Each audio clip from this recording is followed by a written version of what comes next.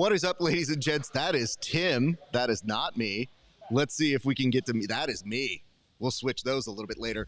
What is up, ladies and gents? It is your friendly neighborhood BJJ podcast with RAF ESPARZA, coming to you live from a busy, packed, and lively 10th Planet Las Vegas. Yes, we have folks who have joined us in the room who are rolling right now without music. That's how much you know they love us. They're rolling without music, which to me is music to my ears. We have our good friend Paul Ardea, who is currently up on mat number uno, and we are very excited to bring you coverage of him throughout the day. And just to let you know what kind of situation we got here, you didn't see us all that long ago. The packet of ranch from Chick-fil-A, still here, unopened, because I may need it in the future. We don't know. Is this still good? Do you have to? I think you have to refrigerate this, right? Hard to say. Anyway, ladies and gents, we are happy you're joining us for day 2 of our coverage. Day 1 of ADCC, later on this evening, day 2 of the CRAIG Jones Invitational. So get excited, get happy to see us. We're definitely happy to see you guys. And I'm definitely happy to see the person who was initially on the broadcast, Tim Freeman. Tim, how are you doing, sir? I'm doing fantastic. The energy is even higher in the room today now that we have a class full of folks getting some rolls in. We just rolled off an amazing night at CJI, and we're rolling into the action today with the big fellas at ADCC.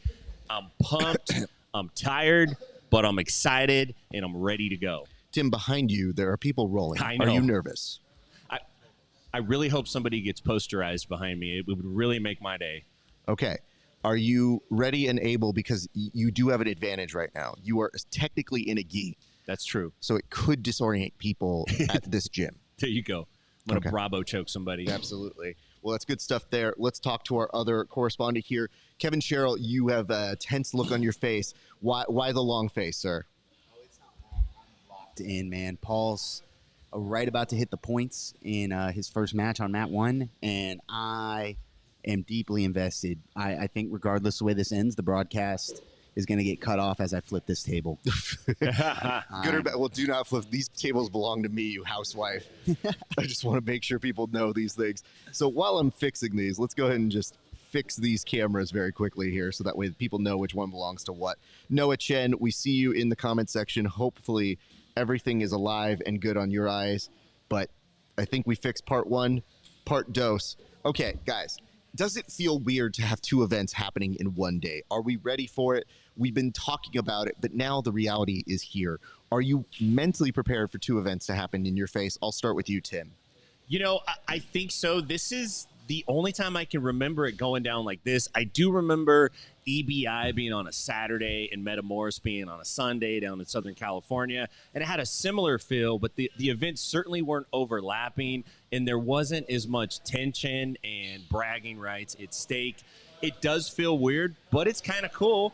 And maybe if organizations can work together in the future, we can actually have like a bonanza day like this where we have multiple organizations throwing great fights where we get to see not just some of our favorite grapplers, we get to see all of our favorite grapplers on the same weekend. So yeah, I think it's awesome, man. I'm really enjoying it.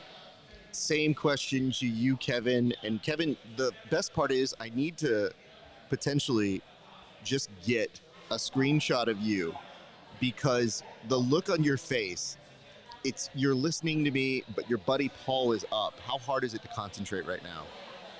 Yeah, I mean, if you have, like, Paul is one of the guys who gave me my brown belt. If you have close friends competing, you know this moment.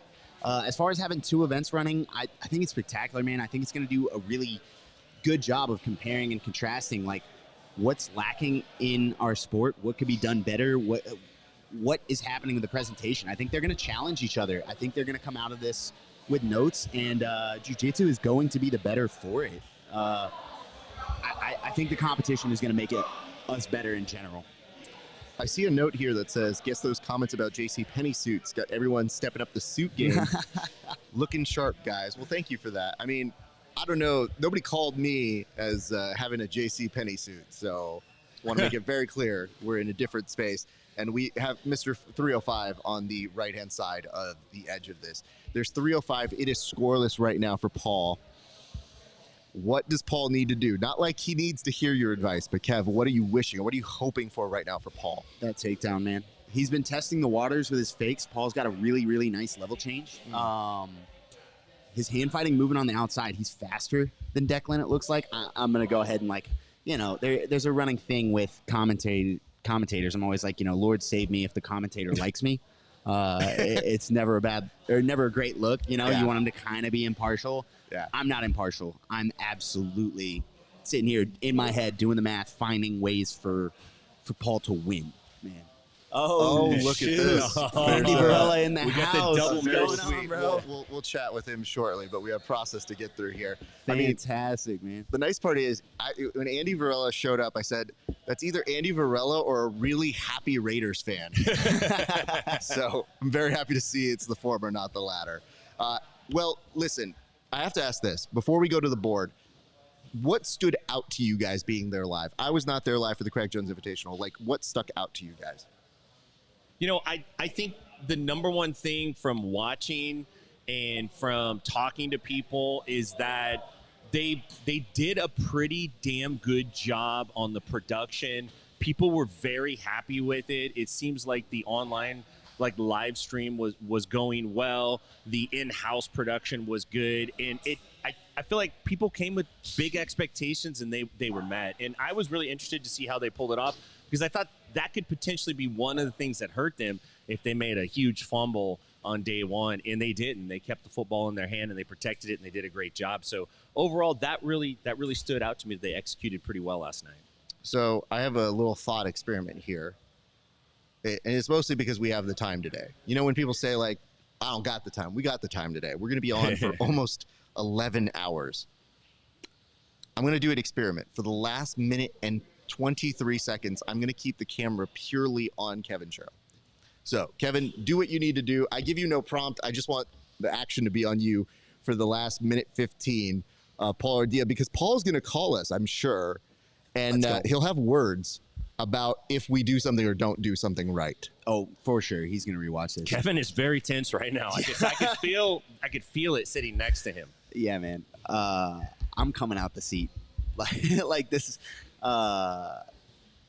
Paul's dropped into a lower stance. He's looking like his level changes are clicking in. Paul's getting ready to bite on that. He's looking ready to pull the trigger. I think he knows Declan Moody's large. He's been moving him backwards. Paul traditionally hasn't been a favorite among the ADCC judges. And I mean, the only thing he's got going for him right now is that B team rash guard, Declan Moody. maybe this is not a decision Declan can afford to go the distance with, but they're looking like they're headed towards overtime, and Declan's been moving Paul backwards. Should we keep the camera on you for overtime as well? Oh, yeah. Oh, okay. Oh, absolutely. We should. Just keep it going there. I think Kevin should sing it. Paul is extremely comfortable in a 0-0 match. Almost too comfortable, to be totally honest, man. He unnerves me watching him. Let's go, Paul. Let's go, Paul. Let's go, Paul. Ooh, 21 seconds. Is that going to be enough time to score? Yes, this is a position he's actually been working. I think he can. We've run this spot specifically. Let's go. He's behind the arms. He's going to start to flatten him out. I don't know if he's going to score the points, but this is going to look big. So they've already reset overtime. It is overtime.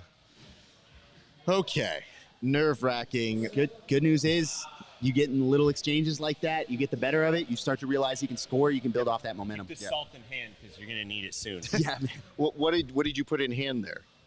So this is we've got salt electrolytes. I have been living on these. This is like, if you've been watching the broadcast, I filled up like 4 of my waters with these. Personal favorite, this flavor actually, the raspberry. Strawberry's nice too. I like it a lot. I haven't tried the lime.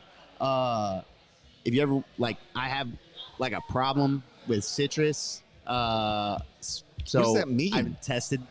What's up? You can't handle citrus, or you like it too only much? You're 6, dude. That's a 6 only now. artificial citrus. I think I'm allergic. Interesting. Yeah, if you ever want to poison me, that's the way to go. I shotgunned one of those salts last night. It was delish. So Blanca Slow 'em Marissa off the Garcia table, yeah. put up a note that says, do you all know now that as of today, ADCC is live streaming free after CJI did all that? Yeah. I think they're live streaming for the moment. I don't know what their situation is. I don't know if it's going to be a continuation. I don't know if it is a let's try to get the same numbers that CRAIG Jones Invitational did. But yesterday, CRAIG Jones Invitational, when we went to sleep, had 1.2 million people. So they That's are insane. in line with hitting my 1.5 projection. I think by the time we take a look at it in a few, I have a feeling they will have bumped up to that. So I felt like I was right on the money on my prediction. Paul just got hit with a penalty. For what? Looking too attractive? Like, what's happening to I him, don't man? understand, man. For preening. This happened to him last year peacocking, with yeah. Vinicius. No hate on Vinicius, but we were sitting there and he's trying to pass Vinicius' guard. He's racking attempts up, and they hit him. And we're going, man, what do you want this man to do? Oh my God. Hey, bro, you should already be passed. This is your grappling 9/11. I'm seeing you revisit as you have this here. Just like, no, not again. like So it. sorry, don't like it. Tim, again, you were there. You got the atmosphere. You saw it yesterday, but what do you expect from today's atmosphere? From ADCC, Yes, sir. T-Mobile Arena. Well, I think the excitement's going to be there. I don't think there's going to be disappointed folks or anything like that. Listen, most people are going to both events. There's only a handful of people that are they're banging for the gang, dude. They're ready to die for the set. Most folks just love jiu-jitsu, and it's a win for them. They're like, what? I can go to both? Tickets are reasonable. I'm going to both. So I expect the crowd and the vibe to be much the same because it's going to be most of the same people. Yeah. Like, it's not like there's two separate crowds. Either event they're bragging about having the same spectators more or less. So one thing that I think people should note is that yesterday when Craig put up his post, it was a little bit of a victory lap, and I'll see if I can insert on here. I snagged it. And the thing is, I'm not sure if I snagged it in my stupor because I was a little sleepy yesterday. But I did notice one thing. Craig seems to take pride in the fact on his Google Trends versus what Flow Grappling is doing. And the Google Trend chart that he put up essentially showed that they were quadrupling the reach, the social media reach of ADCC. And that falls in line with somebody who chimed in here in the comment section that said, I saw zero marketing for ADCC and tons for CJI. And I'm a new fan. I choose CJI to watch. Which, by the way, I love that that's an actual process. Like, I have voted. I have a voted sticker. I have elected who I have voted for now. Yeah. Like, you can watch both. There's no rule. And in fact, I would say ADCC has arguably been worse to us. And we're still watching. Like, I root for the athletes, not the lack of professionalism from any organizer's side. We're rooting for the sport. Absolutely. We're building the sport of jiu-jitsu independently. Independently supported media, which, by the way, is a good reminder. Like, comment, and subscribe to your independent media because we do this all for the love of the game, and that is why we're here right now. It is 1:28 left to go for Paulo Diaz's match. He's nodding on over to the side, letting him know, yeah, I know I'm short on time. I do have a negative on my side, but you could still make things happen in that short of a time. He's been pushing the pace, but I don't think it's going to be enough to get the negative. That would be incredibly controversial. Oof. Pick up the negative on Declan. He needs a takedown. Yeah. I mean, even, dude, it's very nice that even his snatch single looked almost better. Let's go. Almost better than most. And just dicey enough. I mean, these are some nice. Let's go, Paul. Come. 1 minute left here for Paulo Diaz, the 4-time trial winner. I mean, I got to tell you, man. Double change, follow it up. Pushes out Declan. That's going to not stop the time. No, don't shake the head, bro. That's the thing is, the Head difficult part on this is when they get pushed out of bounds, there is no time stoppage on this. Yeah, Declan's been using that to his advantage. Credit to him. He's been walking Paul out of bounds to get those aggression plays. Let's go, Paul. Get that. Let's go, Paul. Follow it. Freak, dude. 30 seconds left. You are so close there, Paul. Let's see this happen. I see a little game of mercy here. Let's go. So, oh my goodness. Hit it, Paul. Straight into it. It's the last throw. I think he knows even if he sits it out. He knows he's short on time. Freak. 9 seconds left. Dude, let's go. No, don't reset him, ref. You're gonna kill the clock, dude. Let's go. Fuck, dude. Go, Paul. Circle, circle, circle.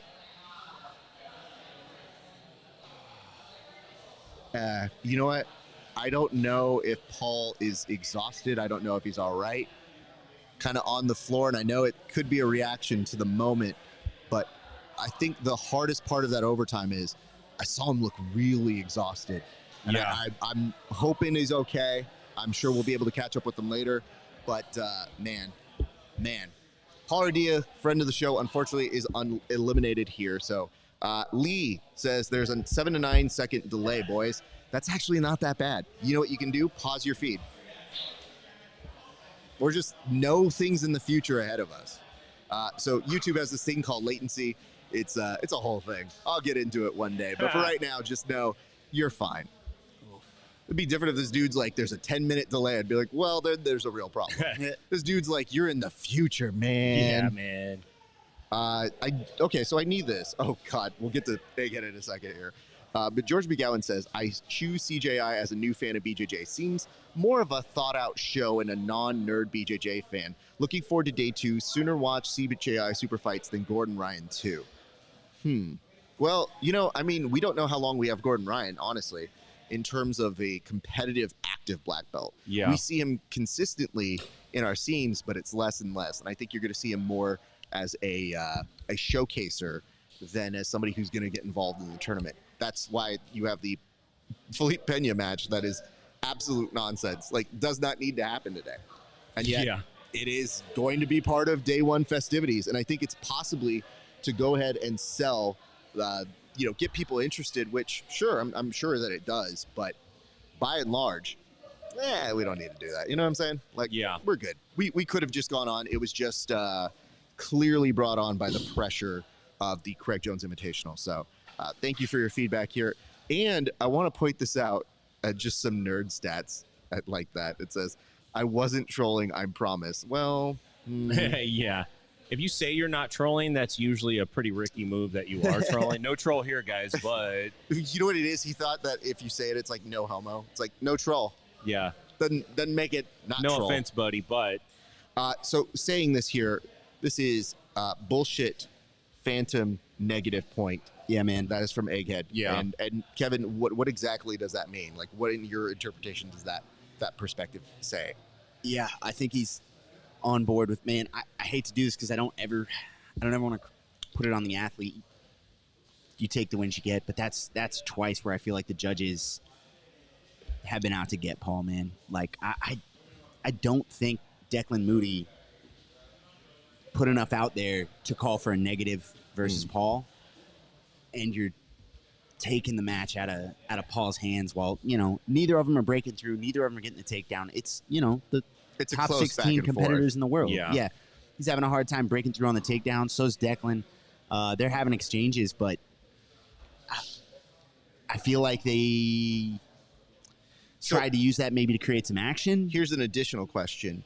Do we feel that Paul might have done enough, negative aside, to have garnered the decision?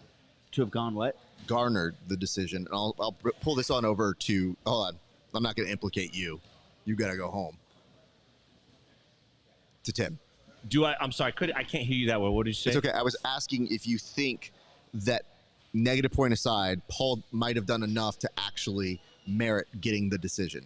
I don't think either of those guys did enough, Declan or Paul, to give it to either of them decision-wise. My problem with the stalling points and the negatives are that they're never distributed evenly. It's almost based on the referee's mood. If he's seen a little bit too much or something's aggravated him, then a stall call comes. Then he has to start considering, what's the impact if I call a stall on the other guy now? What's going to happen here? So I don't think so. I think really what I would have liked to see is more time on the clock and just let him run it out. It's tough, but the hard part is we have so many matches there. Yeah, you can't do it. You know what I mean? Like, you don't know if he's going to lose because of the negative, which is the reality. You don't know if the decision was close and then how that decision would have gone. And then it's also assuming that if he did win, how exhausted would he have been? Like, he looked really tired, and I've seen him compete a bunch. It could be the emotion. He could tell us a little bit later. But the reason why I just say he looked exhausted is he had entries that I thought, that's not bad. Or he had areas where in a pinch, you just dart in. And then to see him collapse like that, I was like, I don't know if he's injured. Like, I don't know what's happening here. I don't know what's going on, but we'll get more into that. Gentlemen, I have some breaking news that I would like to bring to your guys' attention. This comes from correspondent Noah Chen. He says, Flow makes people watch ADCC only for them to then stream the first round for free. LOL. True. That is pretty funny. But here's the follow-up news part. It says, with a peak of 11,000 viewers. Now, this time yesterday, in terms of production start, CJI had 76,000 people tuning in. So this seemed like a pressure play to ADCC that said, all right, we'll give you our show for free. And now as a result, they are 6 times under the number where CJI started.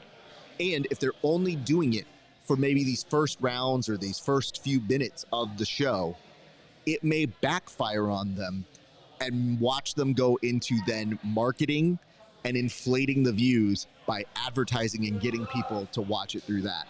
So I think that is a huge, huge moment that shows how much Craig is outdoing them in terms of numbers.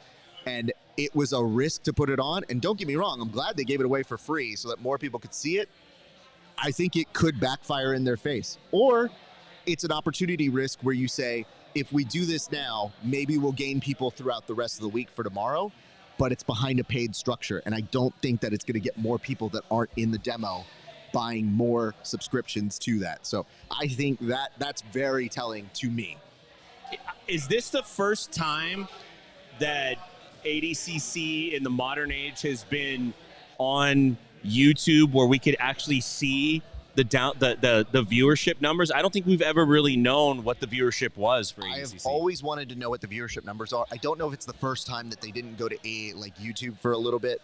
I can't tell you that for sure. I just don't recognize it as happening before. Yeah. Having said that, they've also never had a competition where they might look like the B tier.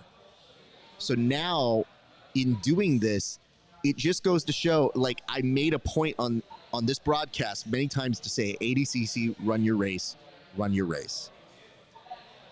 It looked like they're trying to have the best of both worlds, and I believe that Nicholas Marigali advances very quickly over Marcin Mesculis. And I want to say this. I'm not saying that he's not an incredible talent, but if you looked at the bracket for our good friend over here, Nicholas Marigali, it's a little favorable for him in terms of making it a little bit further. Yeah. Again, he's already good. It's not a matter of that. But he's definitely But it was, looking at a much easier run than he might have. They're getting a little beef right here. You know what I mean? As they should, but you know what? It's hard to beef with somebody who submitted you. Marigali looks like he's turning into Andrew Schultz, like a bloated version of him at this point, who has a tan. I will say this: it looks like his hair dye has yet to figure out what its final form is. Yeah. So we'll get to that momentarily. All right, gents, I think it's time we go to the board right now, and I think it's time for us to introduce our trademark segment onto the show. So, gents, we're going to get to this right now, but before we start, I want to go ahead and say this. We had some incredible moments yesterday, and one of the knocks on the Craig Jones Invitational was the fact that maybe it didn't have the most submissions, but there definitely were some dope submissions, and that's why right now we're going to go to the official submissions of the night. And you know what? That would have been cooler if the graphic would have played at the same time, but instead we're going to do it like this. I like the fact that this thing is such a bitch sometimes. I literally pack in the thing and then it won't work, but let's try this, my friends. I'm going to throw it one more time. Why don't we go ahead and take a look at the submission of the night? Nope, not playing with me. All right, let's just talk about what they were. All right, first off, I'm going to go on over to you, Tim. Tim, if you would be so kind, tell us what it was that you thought yesterday's submission of the night was, sir. You know, there weren't a ton of submissions, but the ones that did happen were pretty exciting. For me, my sub of the night, one is because it's a dope sub. You don't see it that often, especially at the highest levels. And two, it happened against a guy that I don't think anyone anticipated, and that's Lucas Barboza's knee crush of Joseph Chin. Joseph Chin came out like gangbusters in his first match, got through Andy Varela, moved into the second tier there where it looked like he had a strong chance of outworking Lucas Barboza. He did get on his back. He had some great positions, but none of us saw Barboza pulling off a knee crush like that. That's a move that I try all the time that we giggle at. And you're like, I see that one coming. You're not going to get that. But Barboza pulls it off. Chin had to tap. Sub of the night, Lucas Barboza knee crush. Beautiful. Beautifully said there. Kevin, I'm going to come back to you for yours. What was your submission of the night, sir?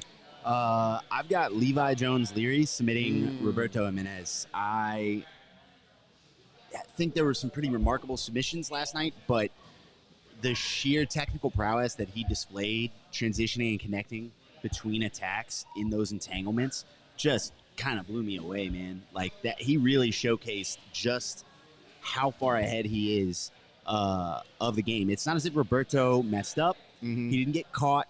He did not see something coming because, oh man, I just oops, and this guy backstepped. No offense to Victor Hugo. Sure. You can any of us can get caught, or I shot in this thing, I got guillotined.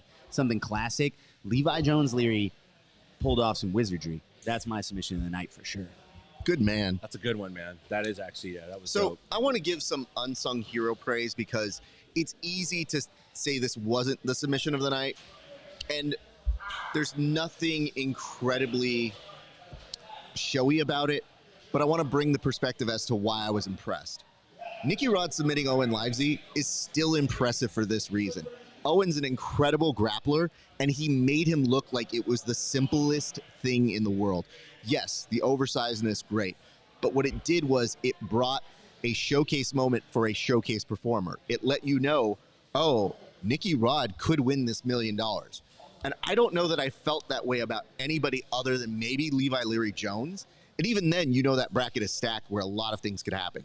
Yesterday, Nicky Rod emerged as the front runner for that cool $1 million. And now that he doesn't have an equal dance partner, if you Victor Hugo, who's been successful in ADCC, I think this game's open on -80.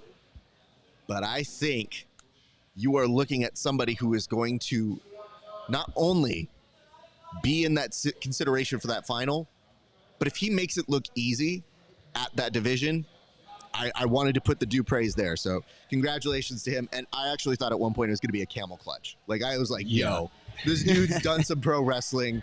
It's legit there, and I'm concerned for this human being that is underneath him. If Nicky Rod submits his way through this division, like who sees that coming? Yeah. Like you could have absolutely said, okay, Nicky Rod's the 1 seed for this. It's a competitive division, but he's the 1 seed.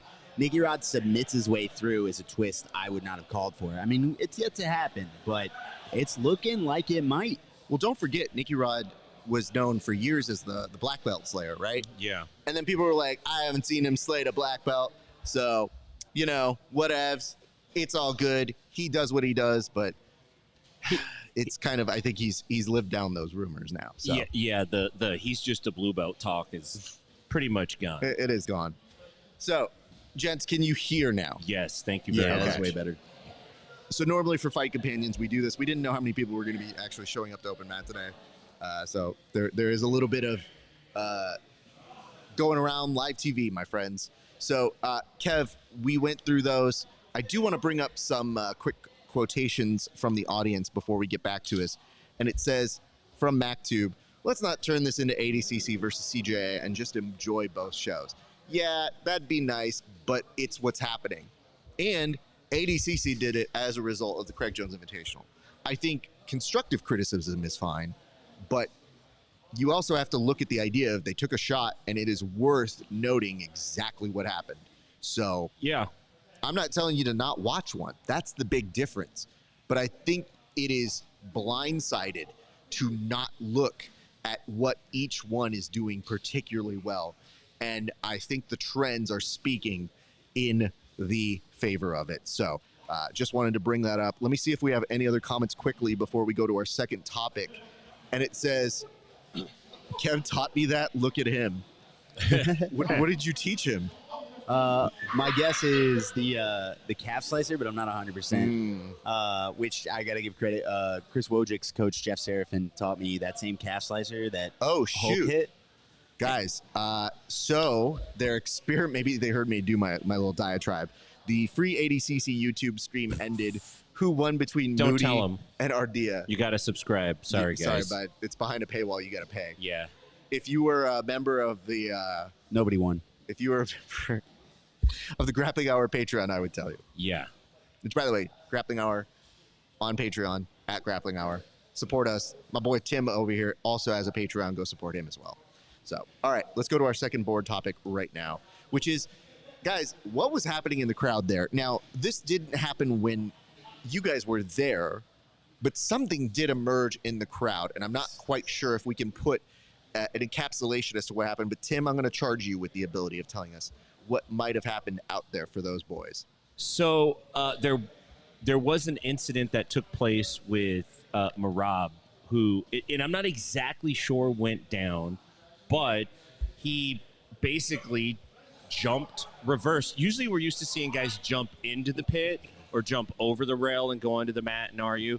He jumped over the VIP wall to go to the cheap seat section and confront someone who I guess was heckling him from like 36 rows up. This dude has I guess eagles have great eyes. He's got great hearing. Whoever has great hearing, Marab's got great hearing because he went up there and attempted to handle the business. I'm not sure how it shook out. It was entertaining. The crowd, there was a little pop from the crowd when you watched the video, but I don't know what the beef exactly was. I know one of our crew had mentioned something to Marab on Thursday night when we were doing a soft setup, and Marab just gave him a look. He just shot him a dagger look like, why would you say that? So I don't know. I like Marab. Don't get me wrong. Marab, you're a great guy. I think you're a great fighter. But yeah, jumping into the stands is a little bit much. To be fair, Marab was here. He was walking by, and you guys gave him fist bumps, and I had my arms folded. I was doing this. I gave him a head nod, like, "Hey, man!" Like, I saw okay. that. And then I wasn't sure if he felt bad about the fist bump, so I don't know if I'm on a shit list too. You are. Oh fuck, dude! Sorry, dude. Yikes. Yeah. Well, That you know guy what? in the stands probably looked like you. That guy. There's that guy. This is twice? No way. So I guess the question is here to Kevin: when is the appropriate time to jump over? When is the appropriate time to go pop up into the off, sir? stands? Yeah. So for us common folk, you can absolutely brawl in the stands whenever you want. Legally, that's a joke. You can absolutely brawl in the stands whenever you want. I don't know why Marab came out of the VIP section to go beef with one of us common folk. I don't understand. Like, he's got all of the lines in the world of like, yeah, man, I can't hear you from down here in the money section with the important people. He can just flex that and no sweat. I don't understand the need to engage with us peasants and serfs. That man's already. The other thing is we were talking about, like, I'm not sure how it played out because you can't really make it out. I'm not sure whether he made it up there. It's very one-sided. If Marab makes it up 36 right. rows to you, we know how that ends. Like, there is no question. Sean O'Malley was up in the crowd. Yeah, Sean O'Malley's coach. He said, Yeah. we're doing it live. Yeah, right now. We're Yeah. going to get it on. Yeah. Yeah, I don't know what that was about, but, man, what if you're the heckler? Marab jumps over and starts walking up. Do you just kind of duck down behind your lady? You're like, Bro, I don't know what you do to handle that, but I know you look to your left and right, and your friends have disappeared. Those seats are suddenly empty. I look up and I just go, we're going to get that son of a bitch, Marab. Let's go find him. Where's he at? This guy? Yeah. I don't even like him, man. Let's get his ass. It wasn't me. 100%. Yeah. Well, thank you guys for that. We do have a couple notes here that I would like to get to. The first of which says, I hate the multiple mat setup. Just give me a single mat to watch. What do we feel about that? Because it is a little chaotic. Go ahead, Kev. Yeah, I got to be honest. We were talking about, like, the guy earlier said, let's not make it CJI versus ADCC. And I see what he's saying, but, like, I think it would be short-sighted not to compare and contrast what we're realizing as spectators, what a production should look like. And 100% CJI, we were talking about, like, the energy that arena had, because there is exactly one thing happening it is Wimbledon. We are all looking down at the main court, and we are all invested in the same thing. I'm 100% behind this. I think you have to switch ADCC to one mat. I I think it. Yeah, I think logistically it presents a problem. I'm gonna be honest. I'm okay making the brackets smaller, having a series of weekends. Like series of weekends. Series of weekends. ADCC series, Survivor Series. Yeah. Gentlemen, I'm going to propose something right now. I know as RAF goes, so goes the nation here. The proposal is as follows. We are going to remove our suit jackets. We did it for the presentation, but I think you know me to be one of the most professional people. Let's take this.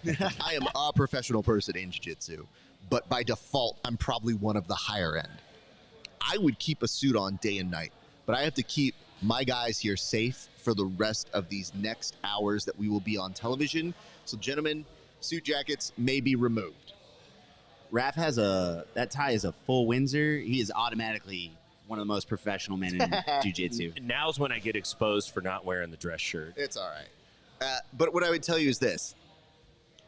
It takes... I want to make sure, this is like a weather report. You know how intense things have to be if I made the decision to go without the suit jacket, because the suit jacket didn't come off till close to 9 p.m. last night, and I would have been happy to bring it back on.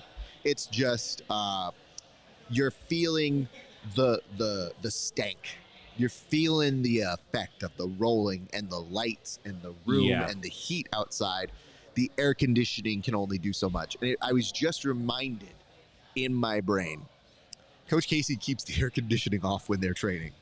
So for the sake of everybody here we go. Lovato with a back take with 7 seconds.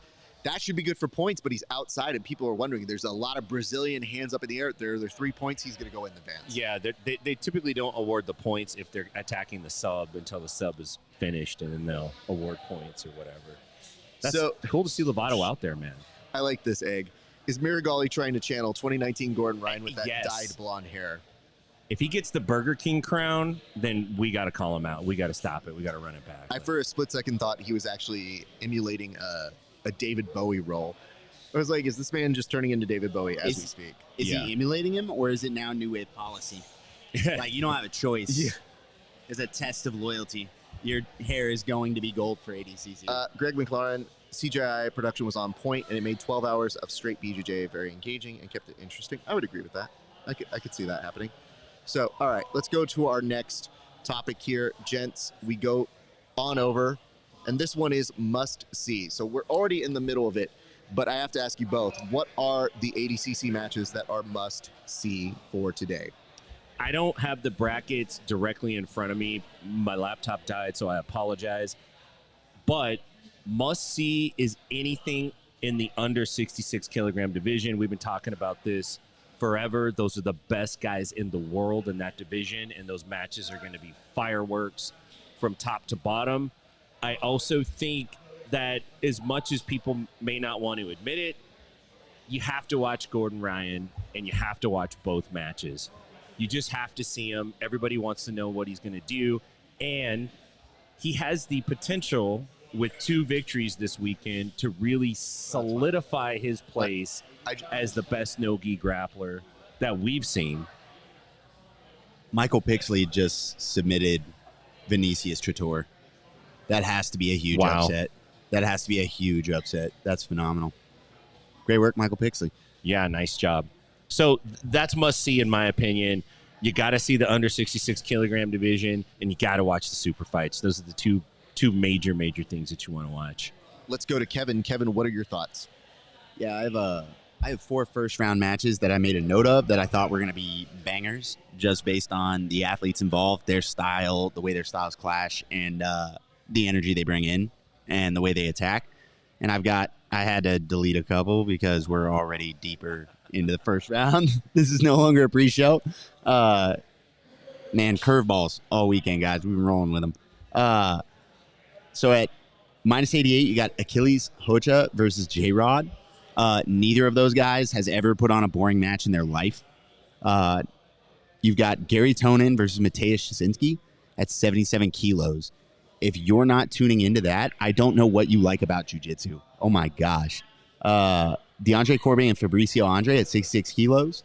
These are all first-round matchups. It's crazy the talent we're still getting matching up first round. And then Ana Rodriguez versus Alex Enriquez. A little bit biased, local Atlanta competitor, friend of the show, but both of them are active. They attack. They both want it.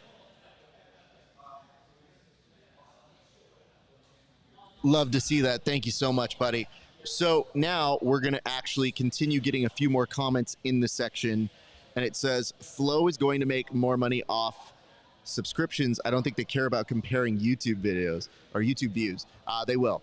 I think because I think the idea is subscriptions are good, but watch how many people cancel the subscriptions. So I don't think people stick around for Flow Grappling if they're watching ADCC per se. I think they might be those people, but I think there's a ceiling for subscriptions on that side. The real money's network. If you can get a network to come in and do that, and you can get ABC, CBS, ESPN, that's where the money is. And I think they've been trying to do that. But I think that does undercut part of their argument. So short-term money, yes, subscriptions are good. Long-term, just saying, not quite what you think it will be. Yeah, it's kind of hard to say we're the #1 show in jiu-jitsu if Craig Jones can say we have 6 times your viewership. Yeah, it's definitely a consideration to have there. But it says, somebody text me a Flow login. And so it says, is it just me? I can't help it. But I feel like Kevin is rocking baseball shorts out of frame. I will tell you this. I have rolled up over to this side to make these long pants short. Oh, No, he's got some. You know what? Banana Republic khakis. I have to say, Yeah, I'm that kidding. save that for the OnlyFans, sir. Like, Yeah. legitimately. I almost did the Captain Morgan up on the Yeah. table, but I don't have shoes on or socks, and those feet pics are behind a paywall, buddy. Yeah, that's Speaking of paywall. Yeah. Yeah. Subscribe. But I just love the fact that Kevin was not afraid to be like, you know what? This is going to be the sluttiest shit. Don't question my drip, son. Don't question my drip. We'll do 2 more questions before that. And it says, Lucas Kennard on his heel hook on Victor Hugo was peak upset. I could see that. Yeah, upset wise, I agree. Maybe not sub of the night, but upset wise, that was pretty big. Nobody saw that coming. Yeah, 100%. Ooh, okay. So Noah Chen, very on top of it, said they dropped to 5K on the YouTube stream, and that was when they called it. Oh. So they dropped when the number got. I want to know what that number is. So make sure in about 20 minutes or so, we get a screenshot of what that number is. Because I think it's going to inflate. I think they will go into their resources. Because you see when like Gordon Ryan documentary comes out, it goes to like 6 million. I'm like, did you really do that 6 million, or were you just marketing it? So anyway, Giancarlo on the back. working right now off the back. He might be able to put away Andre Porforio. So it is a formality here with just under a minute's time, really, of work. Eek. Yeah, if he doesn't get it, it's going to be painful to sit through. But Got the body locked in. He's got a. He's so I think it's a formality here, even if Andre Porforio doesn't necessarily want to tap. He has good grips on Look at this. this. Dean Lister would just say, "Look up, just look up, dude. Look up. He can't choke you if you look Get your up." back to the Oh mat. no, He's doing it. that's a beautiful reattachment grip here by him, kind of gripped underneath. He can stay there for a good minute. Oh, I feel the blissful air conditioning coming in, my friends. It is subtle, but I am sensitive to it, and I know when it happens. So it is. Oh no, it's just Isaac over on the side blowing at me. Good to know. Well, you know what? I won't. Beggars can't be complainers. And by the way, shout out to the homie TJ DeSantis for joining in a little bit earlier. Good to see you, buddy. I hope all is well. So we'll see you back at there's PGF the tap. season 7. Yep. Enough time on that one did exist. So, gents, we're going to go to that. We did talk about our must-see matches. I'm going to now advance the board a little bit so that we can get to some very, very critical information here, which is as follows. How did the rules play out yesterday? Listen, yesterday was our first time with the experimentation of a pit. That's one thing for most of our high-profile athletes. Maybe some of them have done it at pit submissions, but not the whole. But 2, it was the first time we got to implement 10-7, 10-8, 10-9 rules. Gentlemen, I'm going to start with you, Kevin. How did that play out in your head yesterday for those specific rule sets for the Craig Jones Invitational? I like the rule set a lot, man. I like the rule set a lot. There's a couple of inconsistencies. I just monitor my group chats. I monitor comment sections because I'm perennially online. But like, the only frustration I've been hearing consistently is in the stall calls. People are like, they're not real consistent. They feel whatever, which, that's going to be the case forever. We were literally complaining about it in Paul's match a second ago. Other than that, which is going to haunt events forever, consistently in stall calls, because it is a judgment call. It is so, referee and judge based. I thought it went phenomenally. I think I was a little hesitant, to be honest, to accept the 10-8, 10-9s as like criteria we should be running off of. It felt a little unclear, a little vague, but I think it's being executed very well. There were some upsets at decisions where people think it should have gone the other way, but I don't think anybody's screaming robbery yet. I think they've done a very good job with the rule set. Thank you for that. Tim, your thoughts? Yeah, I think it went well. It's from the standpoint of the spectators. I think they enjoyed it. I also think that a lot of the fans came in with a lot of goodwill in the bank for CJI. And so they were willing to overlook a lot of things that maybe, say, 5 events from now, if they keep doing it this way, will get much more a much more critical eye and much more critical feedback from the jiu-jitsu community. Overall, I think it went well. The judges were quite different in the sense that there was, some that were always on opposite ends of the scoring, which tells me that the judges are still trying to sort it out. It looked to me like kind of informally they're almost tracking points like traditional IBJJF style, because that's what's ingrained in everyone's head, and then they're just abstracting that out to a 10-9 or a 10-8. The 10-9 versus 10-8 felt a little arbitrary. Sometimes you'd see a 10-8, sometimes you see a 10-9, and you couldn't really, sort out why. And I think that action-wise, I don't think it changed the action with the open scoring to know, but overall, I think it is a good start. I think it was a great introduction to potentially having 10-9, 10-8 rounds, so we're definitely going to see it again. I think they need to fine-tune how they're giving the stalling calls, like you alluded to. But once they sort that out, I think it's a reasonable format. I think it's fun to watch. I don't know, 1-minute breaks are interesting, but, I think it's definitely something we're seeing. Fair enough. Thank you for that, Tim. So my contention is this, and I'm trying to figure this out for myself because I don't know how I feel about it. Yesterday, we had people asking us, demanding us, like, what do you think? What do you feel? What have we seen from this? What do we know? And I tell you, I don't think we know anything yet. I think we have our first experience with this rule set, so we're gonna find some things that make sense and don't make sense. But the other part of this is, for ADCC, they have so many matches going on today that you see that practice continuously. Yesterday, we saw a lot of matches for that rule set. But if you boil it down, it's not as many matches as ADCC, so there's less reps there. I can tell you my initial reactions are as follows. I love the concept of trying to explore what a 10-7 is, because a 10-7 happened with, I believe it was William Tackett and Rocha, where you thought, how is this working? Like, how are we seeing? If he's getting mount, how dominant is that mount? And then how long are we keeping that mount in play where it's that important? So to me, it's something that I've definitely analyzed. I've been thinking that it's going to be something that we continue to figure out and notice as it goes on. So what I would say to you guys is if you are, this is what I love. When you come over here, I'm like, yo, this dude's out in California too. It's one of the homies. Shout out to our good friend Justice, who's saying what's up. But I think the larger point is this, guys. I think it's a great experiment. It's worth seeing. I think it's better in a 12 to 14 night fight format.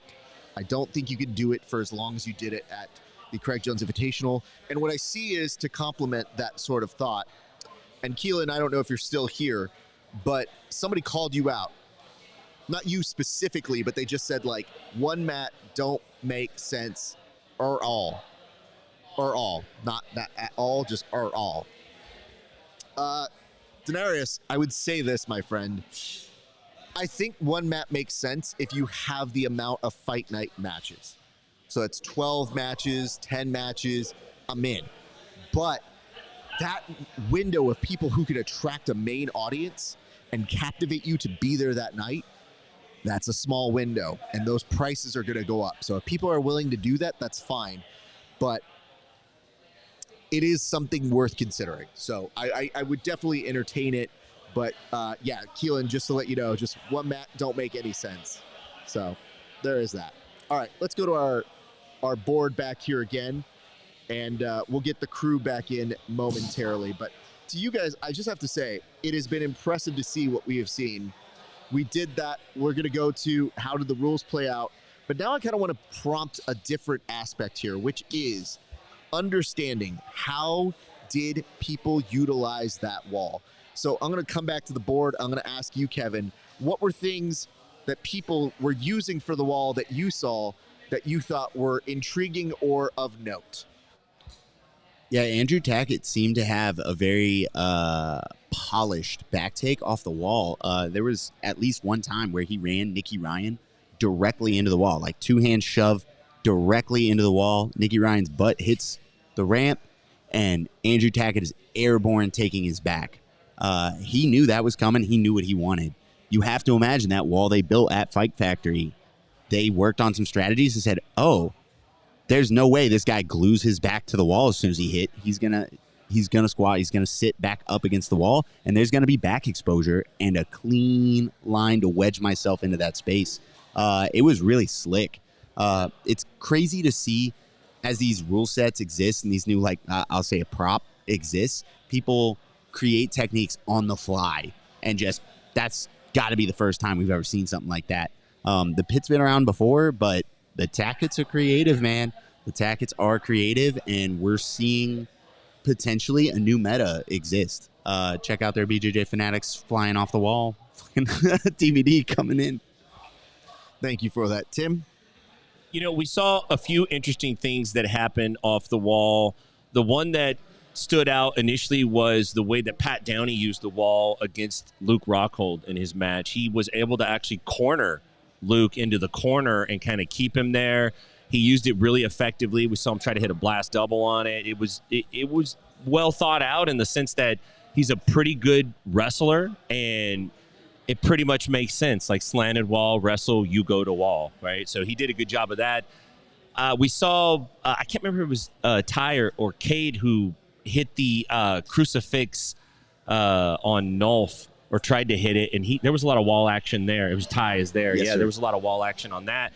That was interesting. But for my money, I thought that Hanato Canuto pulled a really cool backflip guard pass off the wall where he ran up the wall and then backflipped back. And I don't know if that's something he practiced. Probably not. I think that guy just does spontaneous backflips in his living room, at the grocery store, in line at Starbucks, when he's at Viore getting some nice premium sweats. I think he's just like a backflipping dude, and he ran right up that wall and backflipped off. So definitely it plays a role into it.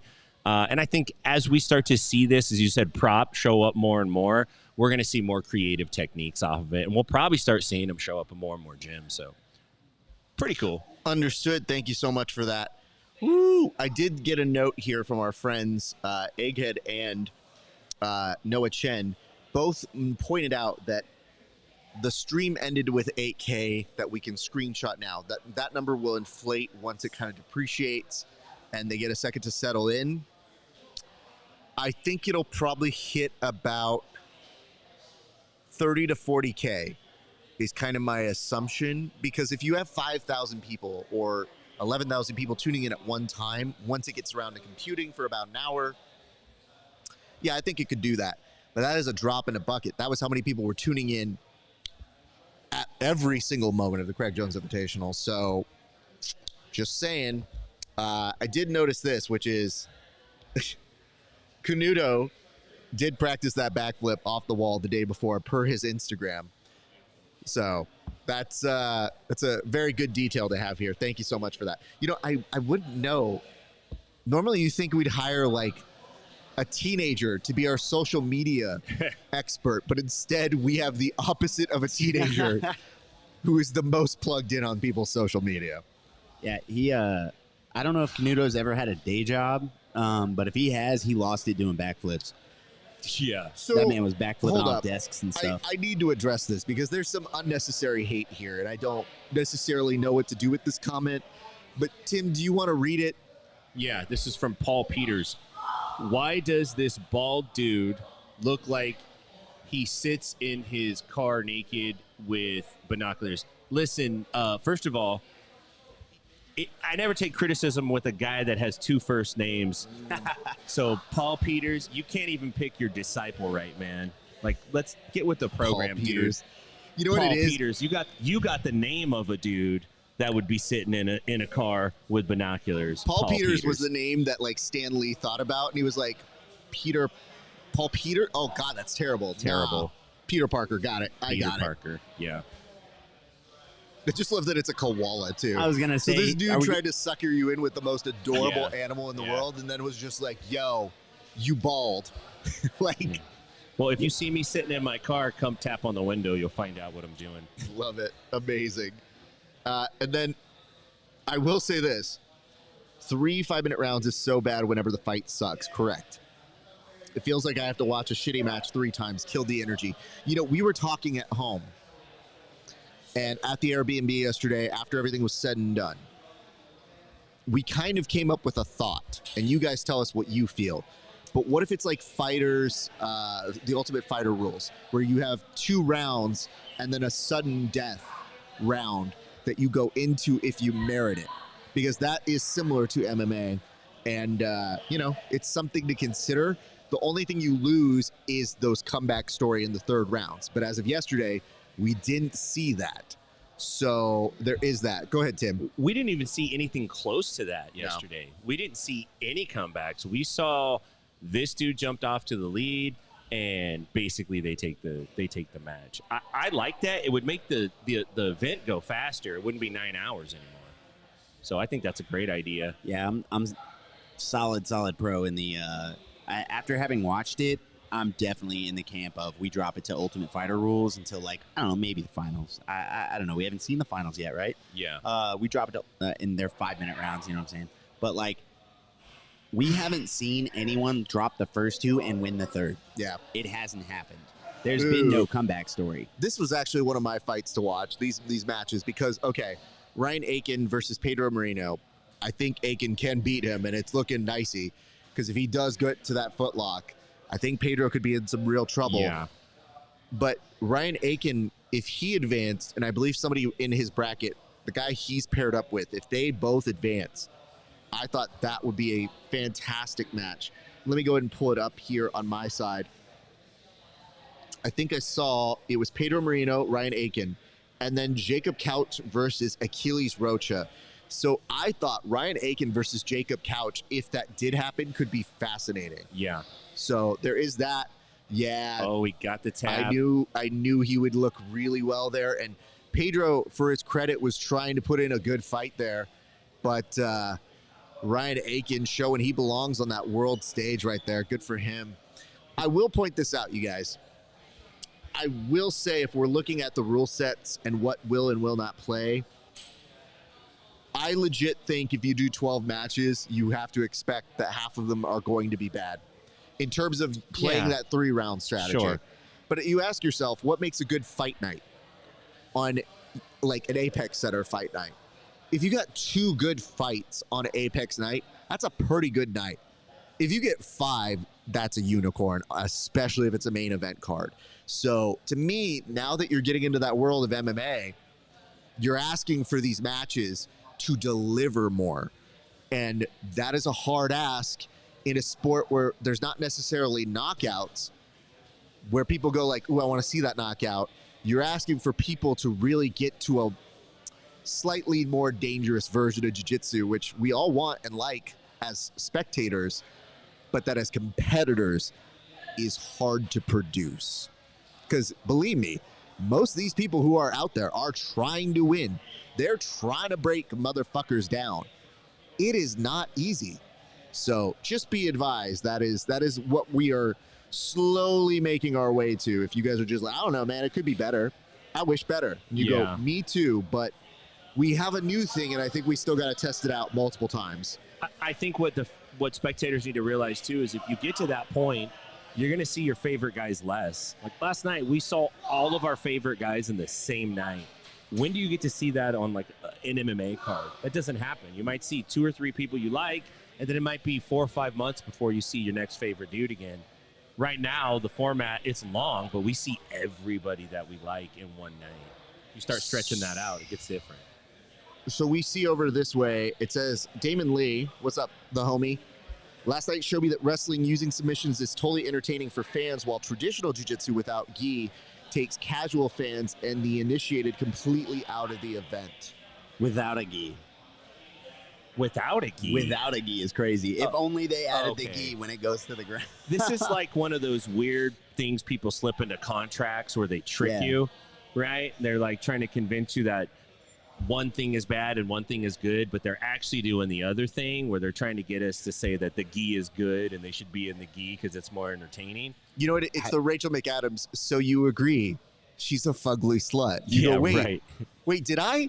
I don't know. Have you seen that Hulk Hogan commercial for his like energy drink Yes. or whatever it is? Yeah, and he's like, yeah, man, you know, we all want the same thing. We love everybody.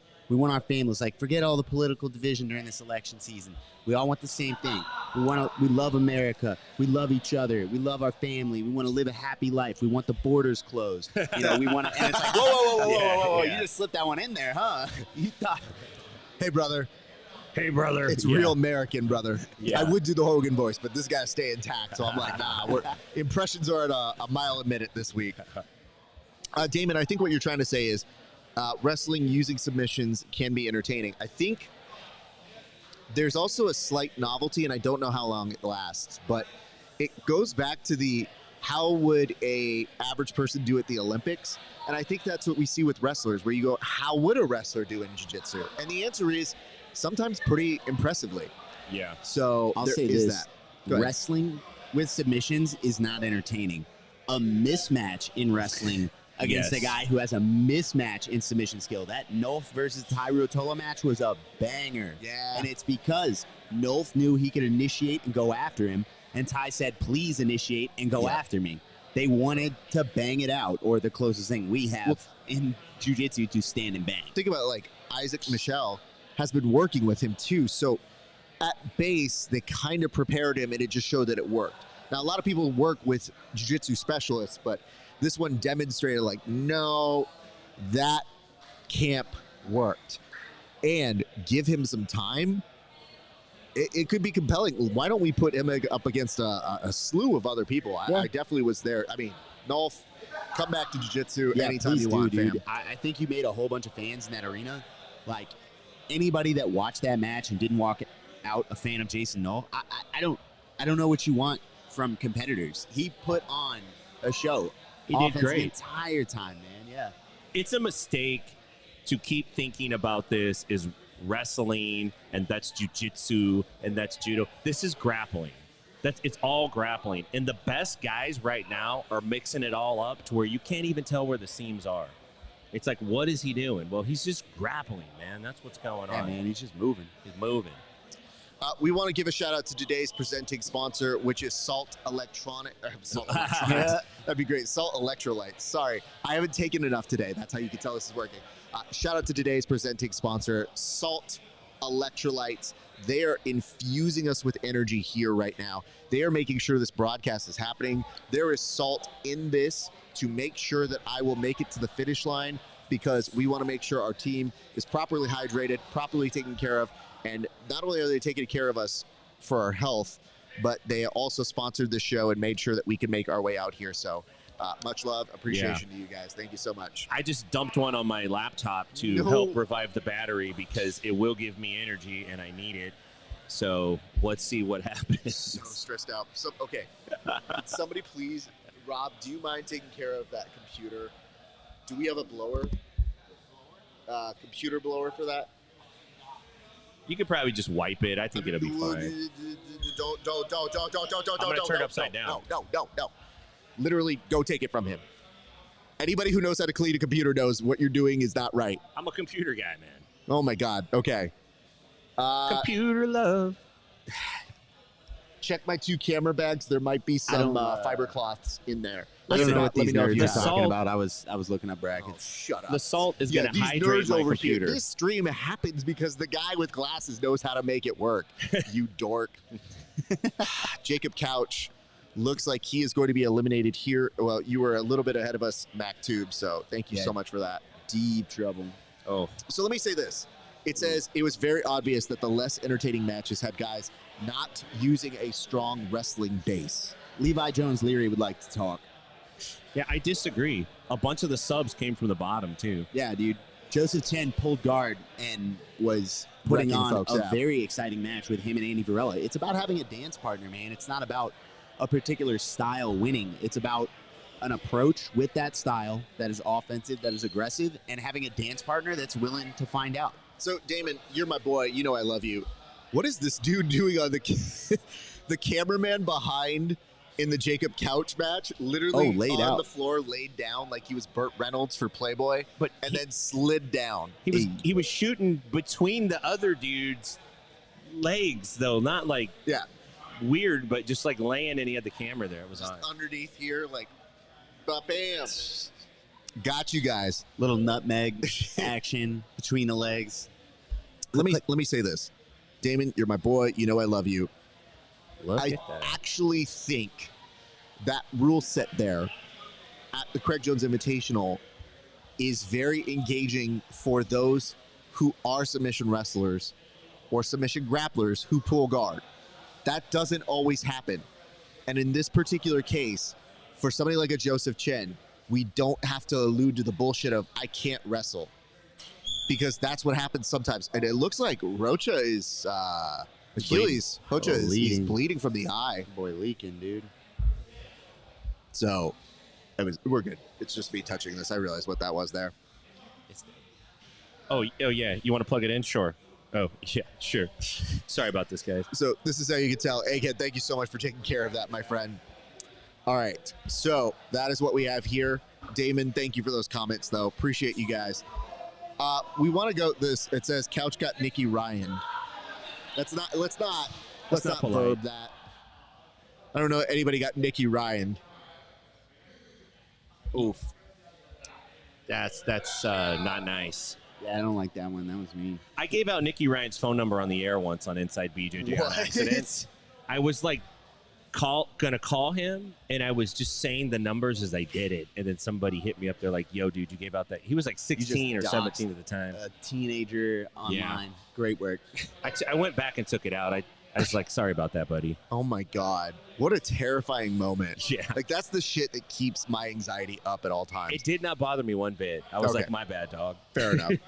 All right, let's go to our next one, which is I had a prompt here that I'm wondering, which is which CGI matches, JI matches, would you like to see at ADCC? So there was kind of a thought yesterday that as you saw things playing out, you wondered, oh, this makes sense here, but man, I would have loved to have seen this at ADCC. So I'm going to start with you, Tim.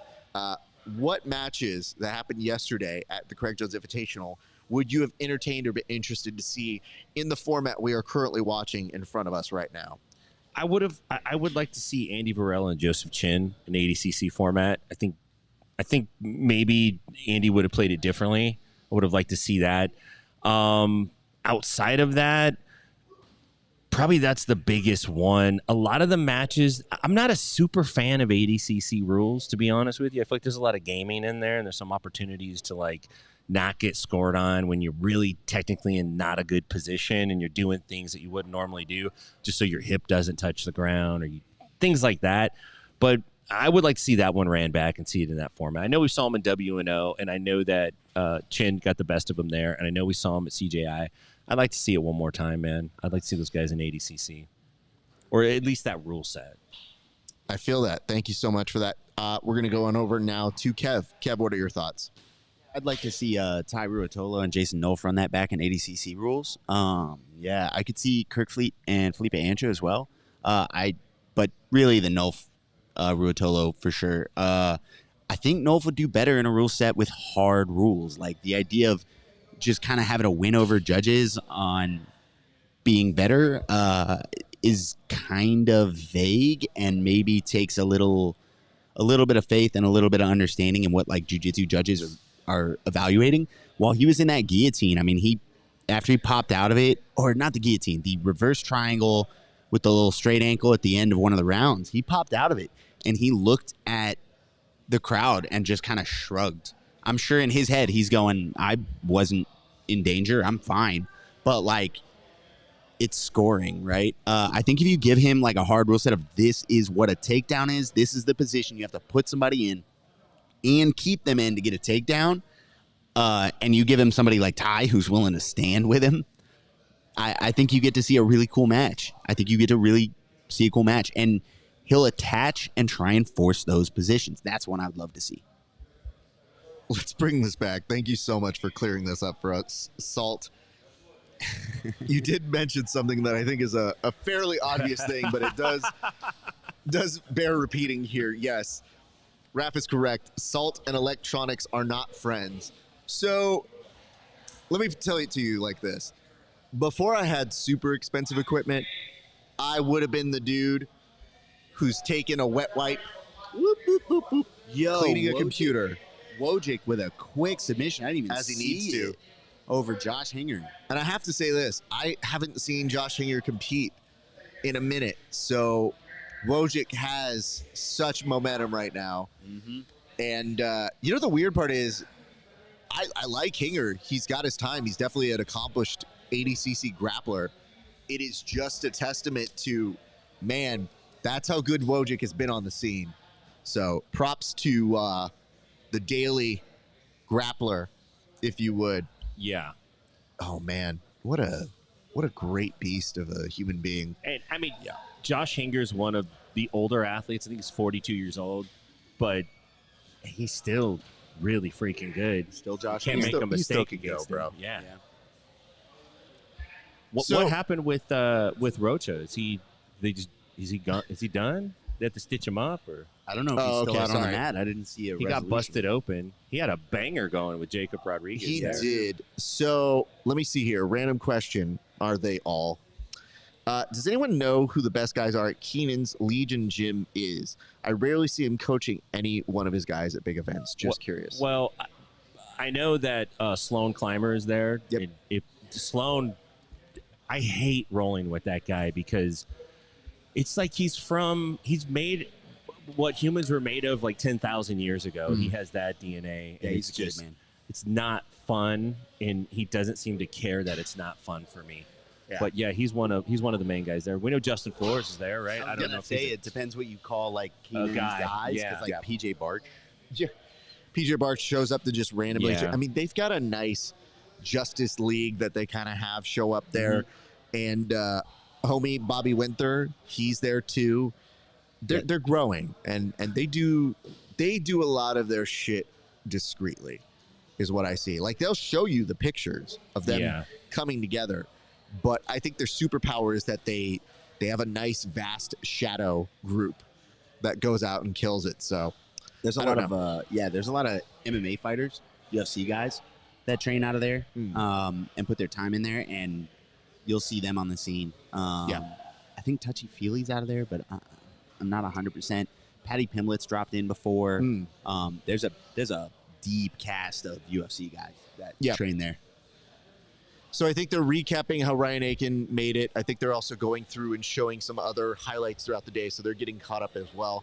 I think they'll be heading now to, if this was 99, are they going to 88, or are we in 88? I think they're working their way down. They're working, okay. So if that's the case, we have some other stuff to get to. But let's go ahead and talk to this. It says, my co-host tells me horror stories of being dominated by Sloan. So Yeah. First of all, phrasing. Yeah, are we still doing phrasing? It just, yeah. The children are saying pause. Yeah. And it's hard for me because sometimes I work in entertainment and I go, no, legitimately pause the tape. So I'll be like, pause. And they go, I didn't say anything like that. And you go, oh, God, Jesus Christ. Yeah, this is lit. Look at this. Whatever Horror you kids. story. He put like a sheepish grin. Horror story with Sloan. Tee-hee. J-Rod finished Achilles. So Oh, congratulations wow. to J-Rod. We talked about the brothers, but yesterday nobody really talked about J-Rod. The Nicky Rod Dang. J-Rod alliance Yeah, going strong here today, guys. J-Rod is freaking tough, dude. And it's interesting that like him and his brother are totally different sized, you know, like similar with Gordon and Nikki, just like completely opposite like, ends of the yeah, spectrum, like, for sure. you guys have the same parents. That's crazy. Totally different people, but yeah, I think the Rodriguez brothers are just on the up right now, man. They're really doing great. And they do a great job of showing out for the community. Like they put on really good. Oh God, he said no cap. Yeah, no cap indeed. Thank you, youth correspondent Noah. Over this way. Very glad we're able to mix things up and make sure we're current. That's a big concern on this show. Much love, buddy. All right, let's go to our next topic here. What did we learn? So I think this is a pretty open-ended question. There's a lot of shit we ingested yesterday, a lot of stuff we're ingesting right now. But it begs the question, what the hell have we learned from yesterday, and what have we learned from this morning? So I'm going to start with you, Tim. I beg the question of you, what have we learned so far? Well, we've learned a lot of things. We've learned that whenever we start this 500,000 megawatt flamethrower of a show, that there's always hiccups, and we learned that we could overcome those obstacles, and I think we're doing a great job of that. But CJI-wise, in the crowd, we learned that the fans love this. They're after it. They want more of it. Most of them are going to both. I also learned that the security people at CJI watched jiu-jitsu for 9 hours and had absolutely zero idea about what was going on. They literally watched it. I talked to several of them, and they're like, I'm trying to figure it out. I thought it was wrestling, but then they keep grabbing each other's legs. I don't know what this is. Yeah, I know. It's called jiu-jitsu. And then I tell him, do you know that 2 of these guys down here are going to win $1 million tomorrow? And that's when the jaw dropped. They are? And then they started watching, and they're like, I want to see who wins this. This is kind of actually cool. So I learned they have a very interesting thing going on, and they have a lot of promise. And I think it's going to be a great, great development in the world of jiu-jitsu. Even if they never do another one, the fact that they did this and proved that they could do it and that people will watch is going to command dollars to move this forward. So I learned we're in a good place, man. I learned that. Beautiful. Thank you so much for that. Tim, we now go to Kevin. Is the takeaway from that like how we reach out to casual fans, how we reach the audience that doesn't train but wants to tune in, is we just put a money tag on it. We just say, yeah, man, it's for $1 million. It's for $1 million. And all of a sudden people are like, man, you could play ping pong for $1 million. I'll tune in. If the stakes are that high, I will tune in. Is that possibly a route we go? Can we afford that? As someone who is a competitor, I think we should start doing it at my local Naga. So just pop up $1 million $1 million. It's essentially, don't announce it to anyone but me. Don't announce it. Yeah, Zimbabwe dollars. Sorry, he's in the small print.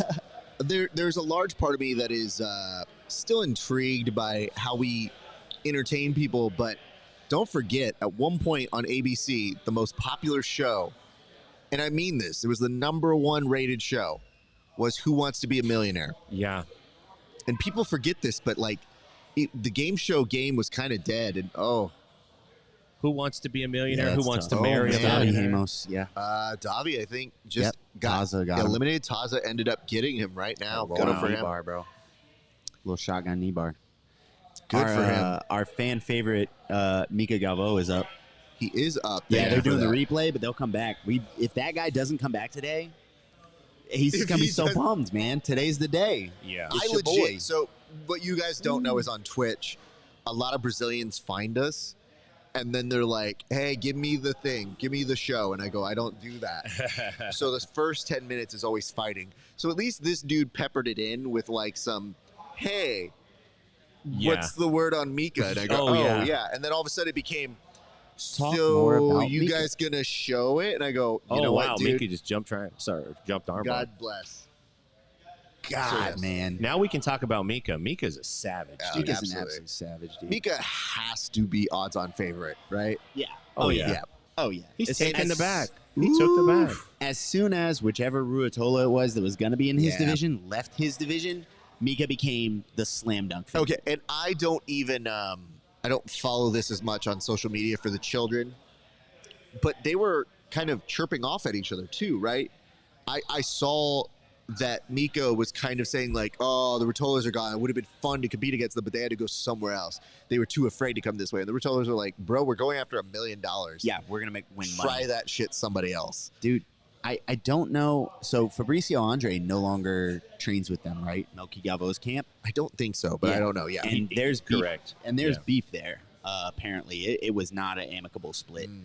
And both those guys have stayed in ADCC after getting invites. Fabricio and Mika after getting invites to CJI, which just tells me they don't teach math at Melky Galvo's camp. Financial literacy is not on the curriculum. Yeah, Mika held out. I think he's disappointed a little bit that everybody jumped. I think he wanted those Oof. matches, but Speaking of disappointed, it does look like Luis Paulo is disappointed his day has come to an end.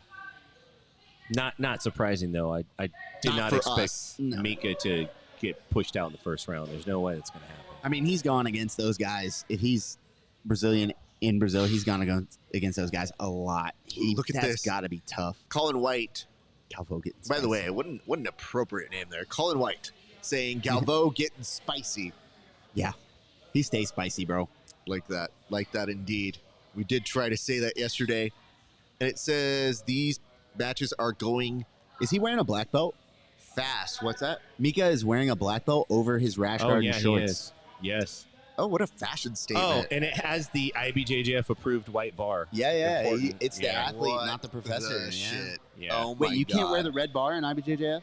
I don't know. I remember there was a big thing where you had to have that bar, I know and Bruno. guys were making tape bars. Like, there was tape a bar. It was when they first started implementing it. Yeah, I know Bruno Frazado, when I was with Atos, when he would coach, he would wear the red bar, and when he would compete, he had a special little Yeah. white bar one. I just thought he was doing it for the drip, man, just looking cool. I think the red bar, they put the instructor stripes on them, and then it's like OG jiu-jitsu stuff. I don't know, dude. Where does that factor in with wearing it over your no-gi gear? Can you use it? I don't think the universe works that way. Oh I- my goodness. I mean, it's Mika, so I don't think it plays out like this. But what's up, B-Mac? What's up, Big B-Mac coming to say hello to us, the commish himself, who's been very busy. So, congrats to you on a first excellent day Yeah. at the Craig Jones Invitational. Congrats, man. That guy wore sunglasses for 11 hours yesterday, indoors. It's like Tony Ferguson's got nothing on. Yeah, man, his future's too bright. Gotta wear them shades. I mean, why wouldn't you wear glasses? it's just real sweet in there. I'm just a sweet little guy. I don't know much, I got cataracts. but I know one thing: I look real good. So that's essentially what it is. I'm gonna give BMAC all of the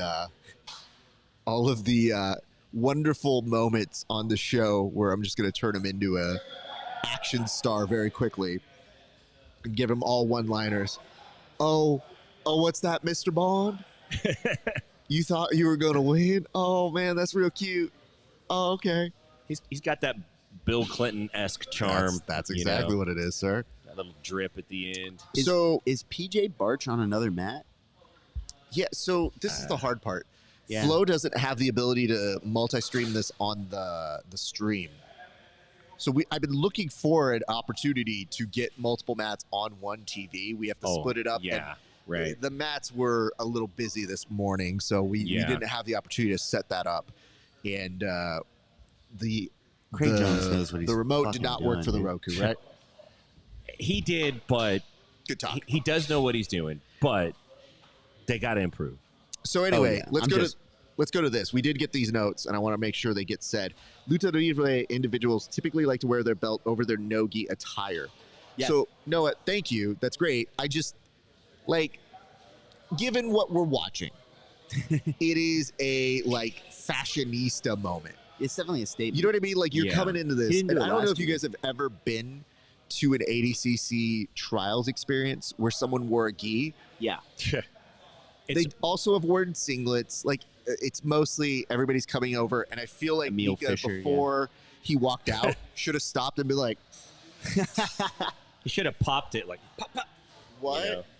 Oh. I know it's Mika, so this probably doesn't play out, but how funny would it have been if the guy had done like the classic reverse De La Hiva, use the belt, wrestle up on him? Yes. Yeah. Push that belt harder to execute, but definitely very funny idea. Can you grab the belt if they're wearing it? I imagine so, right? You can grab the gi, right? Hold on. Yeah, there's a rule. I think they They can grab theirs, but you can't grab theirs. You know, No what? touching? Hold on. You have to Why get. is You it have to some ask for stripper consent. rules? If you ask for consent, then you Yeah. can grab. I forgot what the rules were. If but you go it is over something to that $100, effect you of, can go like, under the gi. You can touch it. It can't touch you. Yeah. You can touch gotta the ask you can for touch the consent. surface, but if you start getting fingers in there, charges go up. You have to have a plastic dam between you and them, and then you could apply pressure with the back of your hand. Mika Galvo comes out with a belt. It's his His odd- opponent comes out with little plastic gloves Very on. much, yes. Thank you very Little much, Dr. Claus. Dr. Claus. So, but yeah, that is what's happening on that side. So it does look like Isaac Michelle Yeah, PJ's is in the middle. going to advance. They have PJ on another map, but that's how much you know. Oh, God. I didn't know the referees are out there to also tell the crowd to fucking get lit. That's part of their job. They're just like, you guys aren't cheering enough. Come on. I keep thinking, like, wait, is this reset? All referee gestures to me have purpose. You cannot be a hype man because Bro. it's too confusing. I want to know who's doing that on the YouTube stream. Like, they're just going to pause and be like, yo, viewers, Sure, we need more. Sure. But I also think to myself, you don't see that in the NFL. They don't make a call. A referee goes like, first down, let's go. This is lit. Get excited. We've talked a little bit about this, Colin, but we'll repeat it. It's worth mentioning here, and only because it makes Mac 2 uncomfortable. And it's thought on the production value of CJI versus ADCC. I think CJI did a better job than ADCC on flow so far. I'll start with you, Tim. Production-wise, Yeah. well, I think that CGI is doing a pretty standout job right now. Is that what we're asking? Sorry, I was uploading a clip that I think would be super appropriate, but I got lost in the sauce there. I think CGI is doing a great job. I don't hate the production that we're seeing from Flow. I don't hate multiple mats.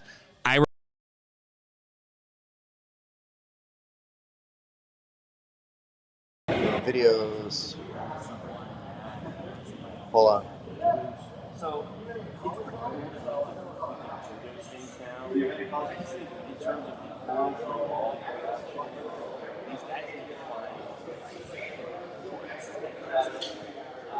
All the cameras just went out.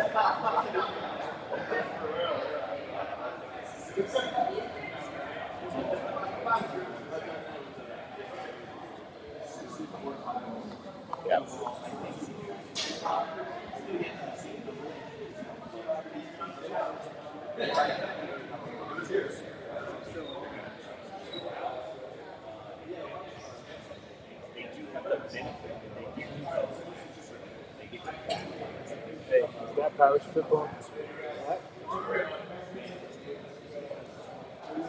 So I want to point this out. Yes, Alex Harrington is trying to sleuth this out, having very little information, saying somebody tripped on the cord. I don't think it's that easy, unfortunately. So here's what I'm going to do. I'm going to switch things over. Kevin, can you do me a favor and switch over to my seat? Because it is currently just giving us this one real quick. So come on over this way.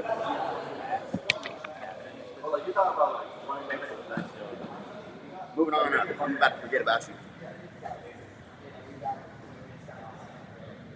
So, we got Isaac Mitchell.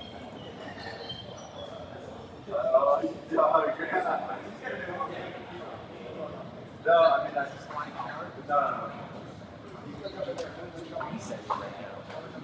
Oh, you got to understand. We're doing that.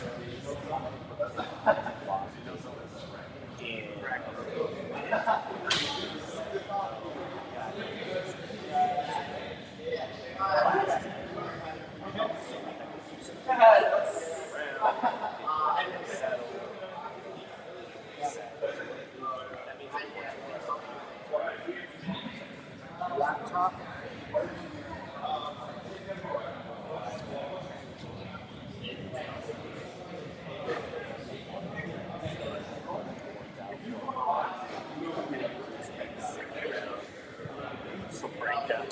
Yeah, I assume he put me in this spot just because this is the only camera working and he knows my value.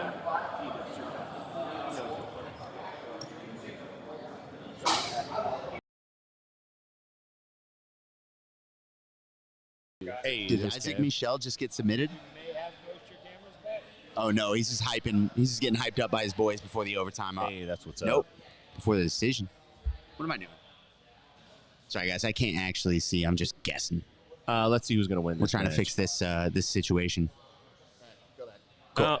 I told you. Good luck. He got demoted. Yeah, we should be back. It just takes a lag. Listen, I'm gonna You hear me? tell. This is not my There first we time go. working with Raph. I've seen him pull this move. He had you sit in his chair so he could kick you out.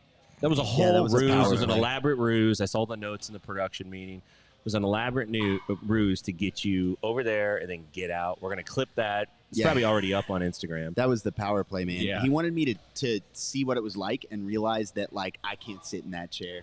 And it's not attractive to see you get demoted. Do you like the idea that I Down just half go? a point. I literally walked up to you and go, "You like this? You like this chair?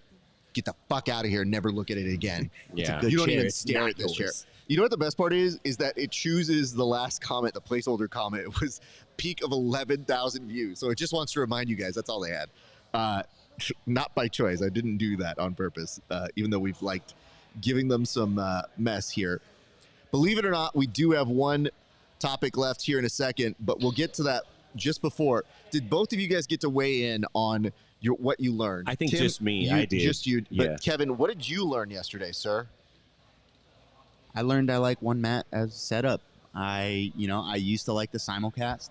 I used to think that like having a billion athletes on the mats and a bunch of weight divisions. I was one of those guys clamoring for like more weight divisions, more women's divisions. Let's really fill out. We have the talent for it. Let's have a massive ADCC. And now I'm the one sitting here saying, let's shrink the divisions, guys. Let's cut it all down. Let's get it done in one day or multiple weeks. I don't know, man. Don't split my focus. I want one mat. I want to watch that happen.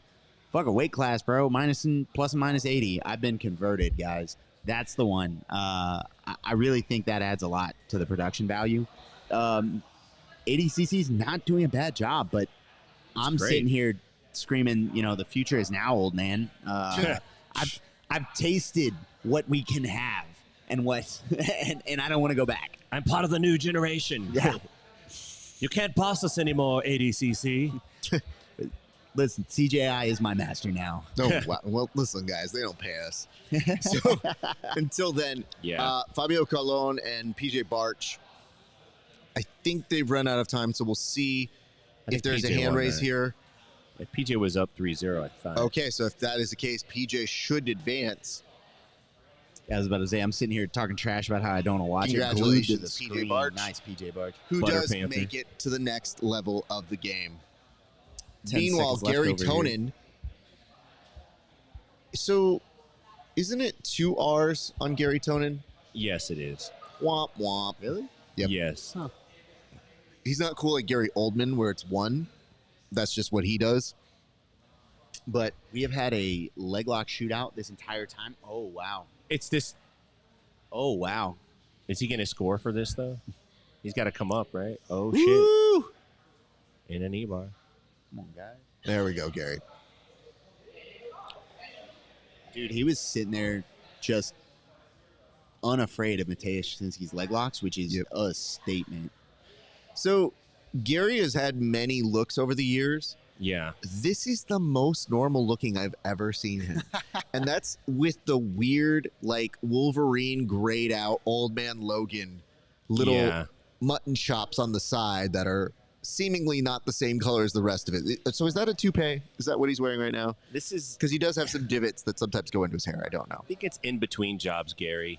You know what I mean? Like Yeah, when you see yeah. your favorite actor in between jobs, like that's what they look like. Like Bro, when he's- they're. And he's just wearing a plain old black kit. Like, what happened, dude? Well, what happened What was he happened got to called Colonel at the last Sanders? minute. So What happened yeah. to the guy? I mean, you could still make.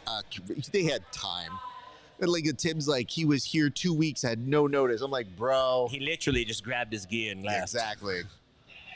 So, gents, I want to kind of make sure on here. This is great. I love this. can I get a recap of the brackets so far? Which ones? Our brackets or their brackets? Because our brackets are not ready yet. Our brackets are still being made, even though the positions were assigned. But yeah, I mean, go ahead. But close enough. I can tell you what I know. Ryan Aiken is going to be fighting Jacob Rodriguez. We saw that. We saw Mika Galval move forward in the 66 kilogram. They're kind of running 66, and I think is it 77 at the same time right now. We saw the big boys get after it. Top down. We're in the middle of 77 right now, and a bit of 88, right? Yeah, we saw Achilles Rocha lost to Jacob Rodriguez in the first round. The problem with having a bunch of mats go on at the same time is it's extremely difficult for the viewer to track what's going on. You have to lock into one thing, and then you kind of miss the other brackets. Yeah. That's what's so nice about. I liked how CGI worked it, and I liked how PGF worked it, because you're building to this point, this tension point where it's going to be like boom, revealed. That's what I think lacks here a little bit, because it's distributed across multiple mats. Yeah, I really like what it does with viewership, where we're all kind of a part of the same little narrative that builds all at once, as opposed to, oh man, did you see that match? It's like, nah, bro, it was happening the same time as this other match. Did Wagner get tapped here? Or did he? Wagner tapping to a leg lock would be crazy. No, I think he's rolled out. No, I think he rolled out too. I mean, on one half of the side of Wagner's shorts, I thought he stole Gary Tonon's kit, and then I saw the other side, and I go, I don't think that was Gary's. He put two kits together. I had a moment where I was like, Gary? Yeah. Let me go ahead and say this real quick. Yes, so recap of brackets. We'll get you a little bit of information on that in a moment. But we're going to do, I think, gallery here in a second, which is the best collection of comments. And that includes some of the people who have been in the comment section. So it mentions this. Gary already mentioned in the bracket reveal post-interview last night that he happened to have a crazier outfit but couldn't get in time, so just wants to wrap his new his new gym apparel. That's his new gym apparel? It's I nice. would have. It's like, it's gray, man. You know, it's basic. Blend in.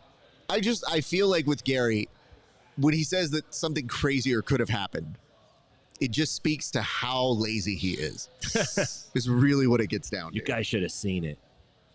You guys, listen, he has a lot of time to talk to people on internet comments sections. Not enough time to get a kit done. Just saying. This fall, don't vote for Gary Tonon. Gary doesn't have a guy for that? I think he does, but I think Gary, so you can never get away in an artist's little process. Their process. You can't get in that way. I think Gary's individuality, he gets inspired by nonsense. Yeah. You know what it is? That motherfucker should have done a face-off inspired rash guard. A full-on Castor Troy, guns ablaze, like, go all out, bro. But you know what? He's too afraid. Gary, you hear me. You might see this clip. I know you're afraid. And it's okay to be afraid, but it's not okay to never try. Take that. Take that. It says PGF and CJI have focus, easier to consume. Yeah, Definitely. I mean, you know, making it one match per thing. I think the nice part about the CJI is that you do have it. It feels like a spectacle, but it's the first of its kind. So it's the first time we're kind of saying, like, this is how this works. This is how this goes. It says, oh, my God, Gary just tapped. So it looks like we're about to get that information. And it says, B-Back saying, yeah, just give me a recap on who has won and who has lost at ADCC. Great note, Brandon. We'll be able to give that to you momentarily. But we were saying we need a moment to pull up those brackets. We'll be able to pull that for you. But it says Gary's winning but lost quick armbar. I mean, shades of Crone coming back here a little bit for Gary Tonon. This is one of the few things that Gary just didn't quite crack. Like, he's so entertaining. He's so good at jiu-jitsu. It is hard to bypass, but ADCC seems like the weird mistress in his, like, almost unblemished kind of fight career. Like, he's really good at fighting. For whatever reason, he excelled at a number of different tournaments and formats. Just for whatever reason, ADCC, I've always rooted for him to do really well. But it speaks to how difficult it is. Yeah, and I think Gary's style is so dynamic, and he almost doesn't care if he loses positions. I think in his heart when he's training, that instinct is a little harder for him to get around, specifically with ADCC. Oh, A-Kid's coming after me and saying, like, I didn't know that Gary has Appalachia. Alopecia? No, Yeah. Appalachia. It's one of Prince's girlfriends. He's got Apollonia, Appalachia, diamonds, pearls. Appalachia. He's he's from got the Appalachia. mountains. Yeah, absolutely. Everybody knows that. That's where good. yes, alopecia, he does it. We've run with that before. So Gary has come on the show, and every time he comes in, I say, are people golfing on your head and just not replacing the divot? And he famously told me that he was standing with Jada Pinkett Smith before the slap. And then we had a conversation after the slap, and he was like, bro, what happened? I was like, you tell me, bro. She was your sister in arms. Yeah. But yikes. So, no, Gary's a longtime friend of the show. So he's one of the few people I can actually just outright insult on this show. Yeah. And you could just send him a random insult, and he'll actually get back to you. He's It's a cool dude. very easy to insult him.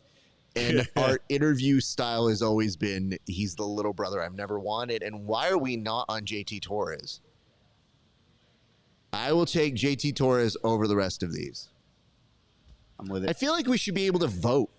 Like, vote on which one you Yeah. want. And you say, nope, don't want to. Give me 3. What if they would just literally stop the match and go, the fans voted, they don't want this match, and they just you just have to get up and walk So out. I want to present something to you guys, and it's a thought. We used to refer to it as ADCC style, which meant people didn't wear the rash guard. A lot of people wearing rash guards this year. I wonder Yeah. if that's a good note that people are getting more sponsorships. Because people who I would have thought, like, oh, I don't think they usually roll in a rash guard, or they don't usually compete in that. They have been, I think, sponsored out, and I think they couldn't afford to lose that money. It could be that, or it could be they think that's some new meta to win. Like, you got to have rash guards. There's this new chest-to-chest thing you could get if you have a rash guard on. This is new meta. It matters, man. It's hard to hold on to You people. remember sorry. You're totally good. Do you remember the EBI when Yuri wore the one sleeve? Right? Yes, He yes. had the one sleeve rash guard. I hate that. Like, I don't even know what it was for. I think it was like to choke people. I'm going to choke you with my... There They was- kind of giving it away then. Yeah. There was a guy in on my college wrestling team that kind of like, if you guys know, like an elbow pass, Yep. little elbow pass, double leg or high crotch. Yeah. He would always grab the sleeve, always grab your t-shirt, just 100% of the time. And like by I don't know the first month, everybody's walking around. There's like a whole bunch of us walking around missing because you have a uniform, Yeah. like a t-shirt uniform, missing the right sleeve. It's the one sleeve that he used. It's all blown out. Yeah, Because of straight up. hernia. We're watching like we're wearing t-shirts with just missing one arm. Wild. Guys would get frustrated with him and they'd like rip their shirt off and be like, cool, take me down now. Crazy. You suddenly don't have wrestling. What a moment to just be like, what's up now, genius? And you go, shit. I've Put the lost my gi on. power. This Yeah. is my one kryptonite, you dick. So I would say this, though. I want to think it's a hopeful sign that people are making more money in the sport because ADCC has famously not paid people who didn't advance. But now this year, $2,500 each competitor was what we were hearing. We'll see. Even though relatively a drop in the bucket. Like, you know what? Now that I'm thinking about it, I was like, hold on. Is it, though? Hold on. No. Tim, I'm thinking this out, and maybe you could tell me. I think we raised more sponsorships than they would get for competing at ADCC. Oh, brutal. You might be right about that. Now, granted, it's 2 of us, and technically Yeah. 3, but I mean, like, Yeah. you know. I mean, I get it. I'm just happy the needle's moving in the right direction. Listen, we all want positive things. Yeah. It's just, I had a moment where I was like, Not oh, me. it's a drop in the bucket. And I was like, well, not to us. Oh, wait. Yeah. Did we out fundraise them? We out Girl Scout cookied them. Yeah, Fuck we you posted guys. up. Speaking of which, Gold BJJ, thank you for coming in on that. Heck yeah. Much love to you guys. I know I've been talking about this. Yesterday, we were able to show that I had a tablecloth in here. That's how big this thing is. But we've also, that's my merch. You guys can get that at rafesparza.com/merch. But other great stuff in here. I did find this fascinating, which is yesterday we were so loaded up and so exhausted from this that I didn't even get the chance to properly put over these shorts. These shorts have been amazing. Gold BJJ, I love them. They are so comfortable. I set up this product line, everything for people to get situated here. And we have much love to them and much love to Future Kimonos for coming through for us. Yeah. And they're all of the sponsors for our raffles, which we will give updates to a little bit later once we're done here. But yeah, I'm seeing this right now, and it says Show Your Roll /AP had like 4 or 5 ADCC athletes rocking the same no-gi fit. Definitely must be sponsorships. I mean, I think given the drama this year, if you got in on a sponsorship, it is well worth your money. And Gracie Holy and Max crap. Hansen, Yeah. he is 9-0. Gracie's definitely blowing away Max Hansen right now. Good time friend of the show. Yonadas Gracie, he's been looking good lately, dude. Like, if you've been watching his matches, he's been looking real good. Real good. And then Wagner, That's rough. he is going to advance. He avenges his son losing, and he will make it to the next round. So I know that a few minutes ago, BMAC was asking for some bracket updates. So we're going to go on over and see if we can implement those for you guys live in real time.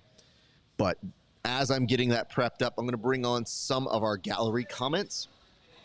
And so indulge us here for this, but I do wonder what something like this means. And Tim, you can walk us through this one, which is...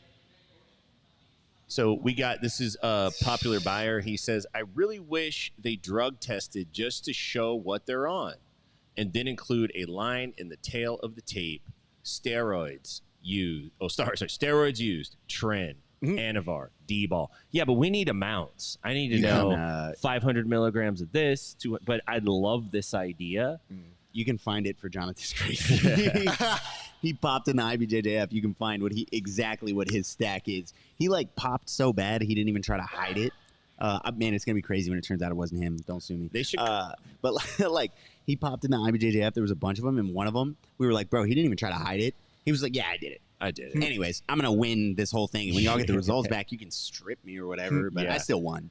I still get the moment. Yeah, like take it from me. Who cares? Well, in case you're wondering, there's a minute and 50 seconds left for JT Torres versus Jesus. Technically, you are right. I am right. I think It's not they're. sacrilege, I it's think what that it is. CGI is missing an opportunity for money or game or engagement. They could play a game called Guess That Stack, and then you have to Guess That pick which Stack. stack the guy was Yo. on that Yo, won. you have to stop that, sir. I would 100% do that. Dude, you have to like match it up. Like, I don't make. We'll me show guess you 4 from- stacks, and Yeah, you pick. Yeah. Is it just like goat cheese? We show almond you the milk? stack. Yes. You tell us the Yes. stack. Yeah. Guess the stack is actually Guess the that name. stack. Guess the stack is actually going to be a game we'll play on this show. Let's for do sure. it. Like, skip natty or not, I only want the dirty ones. Don't give me like one that's like totally clean. I'm like, listen, I'm not picking Gordon for that. You just don't. If I don't you- care how many times he says it. If you ever saw there was a show on ABC that's called To Tell the Truth, you have 3 people. They all tell their stories. A bunch of celebrities ask them questions to figure out who's the real person. So each of them is like, I'm a magician. I'm a magician. I am a magician. And they each tell you what, and you get to ask them questions that are like, if you're a magician, can you tell me what your day's like? It's like, sure, I wake up and I'm magic. That doesn't sound like a magician.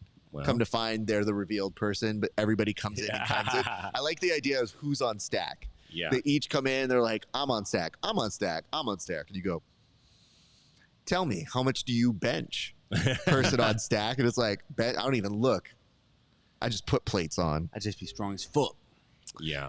It says, I don't think there's ever been seen this many finishes in the first round of ADCC. It's actually been very exciting. I agree. It has been pretty exciting matches. I mean, a division emptying out will do that. Well, there's more not lopsided to be the matches. negative guy. Oh, God. But there's more mismatches. What a dick.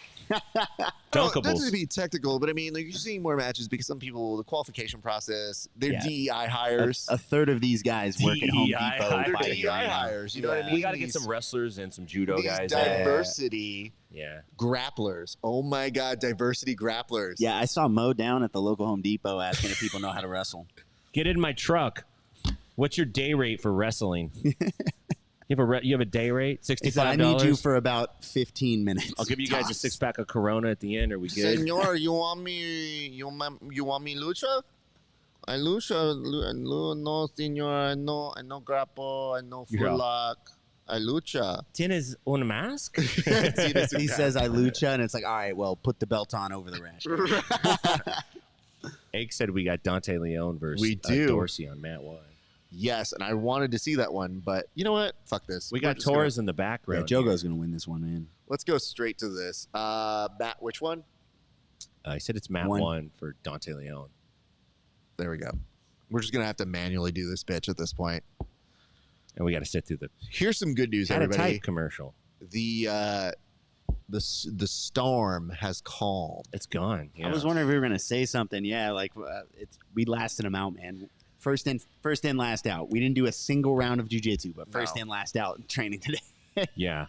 I could no, there was one point where I literally just saw your mouth moving and I was like, yeah, and I was so glad you threw it to Kevin because Kevin started talking and I was like, dude, I don't know what piece Raph it together, just said. yeah. I was trying So to figure just it out. full disclosure, I bring that the reason you have the equipment is because I have the equipment. But normally you don't have that issue. You don't Yeah. have a thing. So you just go like, oh, we're good. And then it becomes, oh, it's now an issue. People are showing up to roll. If I had known about it, I would have put the headphones on there as an option. Yeah. But then it becomes a necessity because we can't hear over each other's thoughts at a certain point. Okay, at risk Yes. of pointing something out, and Yes, then you sir. guys can never unhear it. Oh, no. But this is my like rookie production crew Sure. question, right? When I do this, does it pop up? It pops a little, but Yeah. it's not the worst. Not the word. Okay, cool. So I've been talking with my hands all yesterday. I do a lot of this. I mean, I know that. Yeah, I do a lot of this, and I'm like, man, am I just that obnoxious guy on the You stream? are- like like, you're the not- people watching all hate You it. are obnoxious. You but not are. for that reason. But, you know, I have to do everything within reason. So I have to always go like, am I really that mad about it? And if somebody really wants to bitch about something like that, they weren't going to watch the show anyway. Yeah, Like, that's my favorite thing when people see something that's free. They go, you know what? Didn't like that. Not watching it. I go, bro, you were not coming to be a fan. You Yeah. were literally here to hate. So we're good. And you know what? To credit to them, they wiped down the mats. They did. We're all set there. There was almost some friendly fire. We had a couple dudes rolling, Yes. and then a couple guys. I was like, "Hey guys, the lights," and they just kind of looked at me like, "Bro, we're rolling." Like, what up? So are we? You don't see the equipment and the show going on right now? You Listen, put two and two together here, buddy. give me the nod. I'm so mad after that Paul match. Give me the nod. I know you've been pissed I'll the work whole time. security. I almost was like when Andy pulled up, like in the middle of the match. You want to get one? No, no, God, no. Holy shit, no. No, I was like, hey, Andy, do you want to take my seat? I'm gonna go over there and cry for a minute. Fuck. I did think about bringing him on. He seems so happy. And he's awesome. Obviously welcome to join us, but it was a little not touch and go. Well, And I Leon's was just got a like, lockdown. we'll chat with him later. He used that lockdown. He looked like he had like an electric chair he was going for, and then he popped it over and it's going to the bag. So I'm going to make some announcements here in a second, but we're going to get through this last comment and then we're going to figure out how we are adapting here. But now that things have calmed down, we can say, yes, JT Torres did win via tap. So Hey. congratulations That's it. to longtime friend of the show, one of the nicest human beings in all of jiu-jitsu. Get out of here. You made it work. Wow, what a sweet Man, man! Isaac Dante Leon is so Stackhouse. much fun to watch. Sorry, so Isaac, what was the issue? not going to talk about it. He said we're not gonna Hold talk on. about Was it not plugged in? We're not talking about it, Raph. it. Oh no. But it was short out. So why would it short out? It Dog. It's because it wasn't connected. You're like my wife. We're not talking about it. No. Your wife is correct. I want to know what the issue is because we didn't have it fixed. Honey, it's fixed. Don't Can worry. we have the third mat on that top screen up there since we do have that, or no? Why do you always pay attention to what's wrong? You never point out what's I like right, us babe. on the top screen. On the top screen. There's another photo cam. Look, I'm running that. What's running there? Ooh. The only reason I want that top one to have the third is if I see good action, I know which one to switch on the main TV. If I just got to figure out about how to get another slow running. Copy. That's an airplay, it looks like. So, Elijah Dorsey is up 2-0. yeah. Elijah's he's a hidden gem, dude. yeah, Yeah. it's really good. He beat Max Hansen the Saturday After. after the PGF, Yep. And I'm not gonna lie, when that happened, I was like, well, you went to have a super fight after the hardest tournament of your fucking life. Pretty rough to do. What do you think? How do you think that was gonna play out, my boy? Look at this. Leon's got him in an armbar right now. Yeah, this could be over.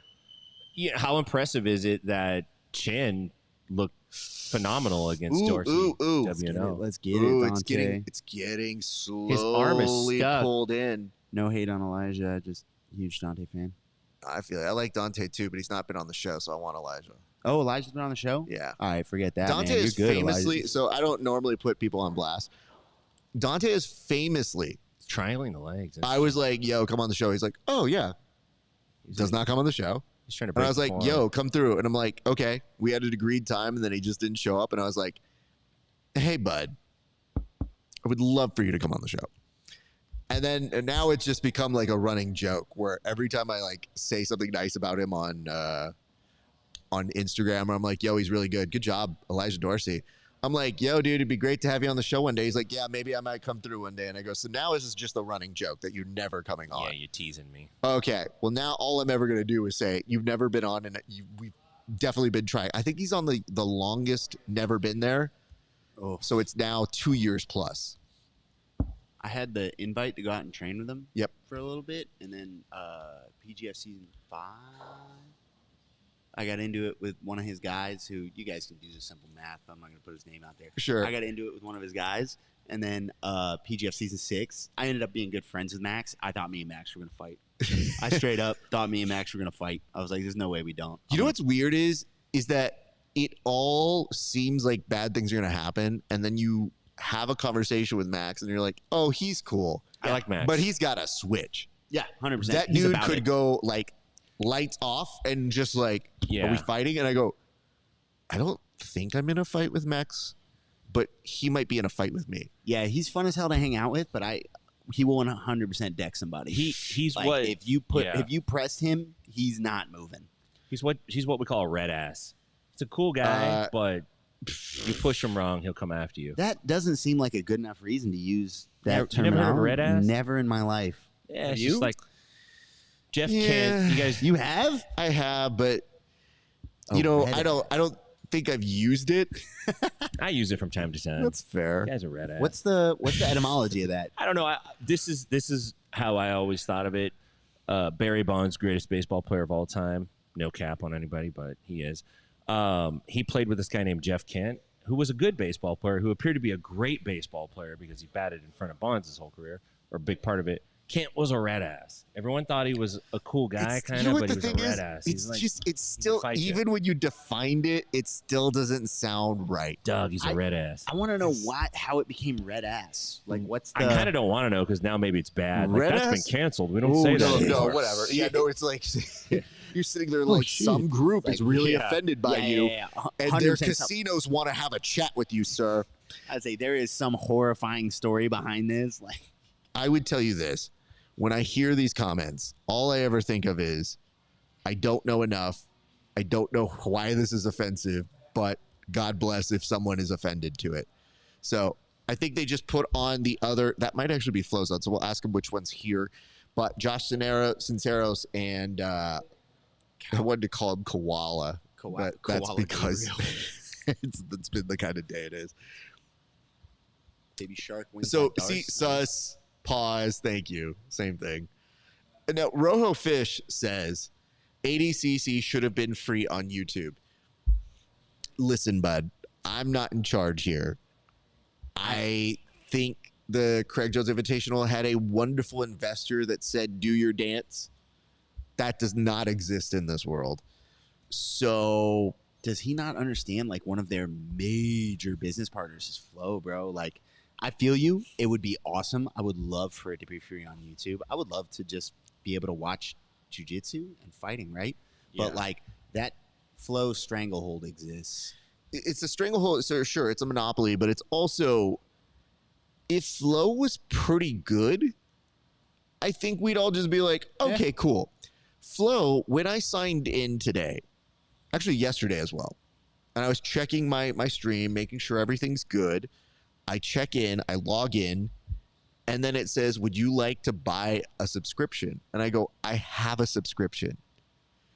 So even as I'm logging in, it gives a pop-up that says, would you like to subscribe? And I go, motherfucker, I'm already here. Yeah, but do you want another one? 'Cause No. We'll sell you 2. No, I barely want this one. As is, if I could return receipt this one, I would. But yeah, so blah, blah, blah. I So don't- Kennedy versus Keith going on. Hold up. Okay. We Yeah. gotta haul ass to that wherever that is. I don't hate. Nobody I mean, hates anybody. I'm happy that there's this much coverage of it, Ooh, Jennifer. Fuck. but I do wish that Fuck. maybe the community was treated a little different. Yeah. Oh fuck. No, I gotta go with Keith. Keith's like family on the show. Fuck. Yeah, we gotta watch Keith, man. I He's a don't- sweetheart. Yeah, I don't like that Flo's not nicer to the community, man. I mean, Well, then there's the business practices. So those things don't happen to us. They're stories, but you get the sense that, all right, how much is this Craig ribbing them? Yeah. And how much of these are real? And I believe they are fairly real practices that he is espoused on his podcast appearances. And that has been highly disappointing. Yeah, and when a guy like Stuart Cooper says like things aren't that good, then that's not great. So it's a middle ground because Stu is also pointing out issues that he's had with, part ADCC, part flow. Yeah. And so I think the disconcerting dance they do is when they go, oh, it's not us, it's Flo. Yeah. And then Flo does the we didn't say any of it. It's Mo. It's ADCC. Good cop, bad cop. Exactly. bad cop, bad cop. Bad cop, bad cop. And I Bad cop, never, worst cop. when that shit happens, nothing infuriates me more than, okay, who do I need to talk to? That guy. Just talk to me. Yeah. Yeah. Talk to that guy over there. Yeah. I feel you. Yeah, they're both pointing at each other. Look at Keith's getting up on this arm. This is real classic when you get in. Allegedly, this has never happened to me because this never would happen with the gentlemen I hang out with and associate with. Gentlemen. But like when you all get in trouble with your girlfriends on some wild shit you did, somebody posted the wrong thing on Instagram or whatever. And it's like, you guys went out? What? So just you and a bunch of your guy friends went out in the city or something like that? I would never, but I've heard of stories of it happening, and you all just blame each other. Every one of you is like, yeah, man, I didn't want to fucking go, but that guy, how he is, and he was having a bad week, and I wanted to be there for my friend because I'm a good friend. Yeah. And I didn't even have fun. I didn't even drink. Well, Oh. I drank that one time, but they bought shots. And I didn't want to be Kev, don't worry. My wife is like, man, I can't believe Tim's making you do this show out in Vegas. I'm like, I know. What a dick. He's such a diva. He's like, hey, man, really, if you could do a solid for me and really help, it'd be great. Yeah. So, there's some stuff that we should probably kind of keep intact here, which is reminding you guys. Hold on. Why are we not filming Egg coming through in clutch? But Egg is about to break this TV, by the way.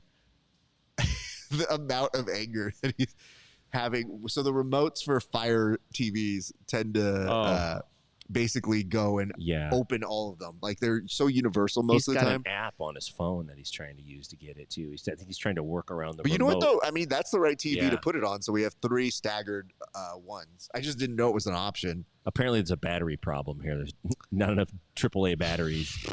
I mean, do you guys ever play Chase the Battery, where you need a battery, and so you take it out of remote to put it in something else, but then eventually use the remote. You need a battery for that, so you find a lesser remote and take it out of that, and you're just passing the buck until you find the least used thing that needs the Tim, battery. I have to ask a qualifying question here. Yes. Is that an actual phrase, or is Chase that the battery. Did you just kind of invent one? Dad, we're gonna play Chase the Battery, Bro, Yeah. you just said red ass, and literally everything is up in the air. So I don't know. Chase the batteries. As a black belt, you don't know. Red You don't know ass if it's can- real or not. It's And part of my then game. I'm like, We I gotta don't know let if red you've been ass working go. for so long with sloganing as a podcaster that you're like, taste the rainbow, chase the battery. I'm literally just confused at this point. I'm just throwing out slogans.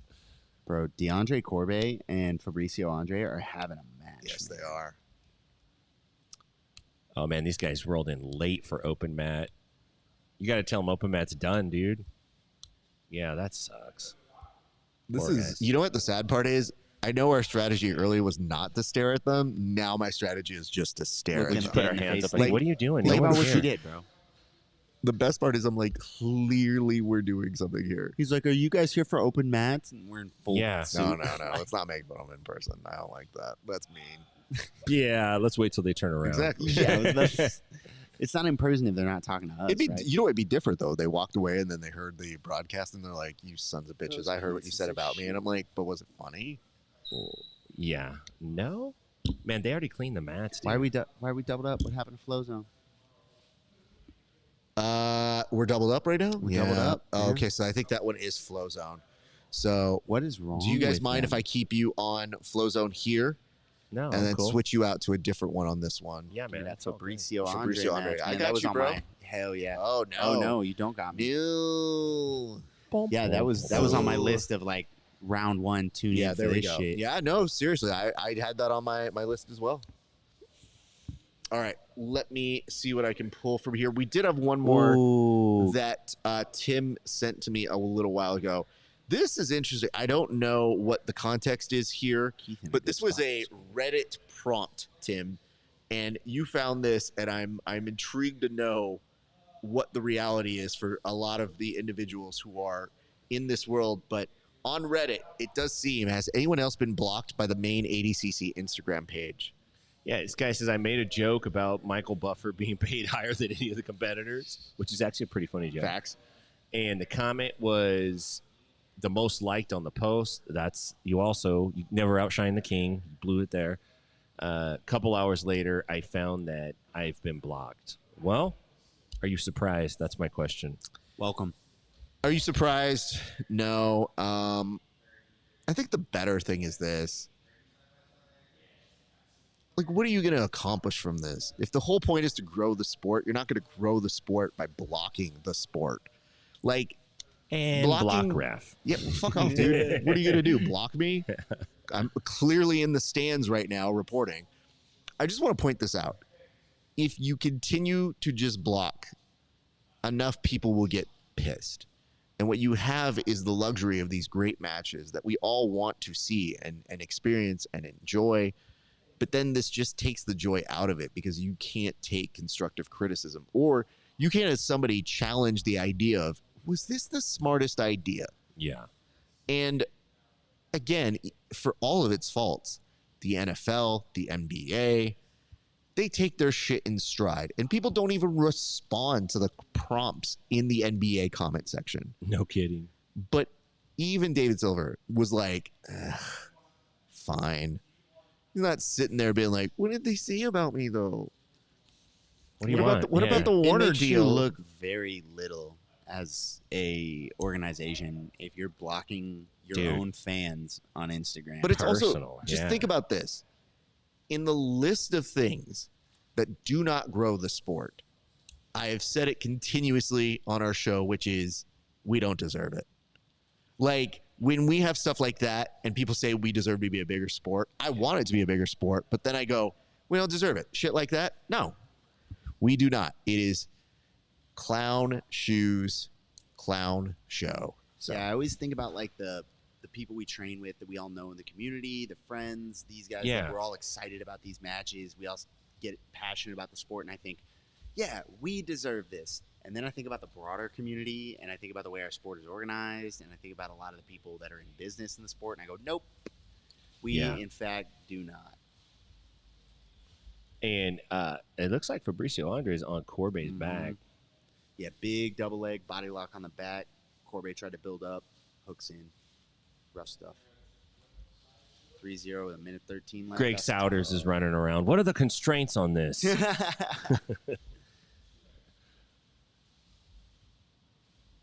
Man, That's a rough that's spot a right rough there. spot. That's brutal. And think about how many times you've showed back triangle escapes, to Stu. Just do this, like kick your hip out. And the trick is to clear your hip. And it's like so hard to do. And somebody's got a good one. Dude, hold on. It says, I feel like we're not talking enough about the fights going on. I think you're kind of the only guy on that. yeah, I was wondering. So here's the kind of MO. You want us to talk about the fights, but there's multiple matches going on. So when that happens, we will bring you updates on them, but we're disjointed in time. So you have to go with bigger themes Yeah. is how you're doing it. And I mean, even if you look at it, they're trying to figure out which ones they're going with. Yeah, we are talking about the fights too. Like, yeah, I mean, we're watching the same thing you are. This is generally the fight companion is you're sitting on the couch with us while we all tune into ADCC. We're all just hanging out. This guy's sitting in a toll booth working somewhere, just listening to us. He's not Bro, even watching. Don't get me Can wrong. you give me the play-by-play? Yeah, guys, I would love please? to radio broadcast. Walk you through all these matches. That would be fun for me, but Guys. I don't think it's what people want. Yes. So. What is this? Brutal. What? I don't even understand. What is this? What are you talking about? We got somebody sending Same this question. into us. Let me put it on the board for you guys to see. Let's see it. I can't wait. I'm confused by it, and I could just be unaware of what it is, but the odds of this. I'm sorry. What? So that's an Oliver Taza. Oh, it's Dante Leone, the photo. No, That's not even him. that's not even Dante Leone. Who is I don't know in who that that photo? is. I don't That's know. Oliver Leone. But the weird part is, AI. sure, Leone. sure, but like the part that makes me sad is that Oliver Taza accepted the co-authorship of it. I'll collaborate. Dude. Like, could you imagine they didn't tag me? They tagged Josh Palmer. And then I go, oh, is this Josh Palmer? And they tag me? I'll accept it. Like, what a sad moment to be. What the fuck is this? This is so confusing. Somebody Dude. sent this to us. If they had a better sense of humor, I would think it's I like the know. bit from The Office with like where like Jim replaces himself and everybody's in on it, and they all just pretend that like he's always been Jim to Dwight. Like, oh yeah, my wife, my loving wife Pam. They like replace all the photos. That would be a fun bit to run, but So, hold on. Raf, your camera's stuck, bud. It is stuck. Thank you. Oh, well, what a good moment for me to be ADC stuck, just by the took way. your ass out for criticism, man. yeah, you guys didn't even hear the shot. They got people inside this room right now. Yeah, I am for sale. I think Isaac is an We're good. ADCC plant. Who's the mole in the room? So, Tim, what was this thing you sent in the chat for the clips? that was a clip of I haven't watched it. I just have the description of some ADCC people going around trying to hype up the crowd so they could get the camera to take a shot of it. Are we allowed to show that? Yeah, I think it's just a cell phone clip that somebody. No, filmed. I mean, I think so. Just watch it the first. video is Yeah, what you just want us make to sure show. there's Oh, no, I wasn't like- sure if you wanted to show because I only have the clip. Yeah, I want the video. I don't want anything else. Where's the video? I sent it to you to the Where- Discord. I have a photo. Oh snap! Let me see. I'm like, I could just show the clip. I don't know if I have it, but where did we leave on the Keith Krikorian match, though? He looked like he was doing well against Kennedy, but it was still 0-0. I'm gonna airdrop you the clip. Thank buddy. you, sir. Yeah, Flowzone swapped off it. Oh my God, motherfuckers! So, MacTube, if you wonder why we're not talking about the matches, it's because it's god abhorrent to try and keep up with where it is. So that's Matt 3. Got it. Dorian Oliver. It's nerve wracking, and you don't get to watch a whole match. You only get to watch. I mean, pieces these of are it. Ooh, I fine like this matches. one. This is Owen a good Jones and match. Gabriel Salza, that's fine. But we have a result for Keith Krikorian. We just don't know what it was. Okay, we'll get back to that. Yeah, you might know what it is, MacTube. You want to help us out? Yeah, no shit. I'm not telling. Collaborate. Nah. You won't tell me. I won't tell you. Like we have 3 TVs up, dude. We're tuned in. Oh, he's trying to make his way to reverse close guard. So Kennedy wins. He beat Keith. Sorry, Keith. I love you, buddy. It says AI Taza was the answer to that. Yeah. It's very funny. Deep fake ADCC Taza, very funny. And then Josh Sinceros ended up winning as well. That makes sense. Okay. So those are some results here. So I kind of wanted just to get through these initial matches and kind of give you guys a lay of the land on how things are going to move forward for today. So we're actually going to be splitting squad throughout the day. Some people are going to Ben's have a here. mission. What's that? Oh, Ben's here. Yo, Hey. Egg. Can you let Ben in? He's like, nah. Nah. Kid kind of sucked. I don't know. He's sitting there knocking on the door. Sorry. So here's what's going to happen. These two gentlemen are going to take over part of the broadcast for the next 30 minutes, 45 minutes or so.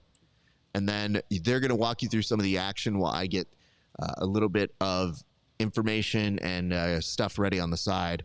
But as we close up here for the pre-show, I just want to tell you guys, this has been super fun. Electrolytes are happening, but Tim, what kind of electrolytes are happening? Salt electrolytes are happening, baby. These things come in so many flavors. Lemon, lime.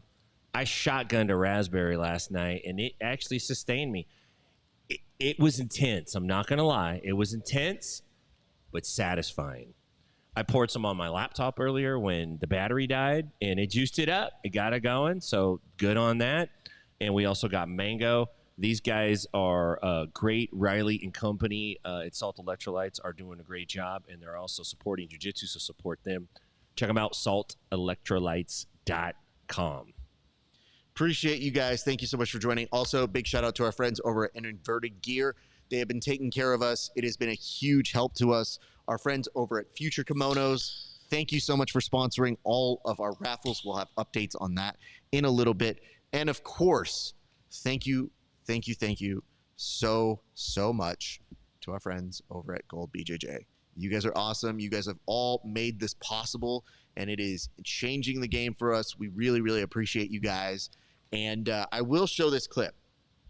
I know Craig is already in the chat roasting the ADCC, and it's hard to discern why he's doing it because I'm not quite doing it. But yeah, Keith lost. We got that part. Thank you for that. And it says that negative 77 kg quarterfinals looks legit. We will get to that shortly. So in that time, but what I will say to you guys is this, as I prepare this next little set, what I want you to see here is the clip that our good friend Tim Freeman was talking about. So we're going to go ahead and put that on here in a minute, but it is kind of a shock to see all of these different things that are happening, all the different coverage, all the different people, places, things. But just to give you an idea as to what's happening at ADCC, here is a little bit of a front eye view from the audio. After this weekend. Because it's just more money and everything. Then Brandon, JD there, all that. Yeah. I think it's crazy. When we got here, Brandon, after he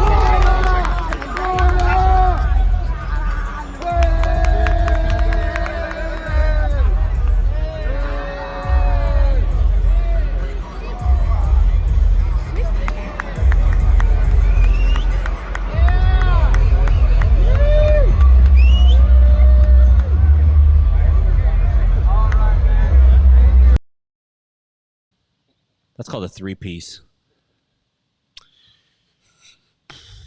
Okay, so I can't say it's that far out of left field because the UFC has goons that go out and do. Yeah, they have goons that go out and be like, yeah, get excited. The Just Bleed guy. Yeah, I mean, that doesn't exist unless they do a pan over it.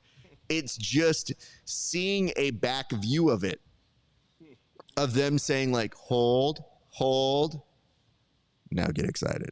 Woo! And then them hugging each other and doing that. I just want to say, I don't know that it would look out of place if everybody in the crowd was doing it. But when you got three guys and the rest of the crowd is just... It's like a random section, too. Get my IV. Liquid IV. Need some help. Like, seeing this happen where it's like, and go. That's the part that just it's how stands inorganic it looks, right? Like, we all know plants exist at baseball games, basketball games. Like, of course, they do bits, whatever, but they usually pick, like, a kind of, like, in the moment, like, oh, yeah, go Braves, like, kind of moment. Yeah, there's something you guys aren't thinking of, though, is they did not expect a team like us to have people everywhere watching everything, sending us everything all the time. So I think they weren't ready for me to have a response to it, and I wasn't ready to have a response to it because it's just funny. Said we got eyes on, man. We got people. Hold on. I have to go back to it. It's too funny to me now. Because, listen, you go back to this after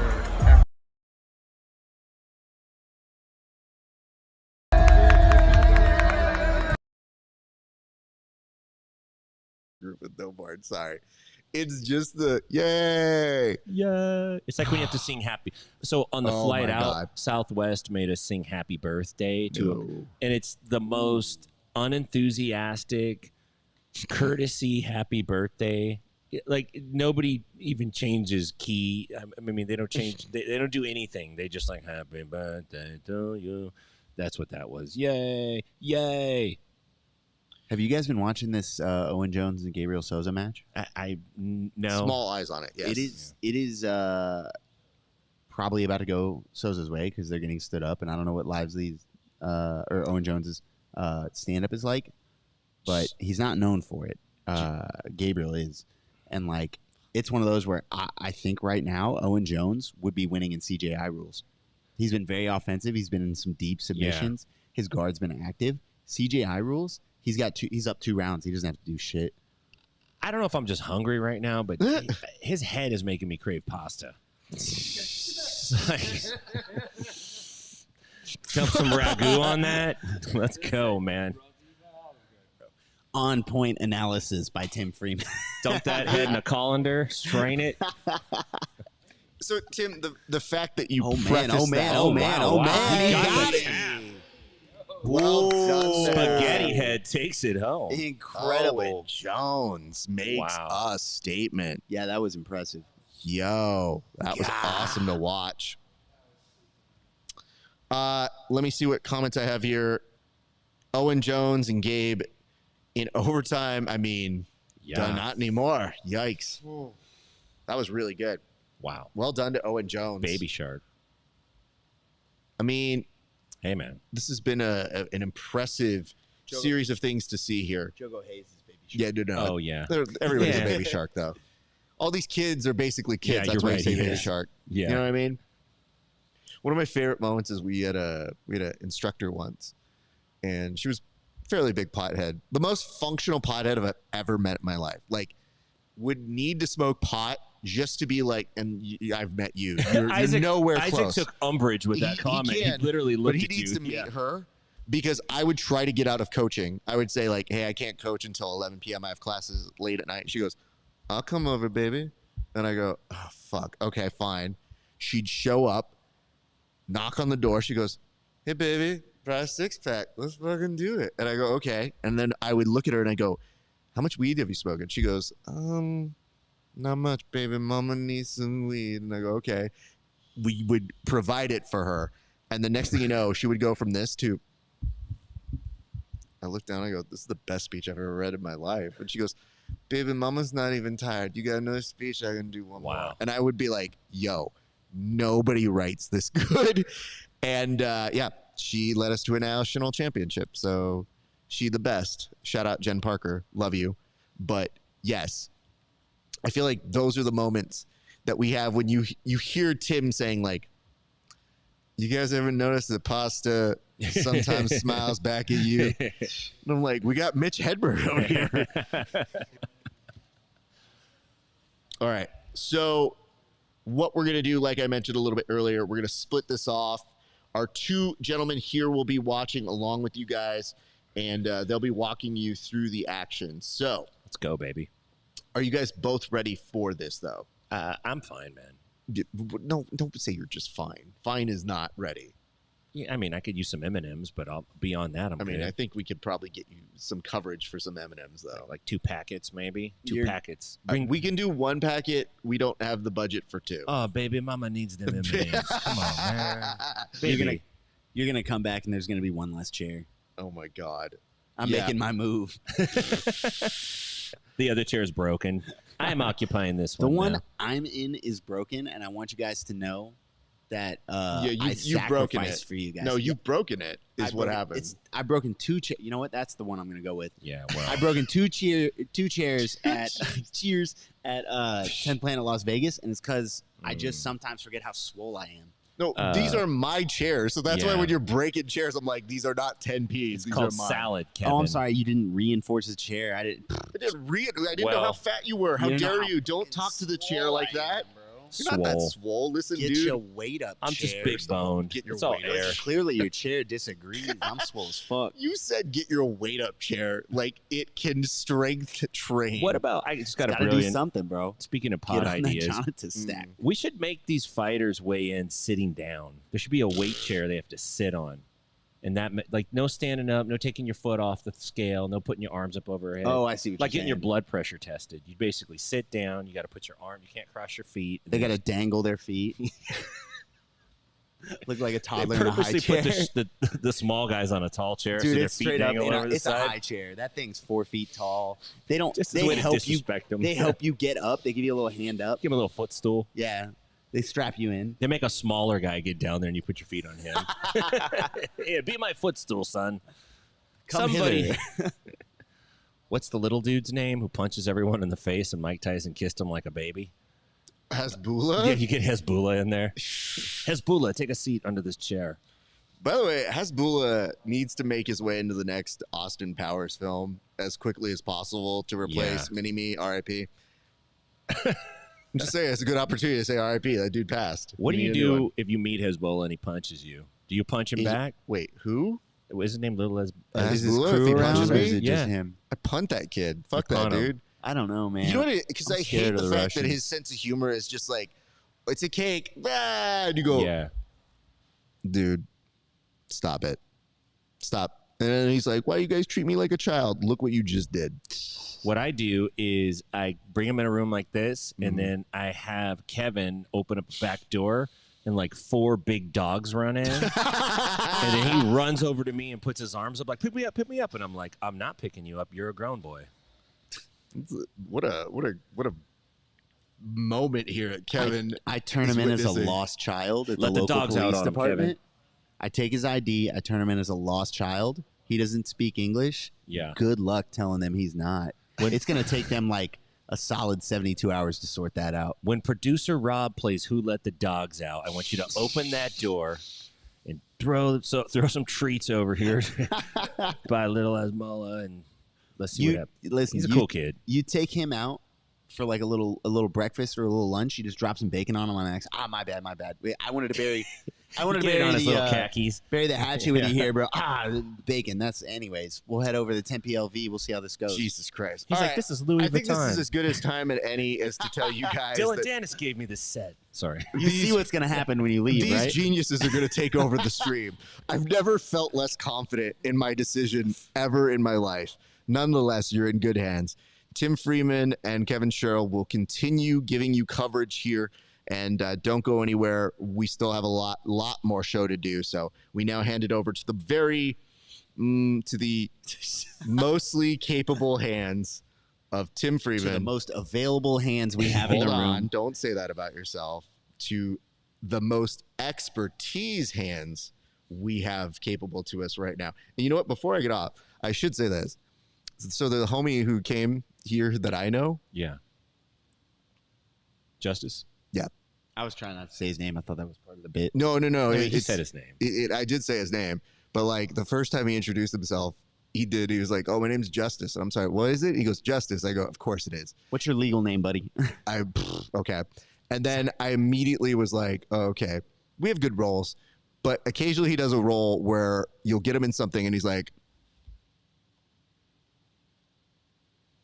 he does that like kind of fake tap sort of thing. It's like, I'm just happy because, it wasn't quite there. And I'm like, it's not quite there because I'm not doing anything to hurt you or kill you, my friend. Courtesy taps you. So it's just like, oh, if anybody's going to show up, I'm going to try and roll with that dude. So the fact that I stayed here the entire time, a testament to my professionalism, because I am not above being, this motherfucker showed up at If my- you'd have done it, I was doing it. Well, I know, but that's why when you were telling, you're like, I'm odds on favorite to be the guy that gets up. I was like, Oh, I don't God, know, yeah. bud. He showed up. The odds quickly shifted on my side. I thought Kevin was going to get up because I he did just too. casually walked through here like, Three no biggie. times. Yeah. And then Kevin just looked at me like, dude, do you know this guy? Like, Yeah. dude. And I'm like, I don't know. And then he did it again. And then He he walked- went back. Boop, boop, boop. All inside of like, just continuous No back and pause. forth, back and forth. And I was like, what are we doing, buddy? You see the cameras. They're not filming. Dude, it's already something that sticks out as you walk in. You got to walk But right then through the you middle go of it. like, instead of walking around, you Okay. go, whoop. Yeah. And I go, this is so weird. Nonetheless, as I mentioned earlier, Tim, Kevin, Yes, let's go. go with God. Godspeed. I'll be back in a little bit. You guys enjoy them. BRBs. Thanks, Raf. Ethan Krellenstein right now going up against. This is for the Battle of the Ethans. Man, do you think any of the B team guys slide Ethan some of that cash if they pick up the dub? No, I don't think so. I don't think so. Yeah, I kind of wondered if they'd have an advantage, like maybe some pre-access to the rules and be able to train and develop some strategies. For sure. I think They probably had a say in like what they wanted the rules to be. Yeah. I really think that when you do a new format, you got to run some smaller shows and like work out the kinks. Although there wasn't any major issues, but They probably did it in-house. They probably had some Probably. in-house tournaments, ran that, saw what they were doing. I would imagine, right? Like that's Brandon's told me Yeah. before when he's like tested You have sets, to. he does them in you in-house. have to. Well, you don't have to. You can just I fuck mean, up. You can do it that way. That's the normal way, It's right? yeah, dude. It's jujitsu. Like nobody's gonna hold you accountable if you just don't.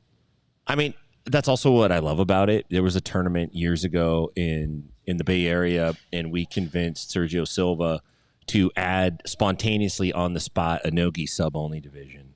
Me and Denny Prokopos just went to him. We're like, what do you think, man? What do you think? We got a bunch of guys. We just rounded up some dudes. Like, we got enough guys for a bracket. What do you think? And he's like, yeah, let's do it. And then his wife came back, and she's like, y'all got to pay extra for this. Like, we're not organizing free brackets for nothing. Is everyone down for an extra 20? Yeah, we'll do it. Yeah, there's. I'm surprised it's not more common in jujitsu where like people do exhibition matches in wrestling, Dude.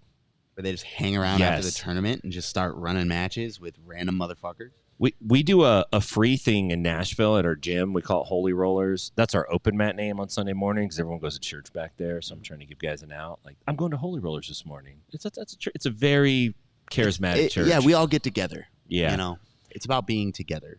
So we do a free Holy Rollers tournament once every few months, and I just pick like 16 or 24 of whoever enters into it. Experience age is usually white belt, blue belt level. And we just let them compete for free. And then we just take spontaneous challenge matches just for fun. Anyone want a super fight right now? It's like, you do? Anyone want to fight this guy? I want to fight him. And we just run it. It's fun. Dude, I have a bucket of about 80 rash guards in my spot. I was like a pretty grimy like rash guard monger.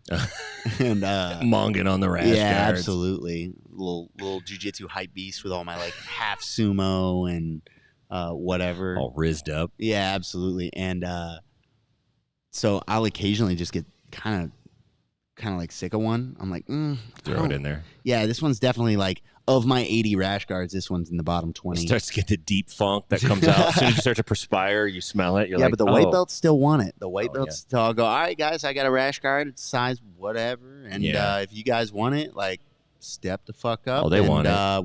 We'll throw a bracket together, and whoever wins this bracket gets these rash guards. And you see people dying for rash guards, man. This is what is crazy about humans. We will kill our grandmother for a free shirt. Mm-hmm. You know, when they're shooting those bazooka machines of shirts out into the people literally trample kids to get one. Yeah, You give a free used rash guard away. I've seen BMAC do the same thing, and people are like, dude, they'll go to battle over that thing. Suddenly, there's a meaning on it. Yeah. Yeah, I do it as a way to get my guys ready for competition. it's a great Just idea. Like a random, like, this is going to feel like competition. People are going to tune in and watch it, you know, like your teammates or whatever, and like Yeah. they're going to care about the result. It's a little soft competition experience. You just throw it on them like on the spot. Yeah. Oh, that's great. That's a Half Gracie move right there. Yeah. Hey, kid, catch. You ever hear Half Gracie threw Dave Camarillo into an MMA fight when he was in the crowd spectating? Half tapped him on the shoulder and said, "Did you bring a mouthpiece?" He's like, "What?" He's like, "You're fighting in 3 fights." And he fought and won. He's like, "You never know when the street's coming." That's gangster. That's crazy. That That's gives fucking me gangster. anxiety thinking about it. Bro, one of my when I was a white belt, one of my first experiences like watching jiu-jitsu was Gordon Ryan versus Leandro Lowe, how that happened at one of those trials where they had super fights. Yeah. And there was like I can't remember, was it Lovato that had to pull out? Yeah. I Had think a it little was. injury, like basically warming up, had an injury. And they were like, "Hey Gordon, you got like a rash guard or something?" And he was like, "Nah, but I got a guy that can run back to the hotel and get it." And like he just took the match on like 20 minutes notice. That's great. And I was like, that's gangster. I do like that. Yeah. Ethan Krellenstein got the win here. Yeah, he was looking dominant the Yeah, he whole was. time, dude. Krellenstein's been looking good, man. Mm-hmm. He's been looking real good. You know, if anything, we've seen these guys across the board, not just one or two teams, but guys from all the teams really push jiu-jitsu even further in the terms of their performance and the things that they're able to do. Some guys are really honing in on an exciting style. I think Chen is really dialing that in. Obviously, the Rotolos have it because they're so crazy. But one of the things, like my wife is just nuts for grappling. She watches everything, consumes it, watches more than I do, to be honest with you. And she was sending me some text. She's like, I don't know, man. Ty and Kate are like, they're basically throwing combos with their hands and smacking dudes and punching. And like, correct. At a certain point, because you try a foot sweep at the end of a 4-punch combo, it's not a takedown combo. Like you were throwing strikes, dude, you know? Yeah. When does it become a low calf kick? Dude, I mean, as soon as it connects, you know? Yeah, we've been joking for years that you got to do Muay Thai. Yeah. You got to do Muay Thai, you got to do MMA if you're getting ready for ADCC. Because some of these guys are straight up throwing calf kicks. They're throwing palm strikes. Like if you've ever watched I'm going to put Andy on the spot. I was debating whether to do, I have a clip on my Instagram. Because he's gone. You're like, I'm going to put Andy on the spot. He's not. No, I actually like this about him. I pointed this out at the PGF, and I was like, when you see him palm strike, when you see him put hands on people, and like, it's brutal, right? But you'll also watch his stance change when he does it. He switches from a wrestler stance, and his shoulder comes up, and he switches into like his boxing stance. Yeah. That's when you know you're about to get lit the fuck up. That's a tell, though. Uh-huh. Yeah. He'll pop you, and then the shoulder roll comes in because he's waiting for you to fire back. He's 100% ready for the brawl. Can we watch Pato's match, Diego Pato? Or is that's a replay? Never mind. I think they're getting ready for the quarterfinals. Yeah, I think you're right. I mean, look, it's aggressive. We're trying to break arms, break legs, choke people out. Yeah, I had a guy headbutt me one time, and I on Midwest Finishers, and I fucking palm striked him so hard. The clap is hilarious on the video, and I palm strike him, and I'm like looking at him, and my head movement starts. I'm like, here's the brawl. Yeah. Do you think that, like, from what I see, if somebody pops you with an act of like purposeful aggression, you have to fire back because you have to get respect. Yes. It can't be like, you can go ahead and do whatever you want. I'll be a gentleman and take it. But if it's inadvertent, like, and the guy's like, oh, dude, my bad. You don't got to get that one back necessarily, you know, but Totally agree. somebody, I think, and you know, who am I to criticize anybody at this level? But some of the head slapping and smacking almost lends itself to an inexperience with wrestling as an actual art. Because if you watch wrestlers, and there's some clubbing, but a lot of those collar ties are done with a specific intention. They're looking trying for to things. move your shoulder line. Yes. They're trying to break posture. They're trying to create angles, as opposed to just pop you because they're mad and they're frustrated and they want to rattle you. And what happens is, unfortunately, in the jiu-jitsu world, it's a lot of monkey see, monkey do. People chasing the meta, and so they see it, and they're like, boom, open mat the next day. They're cracking everyone, and they don't even know why. They just think this is what we're doing. You can pop somebody. It's cool. Yeah. I think you do have to pop them back. Do you remember? I don't know if you watched PGF season 5. Rock Troll got a little hand. Oh yeah. And I really love Rock Troll. And his coach came up to me before our match, which was like right after that, 1 or 2 matches. And he said, hey, man, just in advance, I'm sorry if he hits you. And I was like, that's cool, man. Yeah, you know I'm going to hit him back. Yeah, in advance, I'm sorry if I hit him back. Yeah, I say, like, I like the dude. We'll be fine after. But, like, actions have consequences, man. You can't pre-qualify a strike to the head, man. Like, Yeah. I'm sorry if I hit you in this competition. I'm like, cool, man. I'm sorry for what happens after Yeah. that. Like, yeah. I think you have to be willing in this sport. I think in wrestling, you can be, to a point, you can be a gentleman because they're pretty good at enforcing rules. It gets physical, but if somebody palm strikes you in wrestling, there's a really good chance that guy's getting hit with a negative point. Yeah. Like they don't really fucking... There's a consequence for it. Yeah, they don't fucking play. Jiu-jitsu, you're street balling out here, guys. I don't give a fuck what level of promotion you're at. Yeah. You're at ADCC, you're at EBI, you're at whatever. Defend yourself at all fucking times, dude. This is a street ball court, and you can 100%, every one of us can get clapped up if we play around a little too much. These guys are fighters. If you're a jiu-jitsu guy and you're like, nah, man, I just do pure jiu-jitsu, I'm like, I love that for you, bro. Sure. You are going to get your shit rocked at some point and have nothing to do for it. Yeah, you know, that was a hard lesson for me to learn, actually, when I was training, because I started as an adult male, like really soft, not looking to fight, just like, I want to get into jiu-jitsu, the gentle art, you know? And it at a certain point, I realized, oh, we're fighting each other. Yeah. Like, there's no like he did too much shoulder pressure. He raked his forearm in my face. It's like we're fighting each other, man. Like you're going to try to break his arm and you're upset that he squeezed your head. Yeah, man. It doesn't make sense. There's a difference in the training room, but even in the training room, like the only people I like, I'm not saying I'm out here palm striking and calf kicking, but like the only people I'm like willing to trust and go easy with are like people I actually know and have real trust with. Yeah, which takes a long time to build. I always make the distinction. People are like, well, how do you roll in training with a training partner versus how do you roll in competition? And I go, well, let's look at what's the difference between the two of them, right? And people break it down. They go, well, in one you're trying to win or you're trying to break his arm, and the other one you guys are just trying to get better and work your skill. And I go, cool. So it's intention. Yeah. How do you know his intentions? You got to know him. How do you know his intentions aren't going to change when you pass his guard? Yeah. When you score 2 points on him, fantasy points. Yeah. Fantasy made up open mat points. Yeah. What happens if you submit him with a leg lock? Like, all of a sudden, he's got that personal issue, and everything changes, and now you're fighting. And I'm like, he is no longer trying to train with you. That man is trying to win. So I kind of try to treat most roles like, you know, we all have fun. But if I know you, I'll play it. But if I don't know you, I try to treat it like you might be a volatile motherfucker. You know, it's funny because I've seen, and I've talked to lots of dudes who multiple approaches to it. One particular guy that I used to train with a lot who was a real savage, his approach is everyone gets the business card first. You just tear into them, light them up, and then go nice second. What I've tended to start doing now, especially if I'm dropping in or I'm training with people that I don't know, if I feel that crazy like energy, I just give them what they want immediately. Oh, you passed, dude. Oh, you got the Americana, dude. Fuck yeah. We go again. It's 5 seconds. I'll just let them get me until they go like, oh. It's not like we're not playing the game. Like, I'm all for going after it. I want to have a competitive, hard role.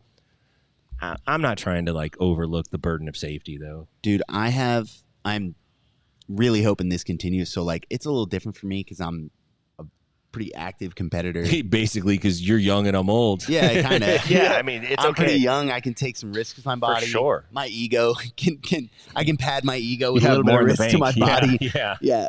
And I'm an active competitor, so like it's kind of hard for me to be like, oh no, man, we can't do that. Ooh. No, and you might have to fight one of these guys or their teammate. That wasn't nice. We're looking at the women now. Beautiful Uchimata, and she's about to get leg locked off of it. That's crazy. Amy Campo hit a fucking insane Uchimata on Nikki Lloyd Griffith. Yeah, that was like a judoka full on where they flip over together. Fuck yeah, dude. But it's like didn't get exactly what you wanted because you ended up on bottom. Oh no, it's Nikki Lloyd Griffith went for a leg lock off the Uchimata. She was the one that got launched and just went directly into a leg lock. Watch this shit. They're doing the replay on Flow Zone right here. Watch this. Yeah, I got it backwards. Look at the step. Come on. She's setting it up right now. Oh, but yeah, what I was going to say is like I can kind of like let my guys be the enforcers. And the only time I need to step, I already know it's going to be a hostile roll. Yeah. If you make it through my guys. If you make it through my guys, you get the final boss. The level boss. Yeah, straight up. It's like, okay, it's got to be me. Perfect. All right, whatever. I'll step up. But I at least have advance notice. It's not like I slap bump thinking I'm going to have a chill roll. Yeah. And then suddenly I'm fucking. There we go. Nice. She picked up a single leg, big fucking counter Uchimata. That was dope. Straight into the legs. But man, that's good fucking grappling all around by both women. Look at this. She's back on the leg trying to get that. Yeah. Yeah, you know, one time I had an experience when I was a blue belt. I dropped in at a small gym. I was on vacation. Told the owner, like, hey, man, I'm on vacation, dog. Like, I just don't want to go a whole weekend not train. Yeah. Just want to come in and be friendly, not trying to big dog. I'm a blue belt. I don't know shit. And his guys were mostly inexperienced that night. Whatever the room was, it just wasn't a lot of experienced guys. And I got the better of some of them. And then the guys kept going, you got to roll with this guy over here. You got to roll with, like, pointing out one particular guy who was like their local MMA guy, you know? Yeah. And so he's like, all right, I'm going to do a round with you. And he walks over. He puts a gi jacket on. We were rolling in the gi, but he had shorts on. And I would love just like a latte or something would be dope. Yeah, it'd be great. Where are you going? Hell yeah. Don't give him an obnoxious order, dude. I'm not obnoxious at all. Okay. I'm going to judge you. It's just this is going to affect your rating. It's just a venti latte with almond milk. The almond milk brings you down. The almond milk did it? It brings you down. Oat milk's worse, right? So you may as well not get coffee at this point. Now, if you were like, put some Kahlua in it. He said, I want a latte. I want a latte with almond milk, and I'm the bad guy. You are the bad guy, bro. Listen, I got to find any reason I can, dude. Lactose intolerance dropped me a point. So I put this dude in a triangle. I slapped this dude in a triangle, and he picks me up and slams me. He picks me up, and I tell him. Ben's shaking his head at me. God, I'm getting tried at all angles here. I'm taking the tie off. Let's go. Listen, man, you said almond milk. You said it. It's what I drink, man. Well, it's what I drink. That's a weakness, lactose intolerance. That's a genetic impurity. It's a sign of a weak-minded person. Can I get a large latte? With almond milk. I would like vitamin D milk, please. No, soy milk. Soy milk. Can't put some estrogen in that. Thanks. I want the TRT plus special, double TRT in that, please. Thank you. Yo, do they have that? Someday. Hit me with it. Yeah, we're working on it. I heard what Craig's levels are, and I got to get my numbers up. Yeah, no kidding. They should show the test levels. Like, not what they're on, but just let us see the test levels. Oh, man, is it 1,500? Dude, that alone would tell you. That alone would flat out tell you. Tell you a lot. Yeah, there's like a real problem with fighters and wrestlers and like high-level athletes who aren't on shit. They're low a lot. Super low. Like dangerously low. Or is this just the dialogue we say because we need to get on it, you know? Yeah, need to get on it. Twice a week. Come on, man. No biggie. I have to, man. Medical. Blast and cruise, brother. Yeah, one of my buddies was like a natty bodybuilder. Uh-huh. And he's like got his levels checked, and he's like just a fucking mountain of a human. Former like world-class wrestler. Very fucking, I mean, I say former, he's still really goddamn good. Yeah. Got like bronze medalist at Blue Belt Worlds like his first year. He's a beast. But like his levels are like, he told me one time it's like 110 or something. And for those of y'all that don't know, like 800 is kind of where you're supposed to be at if you're a guy in your 20s. I think like anything under 200 is considered medically. Like side. his doctor freaked the fuck out. Oh, wow. And he was like real committed to like being natty. And he had like a whole crisis where he's like, man, if I get on even medical T, I'm going to stop competing in bodybuilding because I'm not clean anymore. I think that the public perception is that the natty guys just do less. You know, like we're not taking all that. Yeah, man. We're taking like just a little half stack. Yeah. I only take it when I'm in camp. Dude, I'm only taking Anadrol 50 once a year. Yeah. You know, I do one cycle a year and then I'm off of it. Yeah, man. I don't know why you're making a big deal about these peptides. I only do them once a week. I have tried peptides though. Yeah. Yeah, same. but I didn't try them long enough. Same, but I don't claim to be natty, man. Yeah, well, yeah, I'm not. I don't give a crap. I don't give a fuck. Bro. Yeah. I want my back not to hurt when I get up in the morning. That's what I care about. Straight up, it's like my quality of life, dude. We got Nia Blackman going against I guess I'm not Rafael Geddes. Don't take that the wrong way. I'm not a fucking test tube out here, but I don't. Look at you're breaking chairs earlier because you're so you're right. beefy. You know what? I am a fucking lab experiment. Yeah, that's right. Get me. You Tell want your to friends I'm strong as fuck. Speak it. Fake it till you make it, brother. Yeah, that guy's got to be dirty. I think that was. I couldn't tell if that was Angelica Galval coaching. She was dressed very nice. for a coach, and she got up and, well, maybe it wasn't super nice, but she was kind of shouting some instructions. What's dressed nice for a coach? What's the standard in jiu-jitsu? I mean, most of the dudes got like shorts, fanny pack, stupid shirt, flip-flops, dumb hat. If you make it above like Yeah. flip-flops, cargo shorts, rash guard, like you're dressed nice. I mean, she's got a yellow shirt, and yeah, I think that is her. I think shoes that's with Andre. laces. Yeah, that is presentable in jiu-jitsu. That's basically formal attire for jiu-jitsu. Bro. Yeah, for real. Rafaela Guedes, I'm gonna put myself on blast here with like clearly I'm not familiar with this competitor. Her leg sleeve is sick. Oh yeah, she's good, dude. Yeah. She's very aggressive too. Clearly, she ran her off the mat, man. A lot of, I whatever people think about whatever, but for most professional sports, I like to watch the men's version of that, especially the big professional sports in America. Yeah. Grappling is not so much like that. In wrestling either. Like, I really enjoy watching it. Yeah, They dude. get after it. The Yeah. technique is super, super good, Women- and they're usually paired up pretty well. Women's soccer is like that too. They almost like play with a chip on their shoulder, where like Yeah. they've heard the same thing everybody else has. Is like, oh, WNBA something, Yeah. joke, yada yada. They heard that same thing, and they absolutely go out there and throw the fuck down. Yeah, they get after it. It looks like we had another decision on Mat 3, but I can't quite make out who those competitors are. Oh, this is Elizabeth Mitrovic. I picked her to win her division. She is tough as nails. She's up in the Sacramento area. She trains with a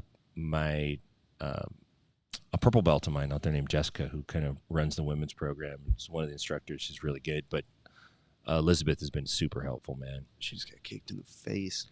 Dude, I watched Liz compete coming up through the belts and tournaments and stuff, and then she just blew up at ADCC, man, and just went after it. Very, very tough. Kendall Rusing. It looks like Kendall Rusing's coming down. Leading the way.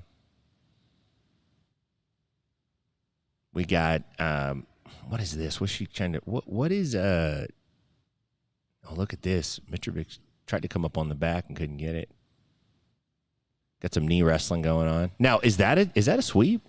Is so that that's points the or- question, right? Like how up off the ground do you have to get? I know it's like 3 seconds, but like how much can you play that game? I mean, both competitors were on their knees, and then she pushed the other one down. I would think that's takedown, no? I have no idea what counts as a standing opponent, right? Like, but I see what you're saying. I just don't fucking know. Oh, maybe you're not standing because you're on your knees. Mm, Wow. Maybe that's the new meta, yeah, knee wrestling. knee wrestling. Can't Dude. take me down if I'm already down. No matter what, it always goes back to day one jiu-jitsu. Start on your knees. I had nope, never mind. Can't tell this story. Yeah. You ever started to tell us one and you're like, nope, Yes. the people in this story are going to recognize Right. it. I'm going to cause problems back home. And then you try to change the story midway through it because you don't want to bail on it once you start it. You're like, Yeah. how am I going to change the ending or change the names? Or Yeah. How do I make this not a recognized? How do I create plausible deniability for myself? Here Justice is coming back in. He's like, I heard what you guys were He's saying gonna walk about me. across 3-4 times. What's the over under? 3 times, dude. I give you 2. Yeah. Okay. Let's see. Oh, Nah, Raf's he'll, gonna- he'll head on over. Unless Raf stops You're so him. confident. Yeah. He's So drawn to it like a moth to flame. Last night we had a little incident where we thought we'd left some equipment outside when we left, and we're talking like very late at night. We hauled ass back here at like 2 a.m. to see if it was here, and it was inside, locked up, nice and safe. Yeah. That was an interesting. Raf pulled over. Here we go. Here he comes. Oh, he's going around. This guy goes around. I don't want to walk in front of you guys. That would be disrespectful. This guy's the Tom DeBlass of making up his mind if he wants to walk in front of the camera or around it. Bro, he's going to come back this way. You think maybe he'll Is come Raf back? directing him? I think He can't Raf hear- is sheepdogging him right now. Bro, this is bullshit. Raf really fucking us up. We had a bet going. Come on, Raf. You're killing the over-under, man. Here we go. Look at this restart. He thinks he did a good thing. He doesn't realize we've now incorporated Justice as a part of the show. Look how proud Raf was. He sheepdogged. Who is this? Cross. Who is the dude on the right? Beg Who's pardon? that? Who's the dude that's on the you. right? No. I know, What- fuck me. who is that?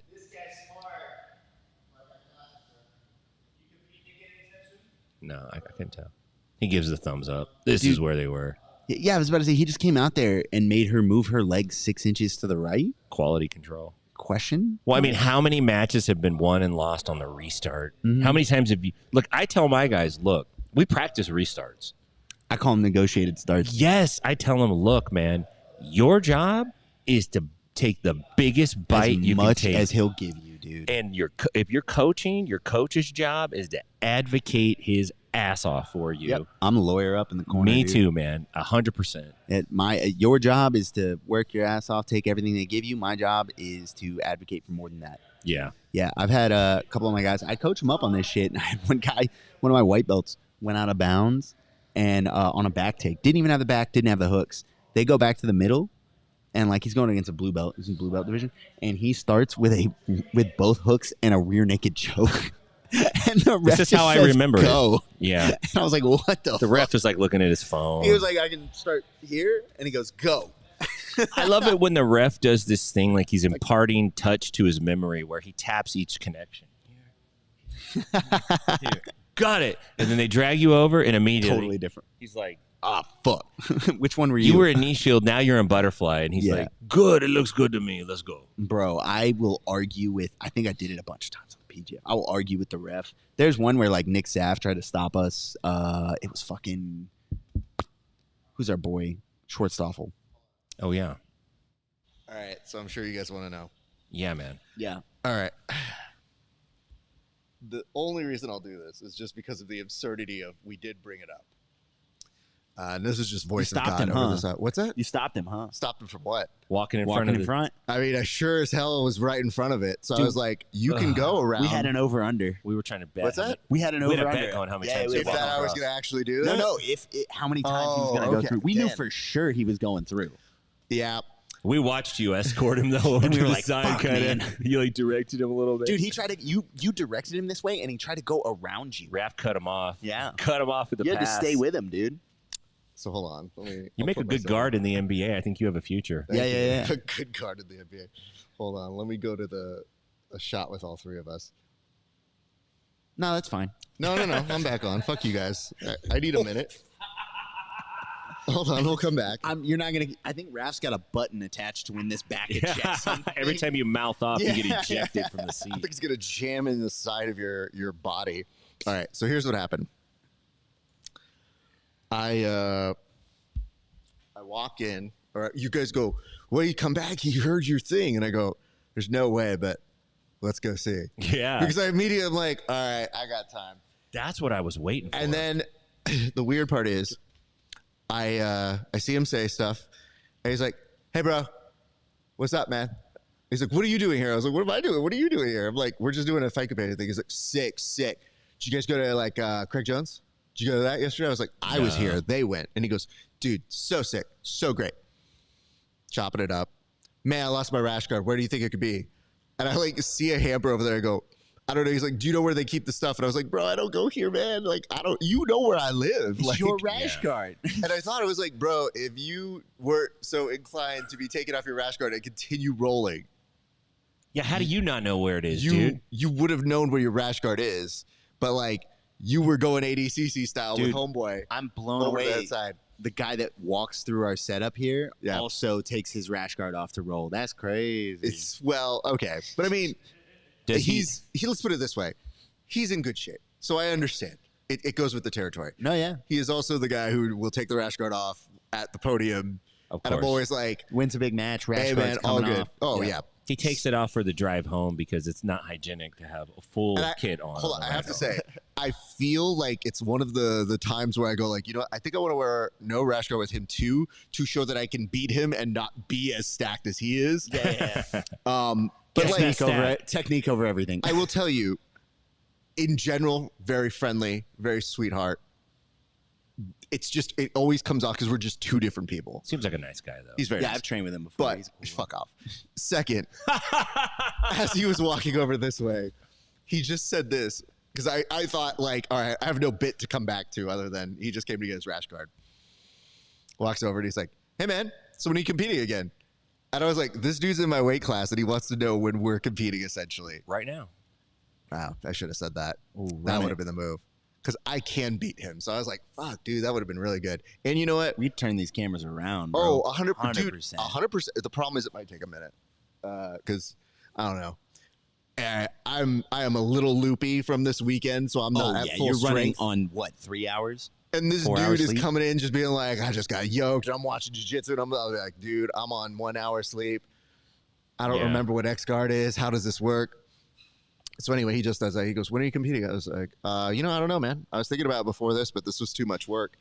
And he goes, yeah. He goes, what's that one you're talking about? I was like, BJJF. And he goes, I'll hit that up with you. Oh, wow. Like, we're the same team. And I go, no. You just want to compete with me. I was like, bro, you can roll with me anytime you want. I'll hit that up with you, dog. So anyway. Bet match that guy for sure. I like that you guys very quickly picked up. Oh, John Hansen has a tough pull here with Felipe Pena. But I like that you guys picked up on the fact that you were like, Raph, what are you going to do? You going to fight this guy? And I was like, I might. Because you got up and walked right over there, dude. Raph I wanted looked inward and decided he wanted the smoke. Oh, I wanted to make sure he knew, like, if he came here and he heard me say, like, hey, man, he's kind of a funny dude, I would roll with him. And he showed up for us, but like, okay. So that's what you came for? Oh, you came for Ashgard? Damn. He's like, I heard you guys say you thought you left some equipment. I came back. But there was nothing funnier to me than being like, sir, all I have is time is opportunity here, man. There's a lot of space here in this place. We got time today. And you know what the best part is? I don't ever have this going on my side. Most people, when I'm rolling or competing, root against me, and that includes my friends. So I thought at least in this area, I was like, I think I got a 70-40 shot that you guys are going to actually coach me as opposed to crowd support. Yeah. I'm commentating. Roosing got the tap. I have a steel chair for Kevin over here. Fair enough. Thank you for that. All right, you guys go back to work. I'm gonna Kendall do just my thing. Kendall just finished the RNC. She's been getting back into competition lately. Is this her first one back, or did she do any warm-ups before this? I don't know if she did any warm-ups, but it's definitely she's had less appearances, so she could kind of rehab some stuff. Yeah, I the think. knee, right? Yeah. Both knees? Question mark. Yeah, she got hurt last ADCC. Yeah, trials. That was fucking trials as well. Yeah. She got her at the big show too. Yeah, That's she's right. had regular issues with knee problems. That's fucking rough. Well, your knees aren't made for grappling. Yeah, it turns out what we do, like getting ripped sideways, isn't good for them. It turns out if you're constantly practicing something where your partner's trying to break your leg, it's actually not that good for your legs. Yeah. Oh, I should end with this, Veteran though. knowledge. I should say the thing that makes it slightly dickish on my part is when I was about to be like, all right, man, see you later. He goes, do you need a ticket to ADCC? So he was trying to offer a ticket to ADCC. Oh, that's sweet. And I just thought, like, man, why everybody I beef with in, like my competition brackets, always the nicest people? Why do you beef with nice people? Do you need tips? First I of all, beef with hold on. assholes. Hold on. You do. But I'm surprised that everybody in my brackets for old people division, like one of the dudes who beat me by points in a very bad way, like before we were rolling or before we were competing, comes over and was like, hey, what's up, bud? Like massaging me. And I was like, dude. Don't. Before? Yeah. That's creepy. After's weird. That's a Before power is move. It is a power downright move. But I was just like, uncomfortable. I looked at him like, bud, I like you, but that's not where my brain's at right now. And I like and the I just massage. realized to him, it's literally just a day at the park where it's just like, Yeah. oh, it's an open mat. What's up, brother? Pain And is I just thought, all right. Payne is taking John Hansen's back. Body lock. Dang. So Pena's in the tournament. I was and gonna he's say, doing the is super fight. Pena day 2 or day 1? It's got to be. He about I to thought run it was 3 day matches, one. and then- yeah, me too. He gonna run. I guess probably just 2 matches. Yeah. Is he trying to out Gordon Gordon? How many matches on day 1? 3 matches. I don't know, but this is incredibly stupid Yeah. for Pena Yeah, I don't know why. I He's doing it. mean, because it's already worth a he's medal. Cruising. It's already worth the ADCC medal with Gordon. Yeah. So why wouldn't you just take that? You got a shortcut. Is he trying to make a statement like I can Yes. win my division and fight absolutes? Okay. I mean, he can. He's yeah, tough. it's looking like Felipe Pena is tough, dude. Felipe Pena is really fucking good. We need a report on Gordon and how he's feeling. Like, what's his health at How's right his now? tummy? I gotta stop talking shit. Tum-tum. I mean, obviously he's got something going on. You know? Yeah. You think it's stomach, or you think it's something else? It's got to be stomach, right? I don't know, That's the but most I likely just culprit. I wish they would just show more of it, because you always get the sense that, like, oh, he's almost dead in the back. They have him. He's just bowled over. He can't do anything, and then he just comes out and competes, and then goes back to being bowled over. It's like, is that the case, or hard to know? Yeah, it is. Well, he wouldn't lie. Yeah. It's not that he's lying. He's just enhancing the truth. That's just the reality he lives in. Yeah.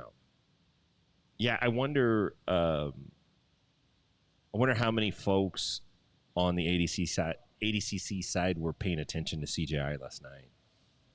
Probably a lot, I would think. Yeah. Probably a good amount. I feel like I would just be the most bitter. I'm about to go out here and work my ass off. Let me ask you guys this, and maybe this is better for the board, but maybe we'll revisit it. I don't know, but is there anyone from CJI yesterday that got beat that's just like, dude, I should have just did ADCC? Like, I'm not happy with my performance. It didn't work like I thought. I probably would have been better prepared for ADCC. When the $1 million is out in front of you, it's like, man, I want to be a rock star. I want to be an influencer when I grow up. Dad, let me go for it. And then when it doesn't work, you're like, I should have went to JC. I'm trying to think about who would regret $10,001 in one match. Well, that is a good point. That they did make but money. There's definitely somebody out there that's like, I wish I could have got gold. And in their head, they're like, it's still $10,000 either way. Yeah. Fuck the $1. I'd rather do it with a win than like take this L. Somebody posted that Majid just came for the sack. Got the sack and left, dude. Like, I'm out. I mean, no hate on that. No, I think he did qualifiers. He lost a really tough match, I think, to Varela in the qualifiers. Kyle Chambers. For ADCC? Yeah. Was it Chambers? Chambers beat leg locked him. Yeah. Chambers leg locked him, and then he got Ono Flanagan first round. Ugh. Yeah. That's a rough one. We got Hasim Rita here and Big Dan. This be an interesting matchup. Is Big Dan a new wave guy? Yeah. Yeah. Junior team. He said he's just fighting on day one of ADCC. He's a junior, though. Oh, start doing the thing. You can do it on that. This is eggs, right? Yep. Cool. Let me. We got to figure out how to make some space for. There you go. We're gonna arts and crafts this thing. Welcome to my new arts and crafts stream. I didn't hear what Raph said because He just rattled some stuff off. he just be. Yeah. Egg, we doing free ride for PGF fans?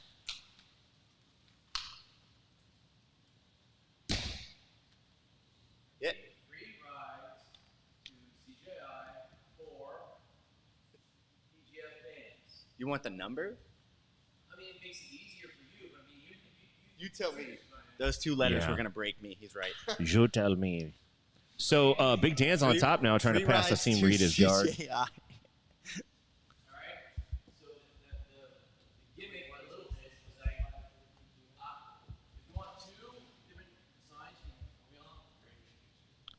We got So one is like Big Dan on top of Hasim Rita here.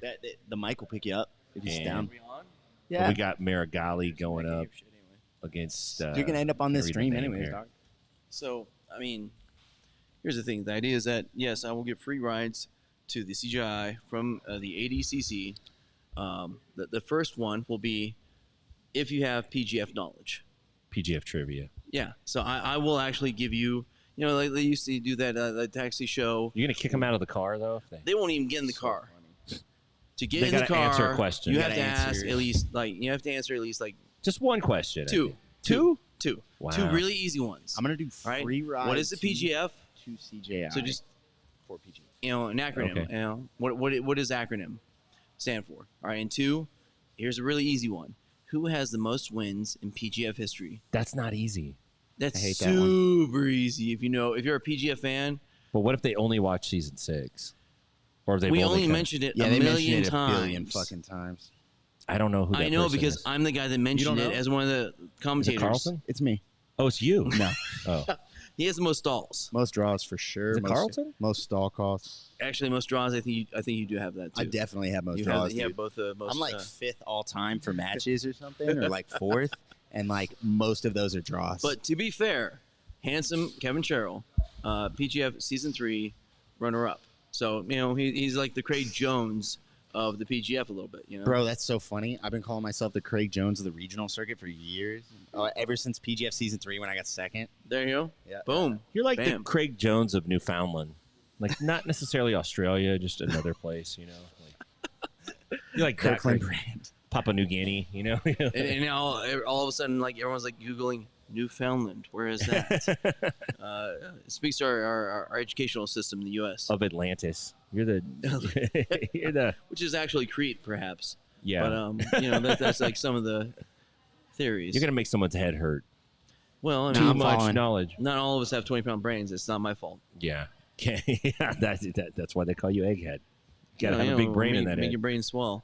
Well, which I thought was funny because Raph was like giving crap to some dude like named Justice. Like, hey, you guys hang out with a guy named Egghead. Yeah, That's true. Mr. Egghead. Of course, it's not. It's not Justice. Just You guys hang out with a guy his whose last actual name is name, Warrior. I don't know. No I'm way. It could be. Yeah. It could be. I mean, because hey, anything could be your legal name, like your signature. Make your mark. Like honestly, any mark you make, if you decide it's your signature, That's your can be a signature. signature. So Can you change your signature every time you sign? you can. I like that idea. At the time of you actually doing your signature, if you decide it's your signature and your mark, it It's your works. mark. Sometimes I just put it like an. I mean, X. that's the black letter law of the general United States. I mean, everything's state specific. So we got This is not Griffith, legal advice. Luke Griffith, and Big Dan are going to meet up in the semis, and then we got Felipe Pena and Josh Saunders on the other side of the bracket. That's the 99 plus. That's squaring up to look pretty good. Not too many surprises in that bracket, to be honest. I think a lot of people thought that Griffith was the favorite to win that. We're going to jump over to Marigali and Michael Pixley. There's about 5.5 minutes left. And I believe Marigali's the 99 under kilogram division. Already picked up a win not too long ago. Picked up a sub pretty quickly. Yeah, he submitted Vinicius Trattor. That was huge. That was big. And That was not an easy man to tap. They had a little mini screet beef, right? Oh, really? Well, just right there, like they were like kind of jawing with each other, and dude was like, put his hands up, like, why'd you beat me? I don't know.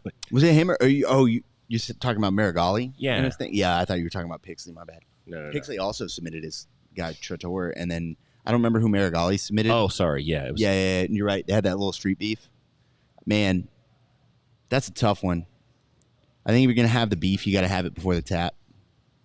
It doesn't make. I've seen guys like get their shit broken off in a match and then want to beef with the guy afterward. It's Dude. like, what are you gonna do? He just broke your arm, dude. The last 2 local MMA fights I've been to, I've been in the corner for the main event. Baby Goose and Ismail Muhammad, and both times those guys have absolutely fucking dominated their opponents. They've won every round. Yeah. Just brutally Definitively. one-sided fights. Yeah. Reese had the most one-sided fight I've seen in a long fucking time. Didn't get the finish, which is crazy. But if you watch it, like I think it's the second round, third round, there's like 60 unanswered ground and pound elbows. Sometimes it's better if they do get the finish. Yeah, It's dude. just over. Straight up, they should have saved this man. Anyways, like 60 unanswered ground and pound strikes, whatever. Both those guys' opponents, after losing every round in really violent, dominant fashion, came into the locker room and tried to fight. What? And then we were like, do you think it gets better? And it makes no sense. Is that Gordon Ryan on the screen right now? Yeah. Oh, it's- I'm sorry. Yeah. I've been in coma since 2019. I apologize. I Oh, apologize. wow. Look at that. Pixley with his patented Uchimata. And he's got a Darce on him. He just tapped Marigali. Marigali just got tapped. Marigali just got tapped. No way. He just got tapped. No Yep. fucking way. He just got That's tapped. wild. The throw jacked his shoulder. I think he separated his shoulder. Oh. or his elbow. I have been told Pixley throws hard as fuck. Which Pixley it threw doesn't his look ass soft. and tapped him out. Listen, man, that's a huge deal because Marigali made a post #1 seed. thanking everyone for his double gold and his performance and talking about, this is about 2 days ago, about how great he was going to do and talking all this trash on nobody can even come close to him. Listen, you can say you got injured and that's why you lost, but you got injured because you got thrown. So, but if he got injured, does that mean he's out of the other bracket as well? No golds for him. No, he's done. He tapped. I mean, He tapped. well, so there's a question like, so if he just tapped, then he could still be in the other bracket. I think he's hurt, though. But yeah, that's the thing. It's like, well, it's like, oh, hold on, not to take it back to the program, but are you hurt? Are you injured? I think he's injured. Okay, very well. I think he's We'll going to say he's see. injured. I don't think he's going to take the loss, Ooh, you're right. Yeah, he has to admit he's fine if he competes tomorrow. and then he's got to admit he got beat. Yeah. Yeah. I mean, that's the game you play, right? rather it's than like it just being a crazy happenstance injury. Yeah. He's saying it was his right arm. I want to see that throw again. So if it's not his technique, it's just like, hey, something just happened. I got hurt. I got injured. I had a pardon me? previously compromised shoulder. Yeah, you didn't even yeah. do it, bro. It's well, like why'd you UFC make style. that post then? Why did he make, no, I'm just saying, like, rhetorically, it's like, if you were hurt and you were hiding an injury, then why did you think everyone? Psyop. Yeah. Yeah, maybe. I mean, seriously. I mean, you always want to get in everyone's heads if you can. Yeah. Big win for Pixie. That really Big upset. shakes up that bracket, man. Big upset. Yeah. I mean, we huge had a lot of upset. upsets yesterday. That's one of the bigger ones today. Yeah, Conan Dwarch is dancing in the streets right now. Yeah, he's like, let's see. They're going to do a replay on the screen on the right here because it's a little bit behind. So we should be seeing that in a Bam. second. I'm trying to pay attention to You know the right arm. Handsome Kevin's doing some arts and crafts for us. Part of this. Yeah. He's artsy fartsy, man. Look at Graphic that. design is my passion. Okay, here it is. Oh, he landed on the arm. He landed on his arm. Learn to break false kids. Patrick Gaudio. Oh, Rafael Lovato Jr. has got Gaudio in a mounted guillotine. He's going to tap him. He tapped him. Oh. Let's go. I thought this guy retired. Yeah, Like 4 years ago. He's so good. so good. He's got a great story, too. You gotta cheer. You have to cheer for him, course. dude. He's the first American jiu-jitsu guy. Yeah. Like no-gi jiu-jitsu. Like, yeah, I don't know. I don't want to make people mad, but he's Regardless, Pretty dope. he's gonna have the fans behind him. wow. All of us are behind him, and you need to be behind him. You want to be behind him. Pause. So I can get him food. Oh, awesome. As I Yeah. fucking Do I get to trade sit on my out? Stopper. I'm going to slide out. Nice working with you, Doug. Appreciate it. And I'm going to welcome Mr. Egghead Warrior to the hot seat here. It's the Kevin show now. Don't listen to this man. Yeah, man. It's exciting. Dude, Marigali got tapped. Dude, this has been a very exciting ADCC so far. A lot of submissions, a lot of finishes. Wild. What's up, Egg? This is a little interesting. You invited me, welcoming to the air. It's usually the other way around. Yeah. Interesting.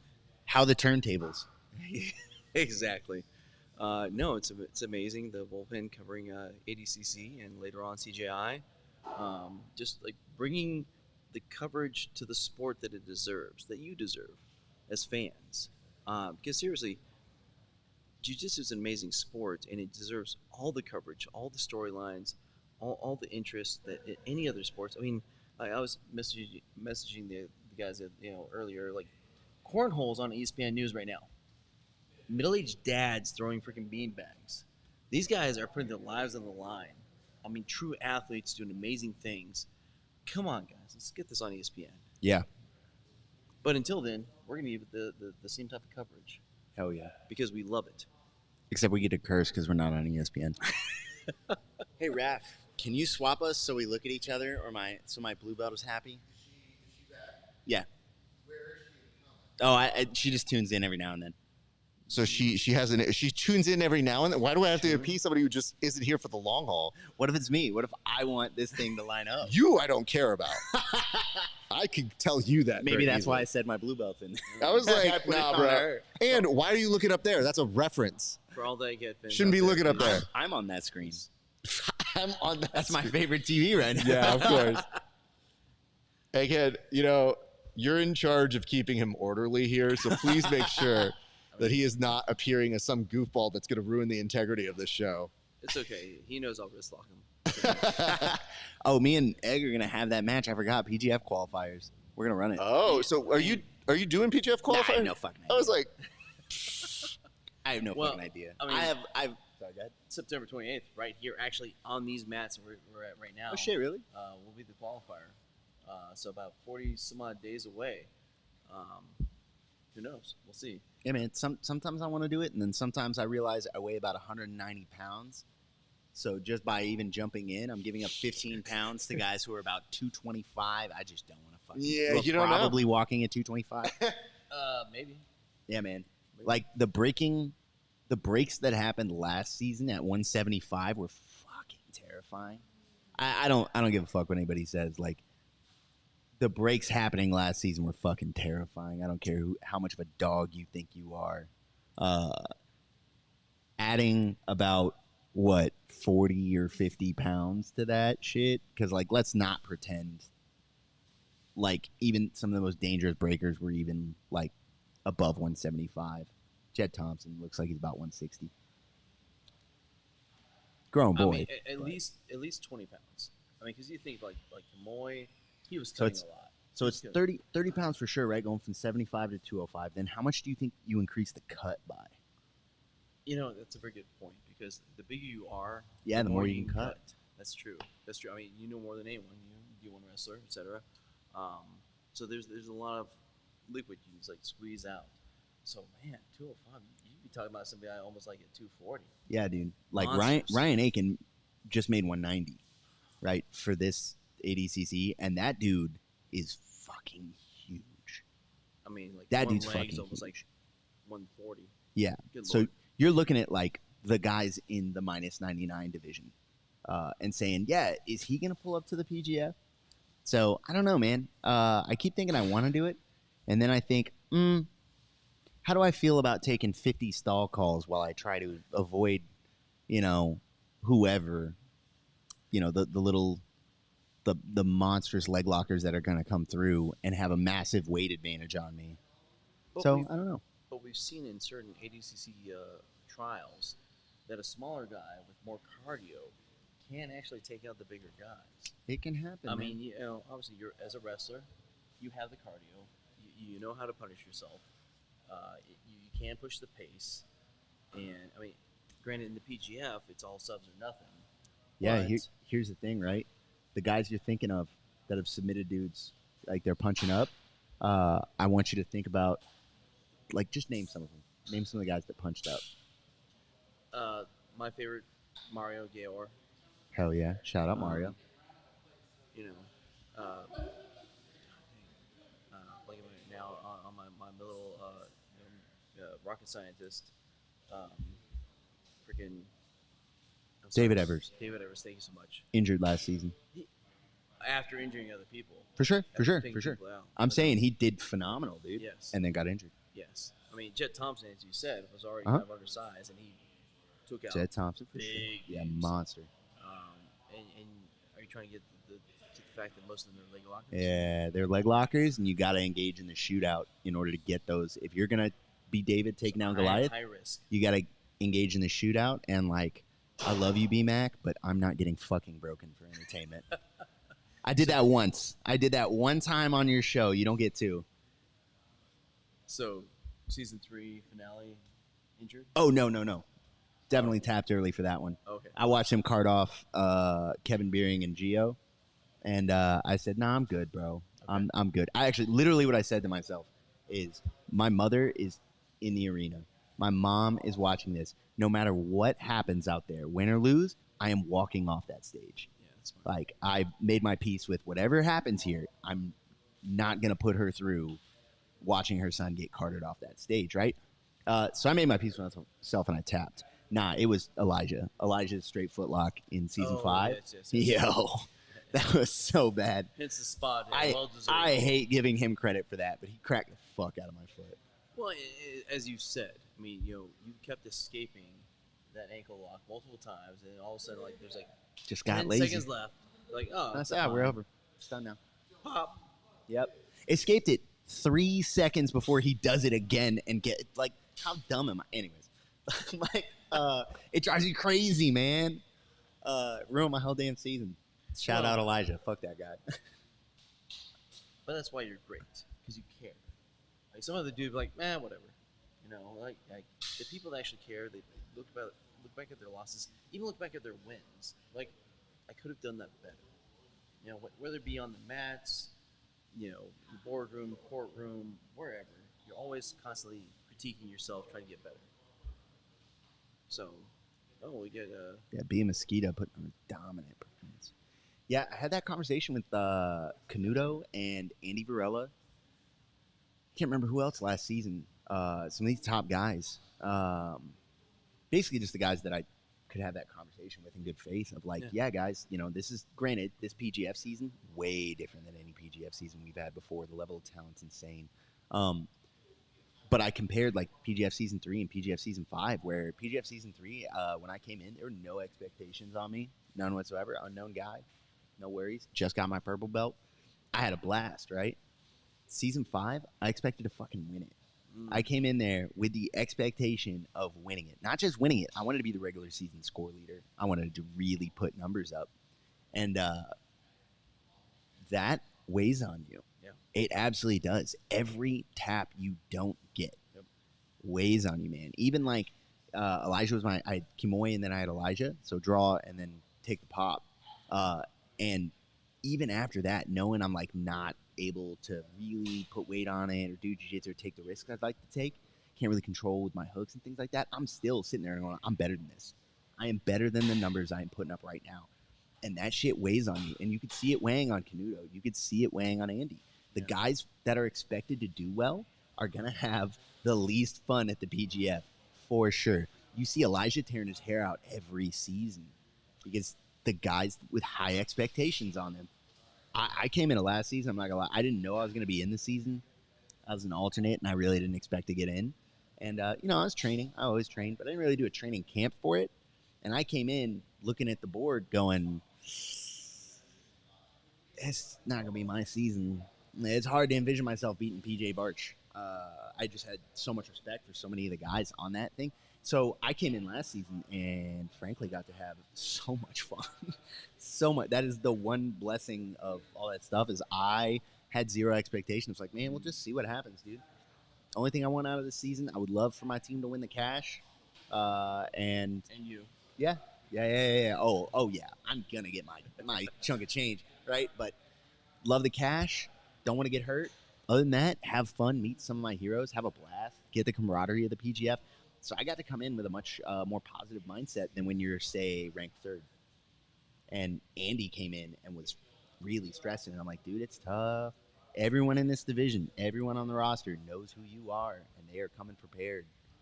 We might not all be prepared for Jet. Might not all be prepared for whoever. But Andy Varela? Oh, he had a target on his back. Yeah. No question. And he manifested that.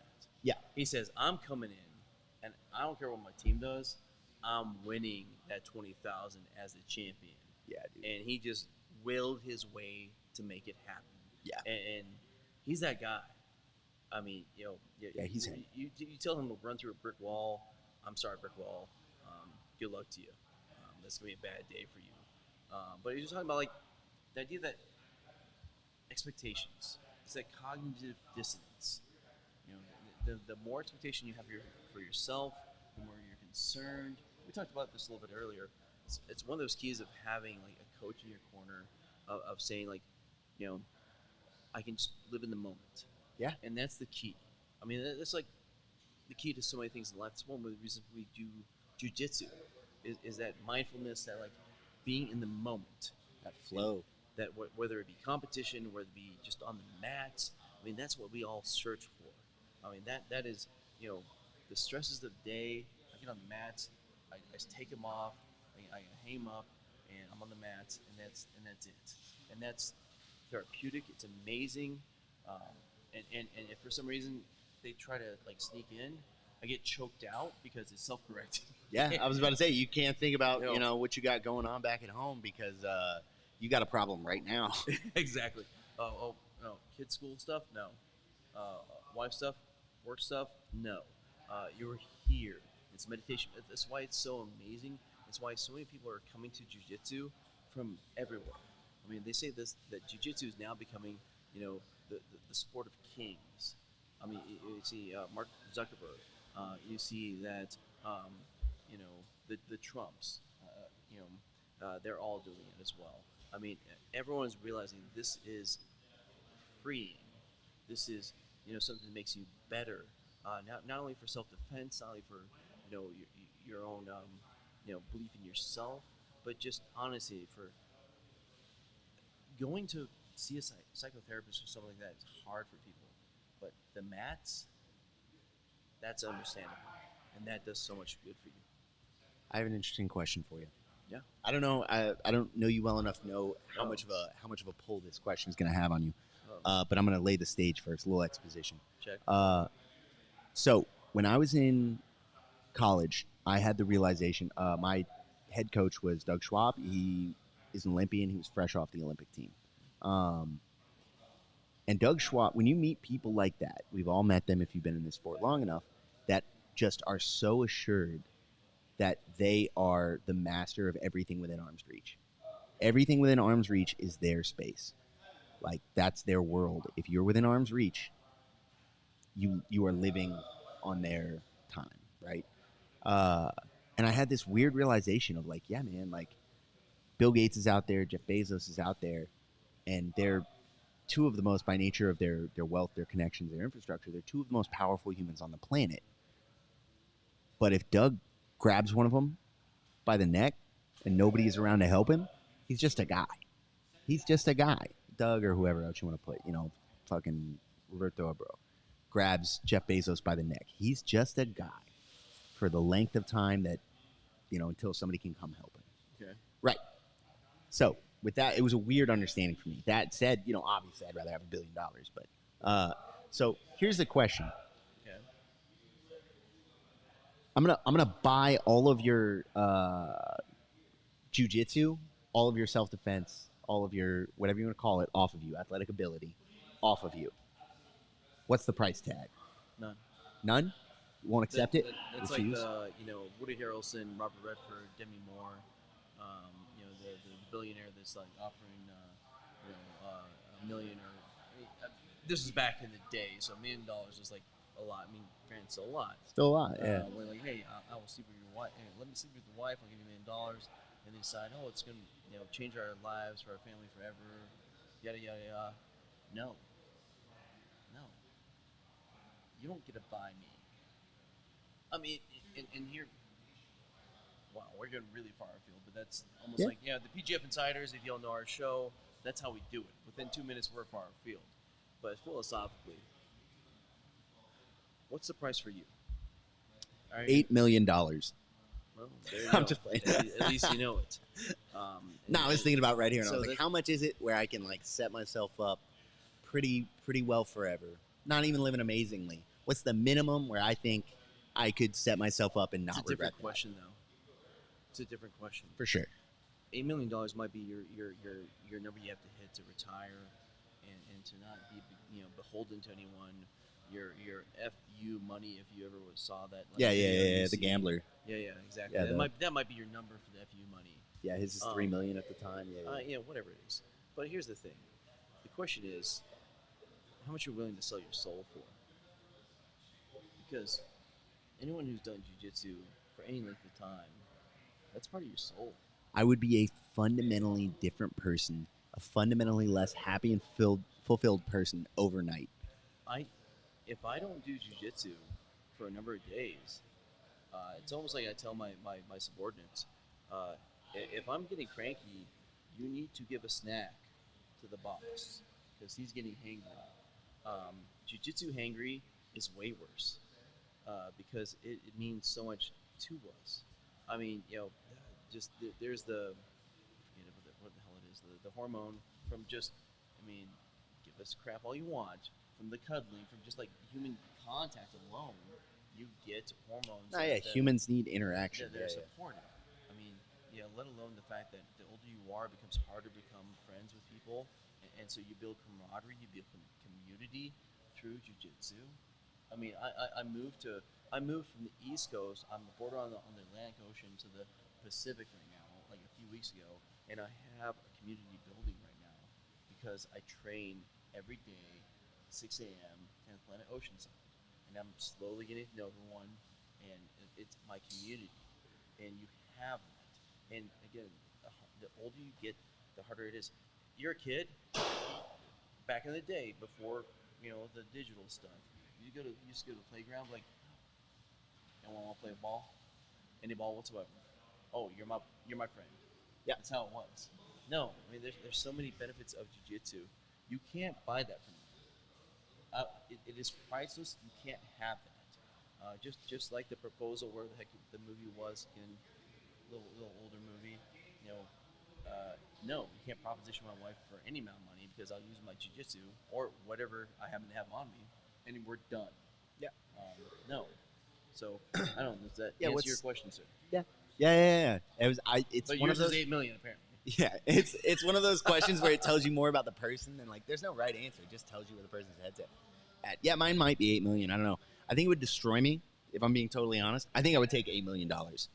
If somebody approached me with a briefcase or whatever, I don't know, and was like, yeah, no jujitsu. They're just gonna use the Space Jam ball and my talent's gone. No jujitsu, $8 million. I'd probably take it. It'd be hard to turn down. Here's the thing. I train jiu-jitsu. I'm one of those weirdos that trains jiu-jitsu for self-defense. Like when you say it like that, it's got like a weird stigma around it. People don't like that. Oh yeah, the idea is the people that train it for self-defense suck at jiu-jitsu. No. It's like a running joke among competitors because that's code. But it's a bad rep. That's why I do it. It's not competition. Competition is a test and a challenge for me. Sure. It's honestly, some of my best friends are in jiu-jitsu, but it's not the social. I'm kind of a social guy. I have no problem like chatting with people, like walking straight up to people and making my own friends. It is 100% because if I have this like pathological need to know I can defend myself, to reassure myself that I can defend myself. It's like the whole like bullied as a kid thing. And I'm like, yeah, man, I don't like feeling helpless or defenseless physically. Like that, or in any way, but physically especially. If I don't train, like you're talking about, if I don't train for about 2 weeks, I'm having a hard time sleeping. Oh, I got you. I mean, Anxiety through the roof. I'm like, nah, man, I need to like, I have a shout out to Cole. I have a guy that trains with me that's a cop, and he and I talk about this all the time. We train for the same reason. He's very good. He competes, excellent at jiu-jitsu. And the reason he does it is he's like, I have to know that I can defend myself. I have to. He's a cop, but even when he wasn't a cop, he was like, yeah, man, I don't like living in this idea that I can defend myself. Z-Lock by Helena Krever. Man, that looked rough. That was quick. That went on quick. Yeah. She got the leopard print going on. Yeah. Which we can't really talk about too much. She's still 17. So Yeah.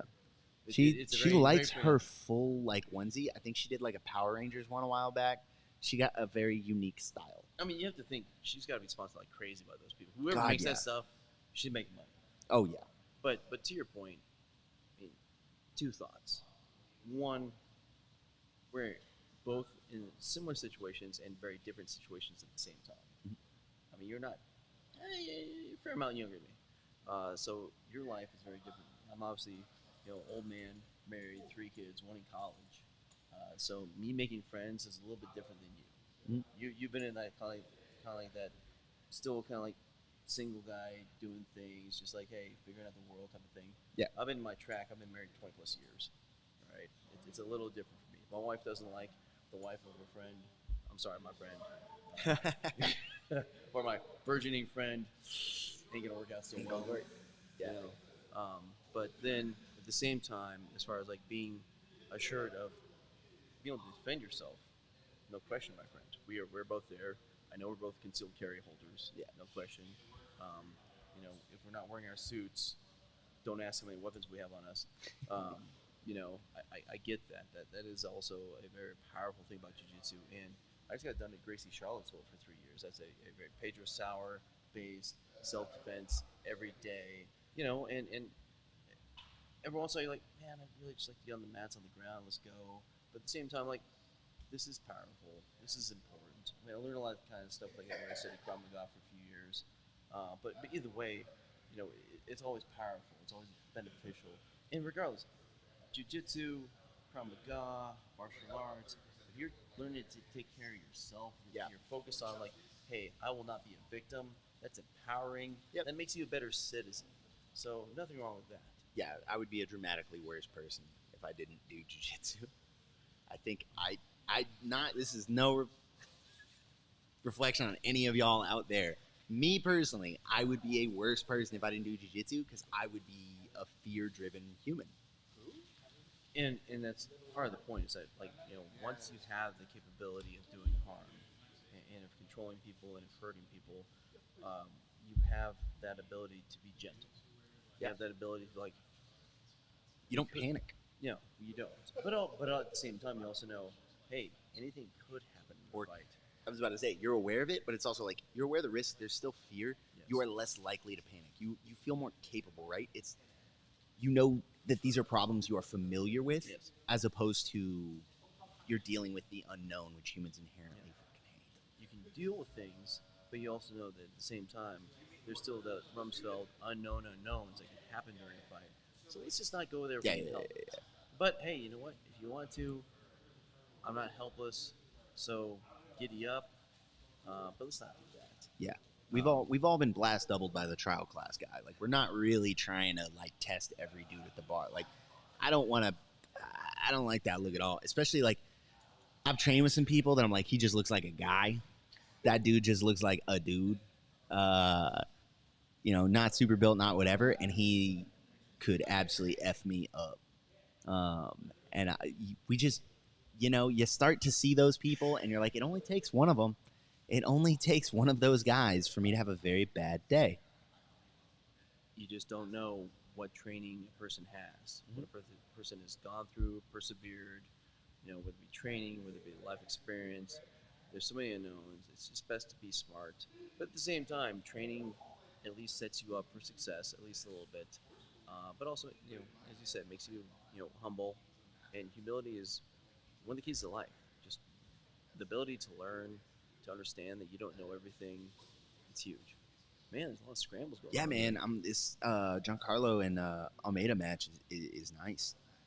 Giancarlo tried for a really a pretty aggressive back take, and now Almeida's on top and has him in a front headlock. Yeah, but still, 3 minutes, 20 seconds till points. So yeah. He's got some time to work through it. Here we go, trying to turn the back take on him. Ooh, got a hook in. This is impressive. This is impressive, man. Get that second hook. Get that body triangle. Because if he gets it, once he has the hooks in, take it out, put it back in, score out, and that's always kind of great. Even then, you've got 8 minutes to run that rear naked choke. Sit there and try and break through on him. He's having a hard time getting that second hook in, though, or maybe he prefers half back. There we go. Double underhooks. That's nice. That's aggressive. Here comes the body triangle on the bottom side. Giancarlo's checking it. Oh, he's about to turn. Yeah. He's going to get out of there. Almeida doesn't have his feet planted in the floor, so he's not getting top out of this. Wow. He's trying to hang on to that body triangle. Giancarlo is going to be able to pivot and turn and look into him unless Almeida puts those feet in the floor. And there it is. Yep. Giancarlo. So talking about that, is that why you got into wrestling in the beginning? I mean, you started really young, right? Yeah. 13. All right, so what got you into wrestling in the beginning? I was getting beat up. Oh. Yeah. Tell as old as time. Yeah. I have an older brother that got into wrestling before me, and he also got into boxing, and he was already more athletic and bigger than me. And he just beat the shit out of me like every fucking day. And I was like, cool, man, if he's getting trained and I don't get trained, if I don't keep up with the ops, I gotta train. So yeah, my brother beat me up, got me into I was also getting in fights at school and stuff. Yeah, I was getting in fights at school and like I mean, your personality led to fights? Crazy. I had this personality before I could fight. Like this is. I was talking this crazy and reckless before I knew how to fight. I was just willing to get my ass beat. I mean, you win or you learn, right? Mhm. Right there, and boom, you learn. Yeah, listen, be State good or be champion. good at it, There son. you go. There you go. State champion, then D1. Yeah, so Boom. I got into it like to defend myself and or at least to not get fucked up. And then just discovered I really liked the sport. I kind of like when I pursued wrestling, I wasn't thinking about past, my 8th grade year when I started. I wasn't thinking about it from a self-defense perspective. I just fell in love with the sport and fell in love with grappling. Coming back around to like the self-defense perspective kind of came from like my adult life for the most part. Maybe college. I went to school in Cedar Falls, Iowa, and I don't know how they are now, but when I was out there, like bar brawls was like a big thing.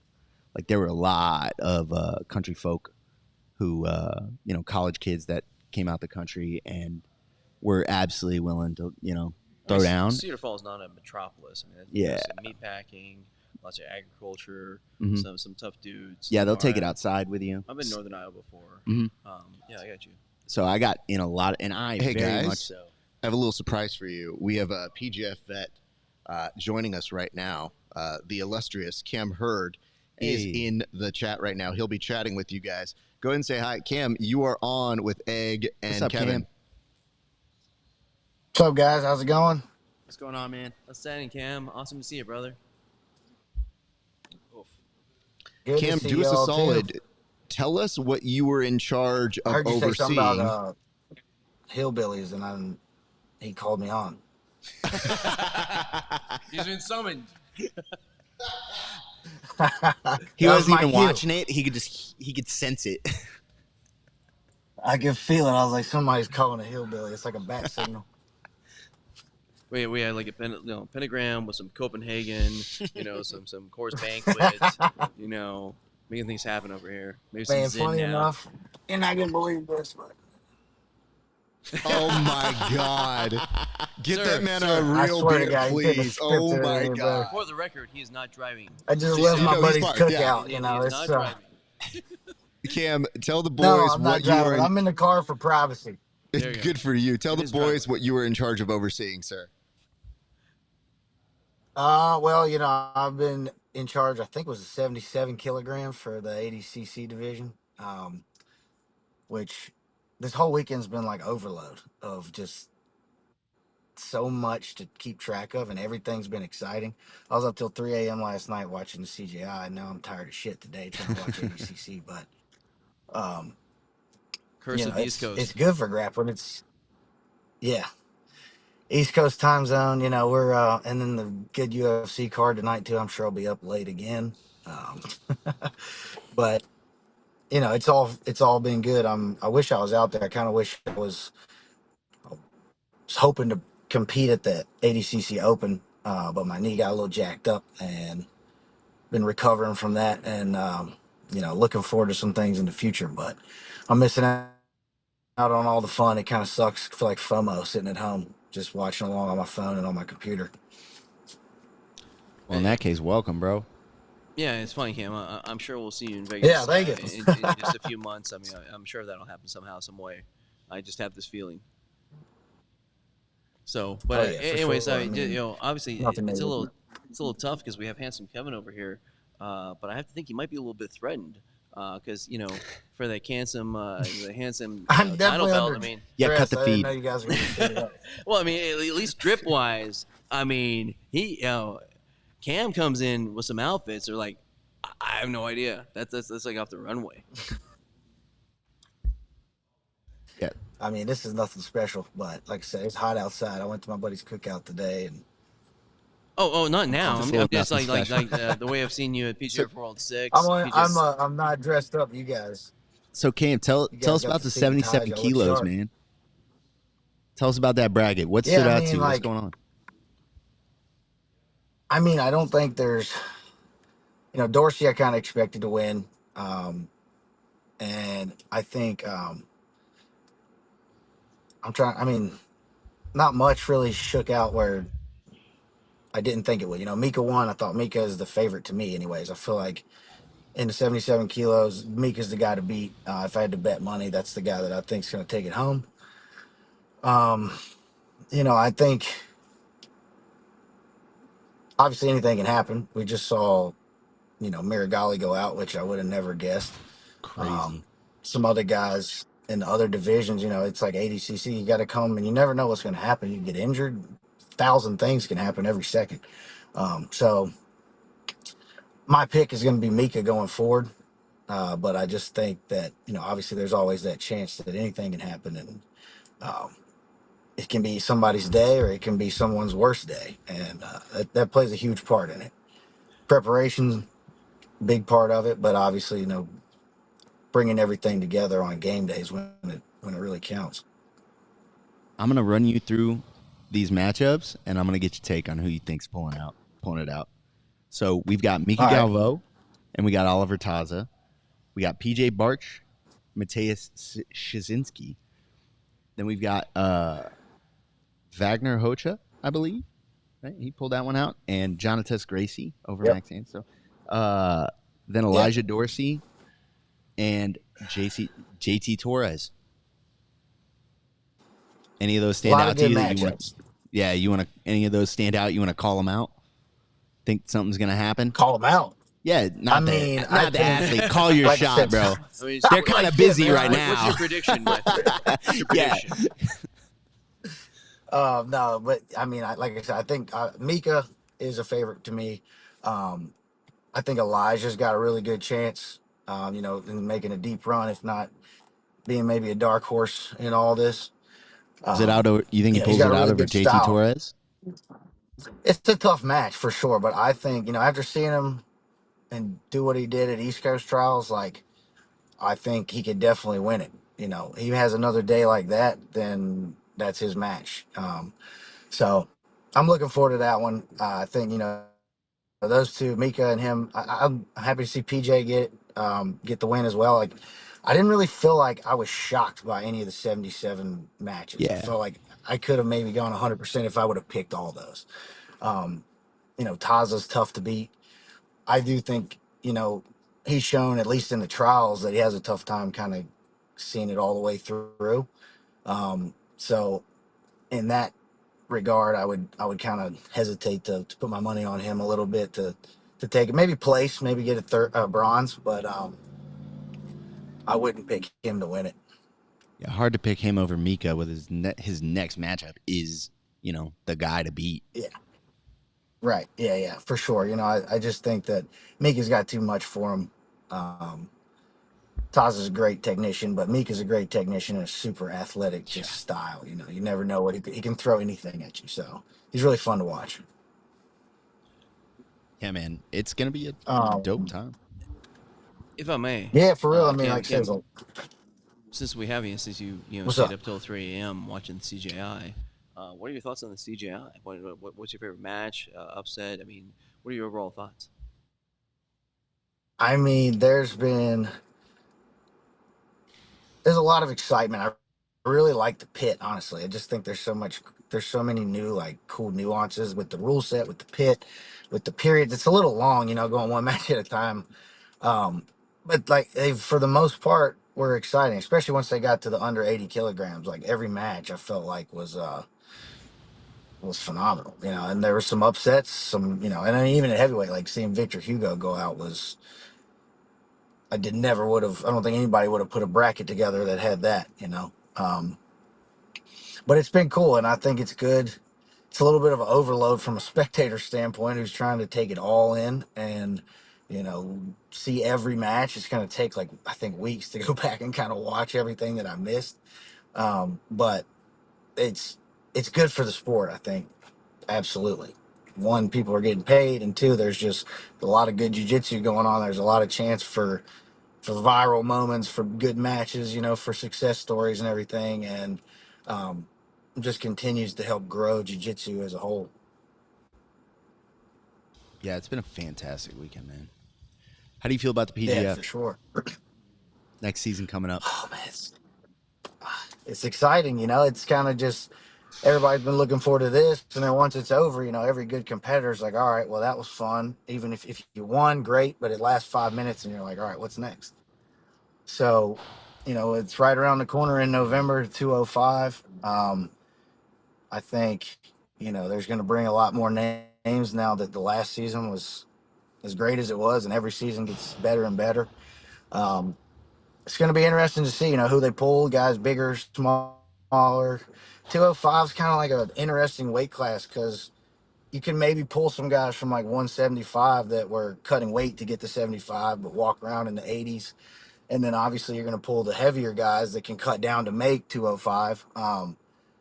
And I think it's going to be a cool season because there will be like kind of a balance of size versus technique. And, like it's really a chance for jiu-jitsu to shine if some smaller guys come in and maybe make some noise or win it all against some of these bigger guys.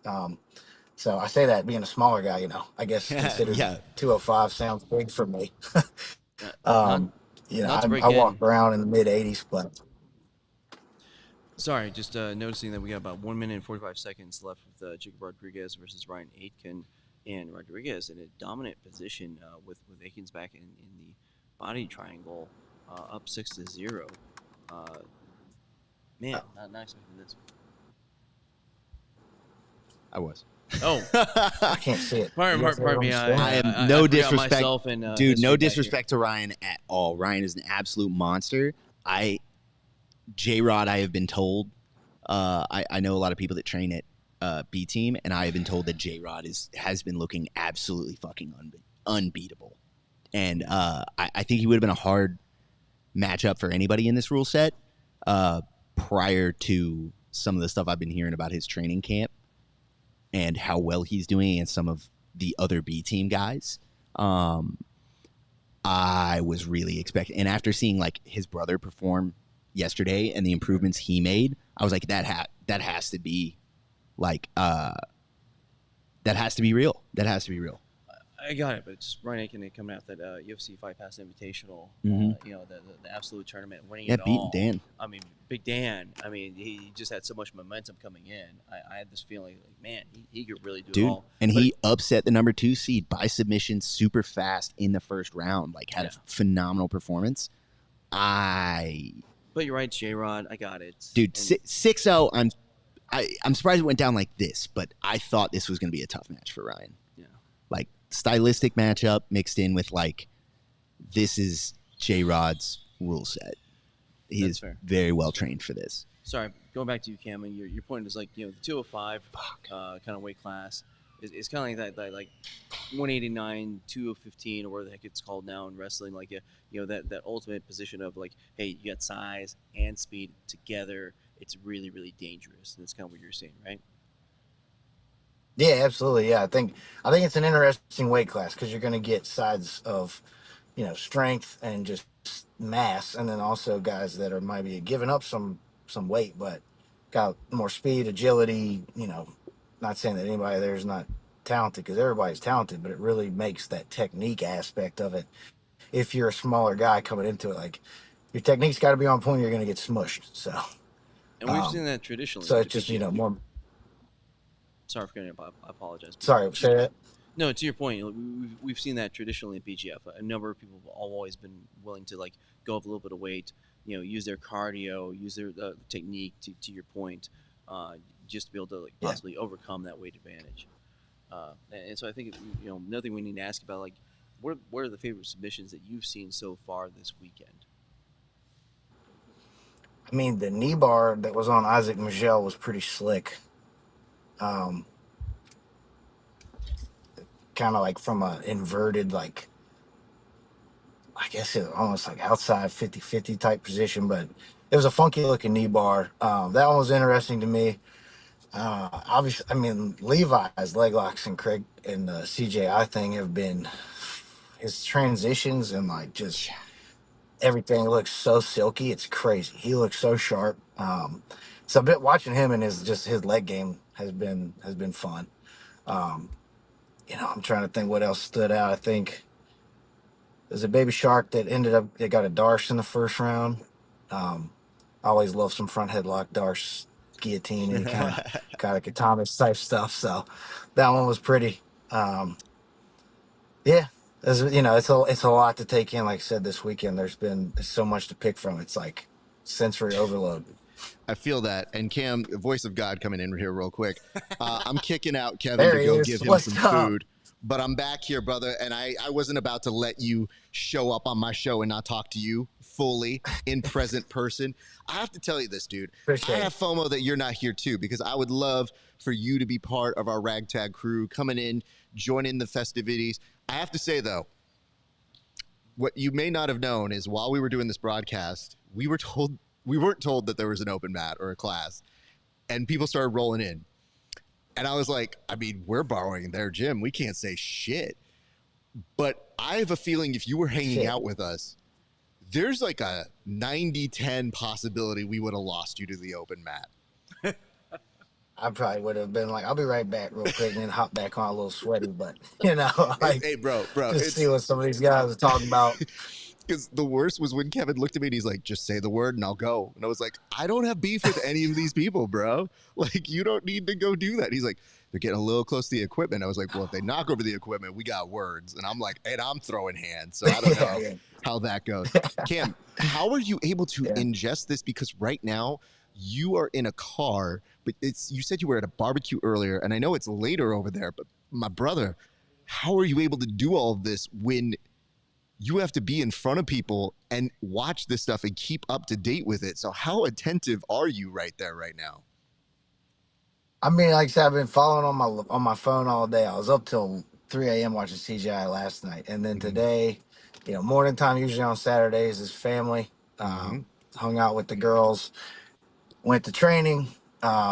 Pretty much right after training was over, everything was getting started. So I started tuning in and just watching on my phone. It's like, well, you see 7 names pop up, and it's like, well, this match looks exciting. This match looks exciting. So it's like, let me check this out for a minute, and then back to this one, and just a lot of tracking on my phone. Thank you to, I guess, Flow Grappling and YouTube for giving us the ability to watch this stuff and making it easier. But it's a lot to keep track of. It is. And I mean, between also that, Instagram and everything with people sending you reels and did you see this? Did you see that? It's like, fuck yeah, I saw that. I missed this. Like. Can I ask what one of the things that people sent you was? Because we're in a weird a bubble where people are trying to send us the most highlight reel stuff with the intention of, hey, you should know this. And I appreciate everybody's doing that.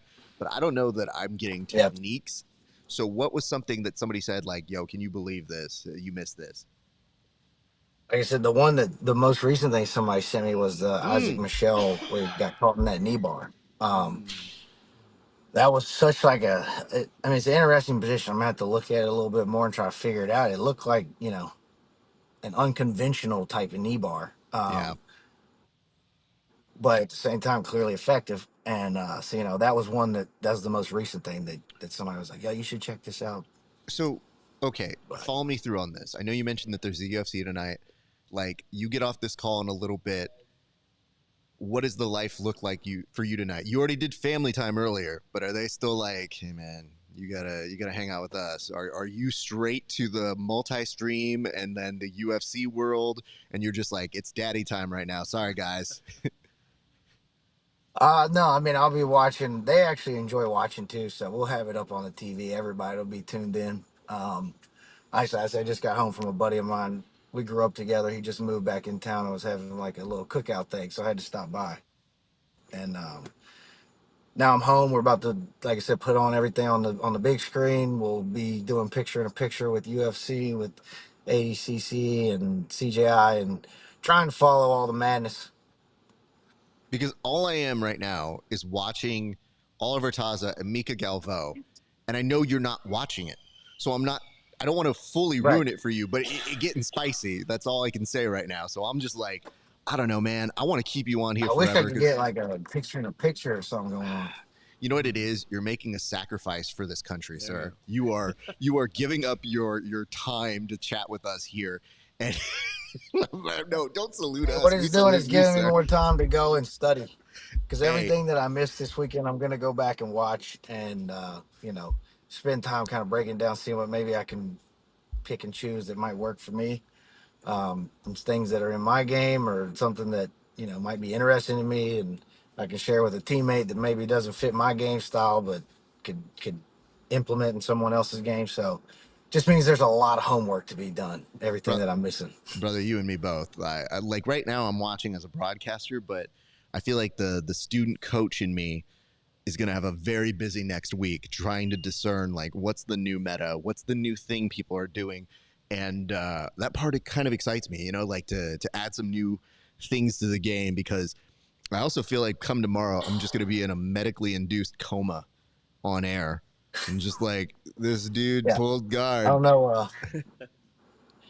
I don't know how you're doing it. You know, man, It must be a lot of caffeine. honestly, I try not to do too much caffeine because it'll ruin the voice.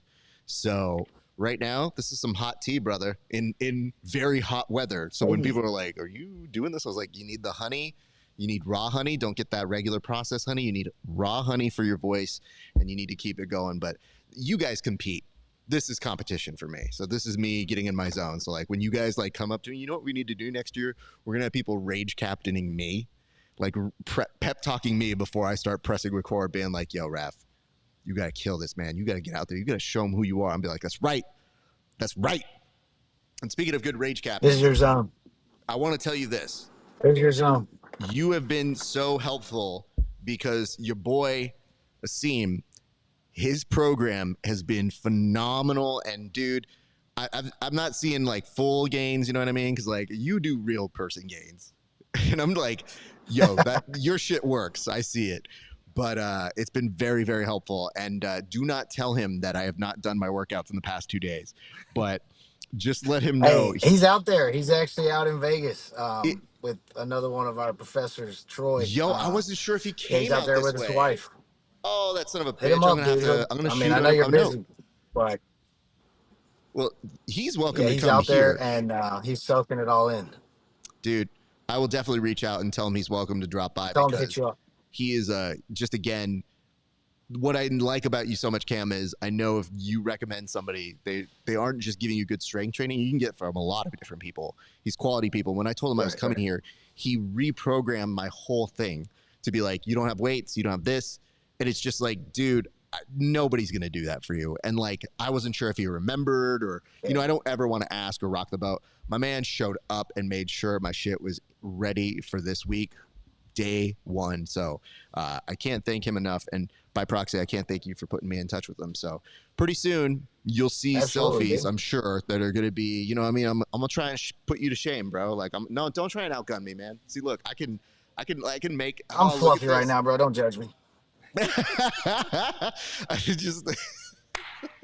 just love the fact that like my man, when I messed him up one time, I just sent him a note and I was like, "What's this all about?" He's like, "You want to know?" And I was like, "What?" He's like, "I went to this dance studio because they had better lighting for the selfies." And I was like, "I can't hate on you, brother. Like you found the right angles on that."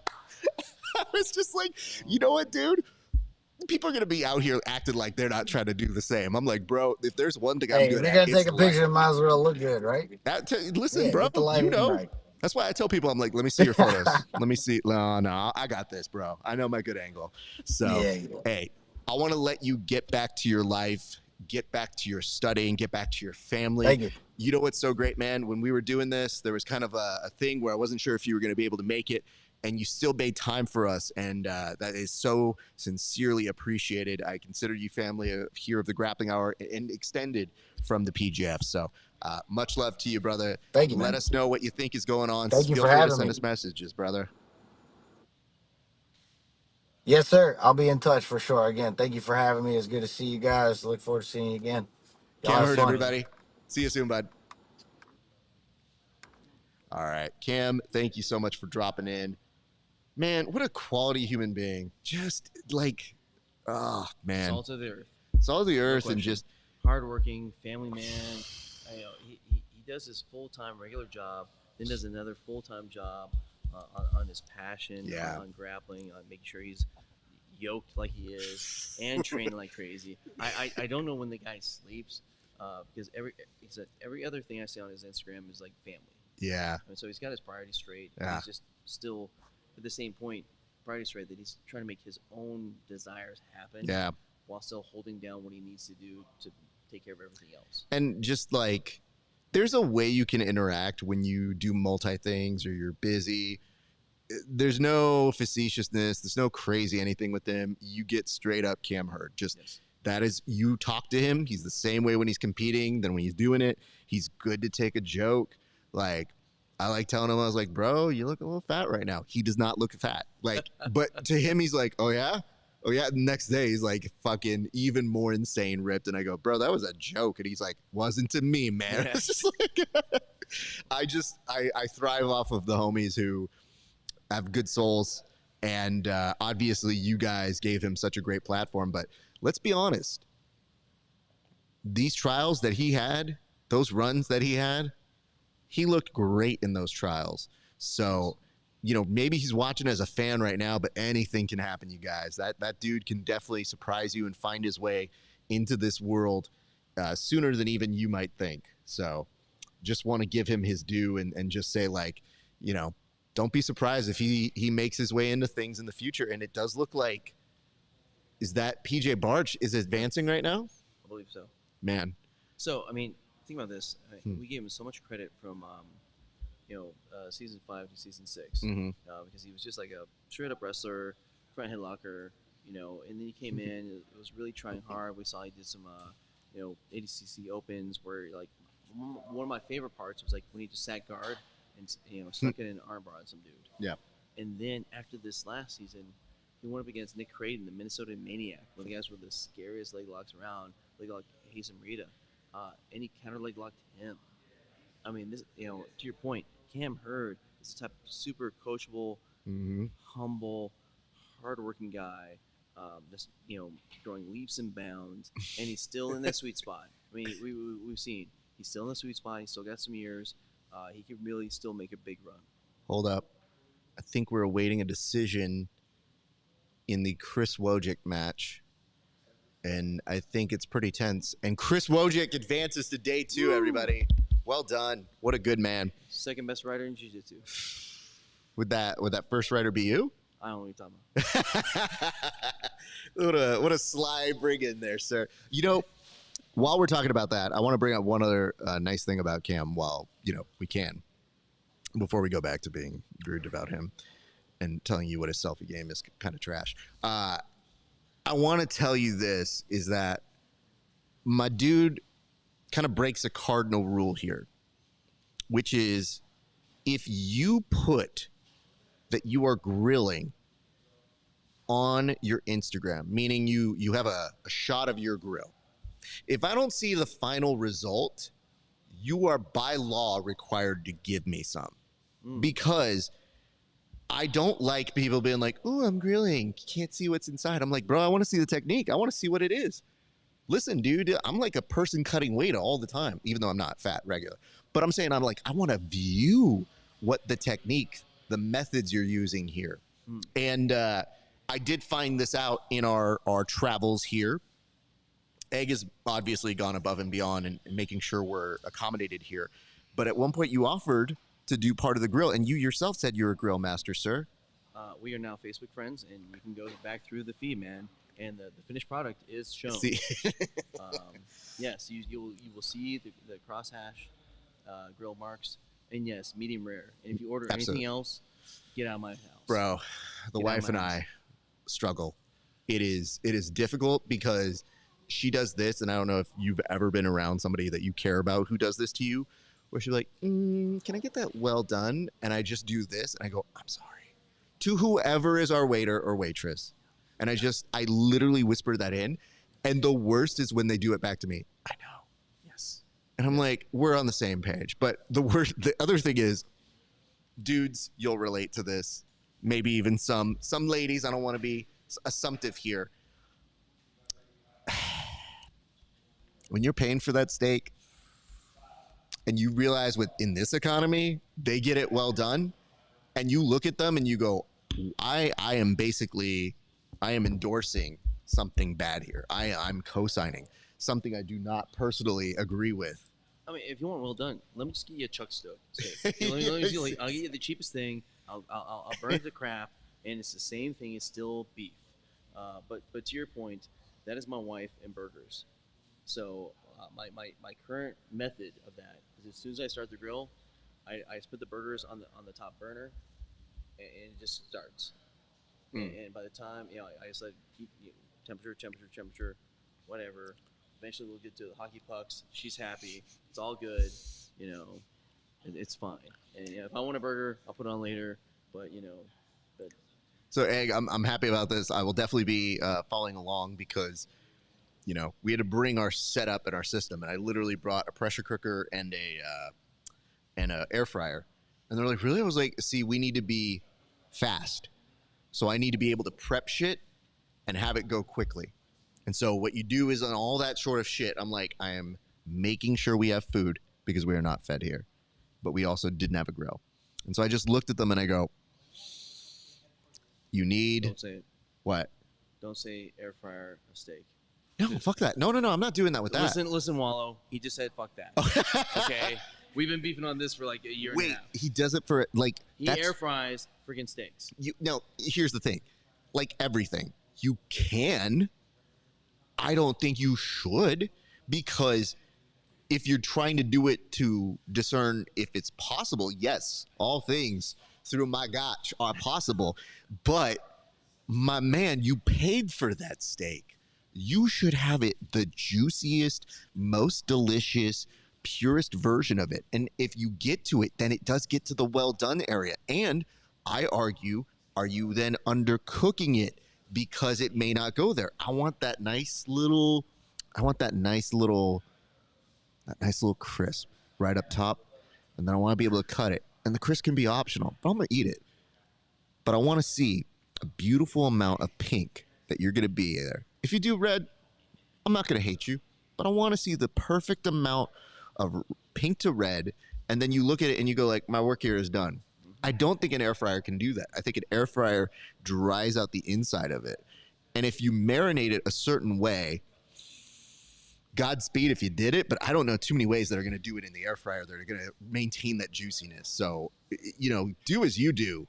But the reason I say air fryer is I'm like, no, I'm talking veggies. I'm talking, we did squash in that. I did bell peppers on that. Because what I'm doing is I go, we got to move fast. Sure. So it's literally chop, go, chop, go. What I do is I use the saute for the chicken, prep it, then air pressure cook it as well so that we can get in and out quicker. Because I'm like, yo, when I looked at this Airbnb, I go, we might be a little out of food options, but I want to make sure people are good. You are noticing here something on the Gracie and Wagner map, sir. No. I was just thinking internally. You got an Airbnb without a grill. Yeah. I mean, beggars can't be choosers. I wasn't there. I'm not part of this thing. So that is a showstopper. It is a little bit of a showstopper, but I knew we wouldn't be there that long. That's fair. To me, I just said, like, I need enough to cook, but not to pay another $500 just for a better outdoor. I got you, but like for PGF you, World 6, PGF Insiders, we had our Airbnb, we had the grill, and that was my domain. It doesn't take me long to grill because you get up hot. I mean, you go medium rare, you get really hot. It doesn't take long, and all of a sudden, all right, we're happy. So, but hey, different methodologies, they all work. You got your scheme, I got my scheme. I just knew that once you had told me that, I was like, it's not going to work this time, Raf, but next time, now we're playing with power. Egg on the grill, night before, have him cook the stuff because it's just a smarter way to play. As Nintendo says, oh my God, what do we got? Justice over here? Walking his way through the TV sets? Jesus.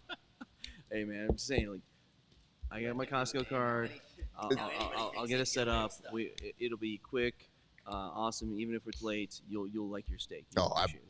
Believe me. The nice part is when it's kind of like our gear experts here, the guys who do the stream.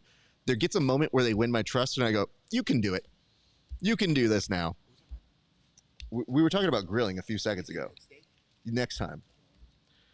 Yes. Thank you, sir. I just asked Stephen Aiken, asked Wallow, asked anyone else. If they're there and the steak was had, it was good. I even did portobello mushrooms for Isaac because he's.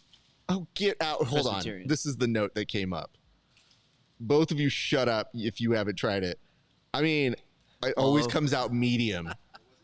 What kind of medium we talking here, bro? Wallow likes to air fry freaking steaks. Sorry, Kevin. Did you get offended by that very quickly? I'm sorry, what? He air fries his steaks, bro. You don't? Nah, man, I like good food. He's American. It's I need to ask you to leave. Politely but firmly to leave. it's just, you know what it is? It's when you hear somebody tell you that and say you just walked into their house and you realize you walked into a serial murderer's house and you go, I need to step back. There's going to be a dead body soon. It's like, yeah, man, that's really cool. Do you have a bathroom with a window in it? Sorry, right, because I did the caddy check. I got a thing. So, all right. Well, that looks like things are going well on that side. So, did we get his sign? Now, we didn't say, I know we kind of alluded to it, but we didn't say what we're doing, right? We didn't. We did not. Okay. Yeah. Just want to make sure. I didn't realize you were checking with me. I forgot I'm a source of information on this stuff. You have to be. I know. I forget that's literally the my weird job. part is it's not any other source than what you've said. I didn't say like, hey, on November 19th, what did I say at the PGF? I'm like, no, bro, you. What did you say? Yes, what did you as a human do? But we do have those down there. Okay, great. Because we have a little fun thing that we're doing a little bit later, so we'll be sending out those folks. Sorry, 343. I know. That's why I was saying that. Ladies and gentlemen, taking off the headset right now, batting 1,000. Egghead, thank you so much, brother. Yeah, see y'all. I got a thing. What an exit. So our thanks to Egghead for holding it down as Kevin walks back in and is munching away. I love this. Egg. Oh. Would you mind sharing the screen with the handsome? We got him. Okay. I like how he said it always comes out medium. Like that's a selling point. We were just talking about the fact that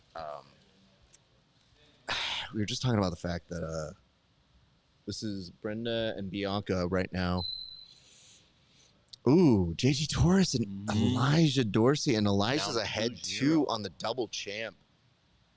Man, I'm really surprised he hasn't, popped up out of there. Just stand up. What are you doing? Stand on the ground. Elijah's one of those cats that you had talked about, had the match with Max. He had a very high profile match at Who's Number One and didn't end up on the right side of it. And I had wondered if that had shaken a little bit of his confidence, but not so. Elijah Dorsey, he was talking about for trials that he actually was sleeping and dreaming that he was getting leg locked, like heel hooked, and that he would wake up rolling out of bed like that. And I'm like, if you're that deep, you deserve your ADCC punched ticket here, sir. So I'm definitely a huge fan of that.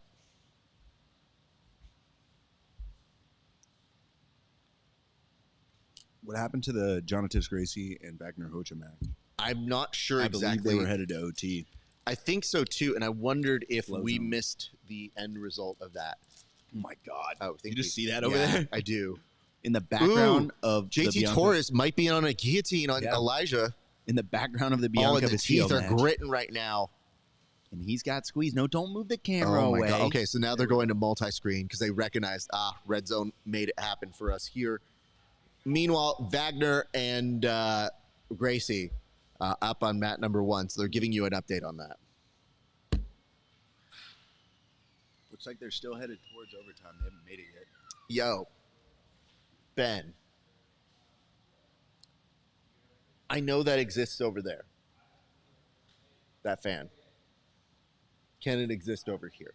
My only concern is if it picks up wind over here, but if it can move. If it cannot, no dead. But it will give us some relief over on this side. Ooh. I think Elijah working a nice pass on JT, putting the pressure down on him. 4 points to 0. Very interesting turn of events. I mean, I knew that JT is always somebody to watch, but that would be very impressive if Elijah is able to beat JT Torres here. Oh my God. Igor Johnson says Witches just ended Miragali's career. Witches? Yes. I mean, listen, dude, part of that is you put it out in the atmosphere saying, thank you for a great ADCC win. Yeah. You tempted the fight gods. That's a tough one. You cannot tempt fate like that, man. The fight gods are not generous. Yeah, they are not generous in the least. So just to let you guys know, we are still very much in the process of checking how things are going. We appreciate you guys for watching along with us. It has been an incredible day. And I'm going to go ahead and tell you guys, we have been so busy here. It has been hard to keep up with everything that is happening in the world. But we have been so happy that you guys have been joining us for this broadcast all day long. We have so much more to continue going through. But just in case you want to know, we want to give some shout outs to some friends, some sponsors, of course, to Salt Electronics. We appreciate you guys. You are the best. You have been making it so that we have been able to keep up with the world. But I got to tell you something here.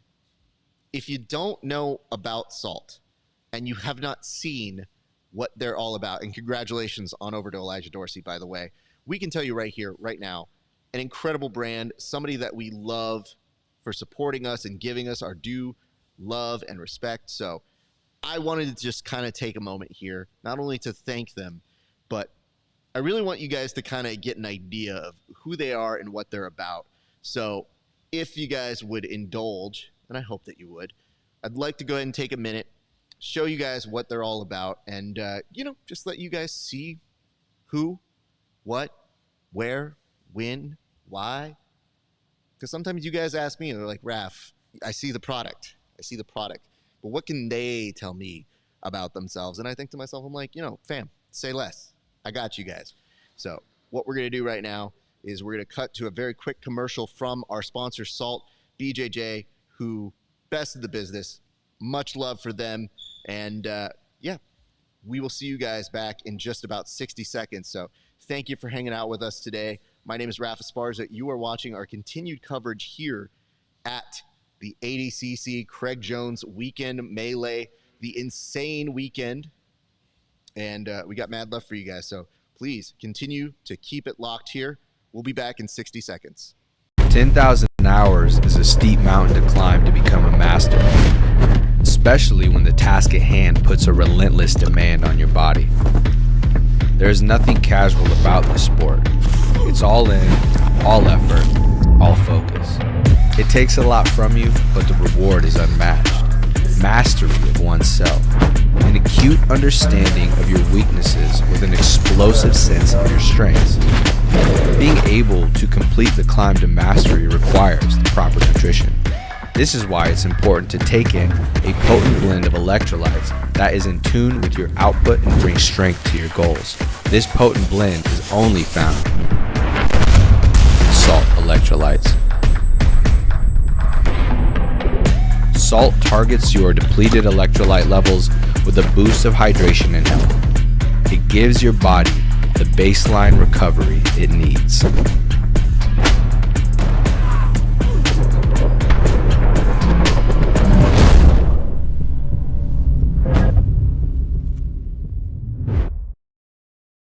Thank you so much to Salt, our friends. We appreciate you guys. Thank you so much for rolling with us. It has been a beautiful hitchhiker escape, by the way, right there on the, I think, I can't even tell which mat this is anymore. You guys have been the best. Is that mat? What? One or dose? It's a mat. But yes, I want to bring in a note that we got here as well. And it said, did you see Craig's reaction? No, but I've been seeing Craig take a victory lap all day long. Have you seen it? And if so, what has he been doing, Kev? I think he's referring to the post he made about Marigali losing. Yes. Yeah. So what exactly happened on that? So there was there's a part of it I don't understand. There's probably a deeper joke there. But he just posted the low light of Marigali getting thrown by Pixley and then Darst and having the tap, supposedly a potential shoulder injury, whatever. Craig Jones posts it just a little video of the laptop, looks into the camera, laughs a bunch, cuts it. And it says the caption is totally legal move. And I don't know what that's in reference to, but it's a Craig Jones caption. I'm sure it's dirty. I'm sure that man just dropped the mic. Sorry, guys. I had to mute myself here. So, Gagavo and Barch, man. Rocha and Elijah Dorsey as the number 14 seed. Looking real strong out there today, my man. Yeah. Is PJ Barch and Mika Galvo, is that a rematch? Have they matched up before? Was it a who's number one? You're right. Yeah, I think it was who's number one. I feel like it was. And I feel like PJ came up a little short. But if memory serves me right, it's the same day he had J-Rod and they had that baller match together. Yeah, he had that was that little 4-man tournament. That was like little 4-man tournament. That was that 4-man tournament or whatever. That was 170. Oh, my God. That's what it is. I didn't put this together. Miragali said about his girlfriend, she was 18 when we met. Totally legal move. Yo. My man hit us with the Kendrick Lamar Genius Bar lyrics. Wop, wop, wop, wop. Oh, my Craig, God. fuck him up. I have to go back and get someone to, like, you know what, guys? I want to say, you know when you feel old. Those are the moments where you go, yeah. You know what I realized, too? We didn't send them with the product. So that they could give away for whatever trivia or, like, as a giveaway to that. Yeah, if you can get a hold of them. Because I don't think they're far. At least one of them can come get it. Who do we need to call? Call Isaac.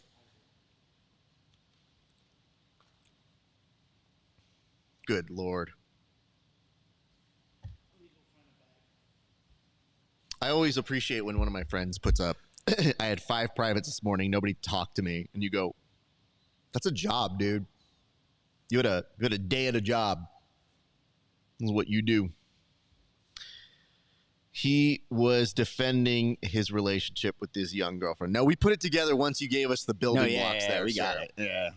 We didn't start with it, but we ended there. Man, what a fucking thing. Yeah, I didn't follow that whole debacle super closely because I love myself. I wouldn't do that to me. But, yeah. Man, Craig does not miss. No, I mean, Craig, there's usually a purpose to what his madness is. Yeah, if he said a thing, there was something there. All right. Do you want to continue working on your project? Yeah, arts and crafts it is. So we're slowly making our way through the day here at ADCC. But we have a thought, which is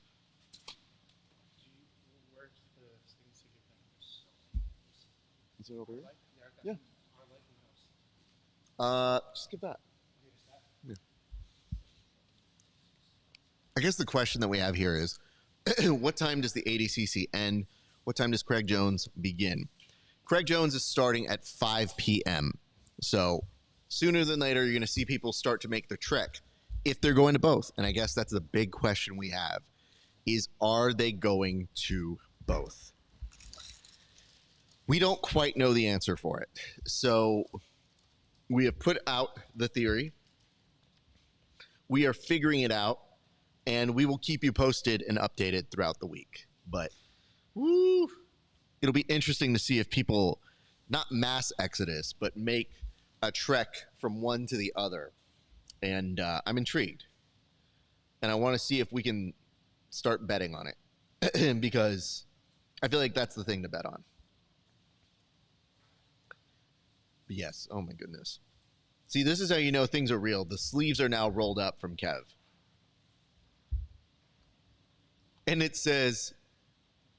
These tattoos weren't free. These tattoos, oh, God. You know, so are you aware? I think we're clean on our side. But like if you're on broadcast television and you have tattoos, there are some regions where you have to get the property rights from the tattoo artist to sign over. I've heard of this, yeah. What the fuck, dude? Yep. I'm never pulling you on TV. Like, I'm literally making sure you are, like, suited up at all times. I'll do it. I'll cover him up. If it makes you feel better, he'll give me the property rights in a hot second. This is my real life friend. She's awesome. She'll probably give me the property rights too. But if she doesn't, I just roll down my sleeve. How many tattoos do you have? Let's start there. How many tattoos?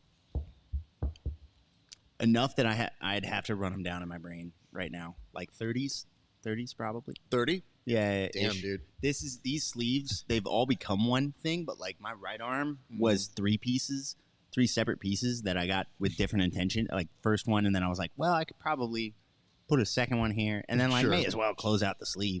And kind of the same thing happened. This used to be just a forearm sleeve. Actually, it used to be just a shoulder cap.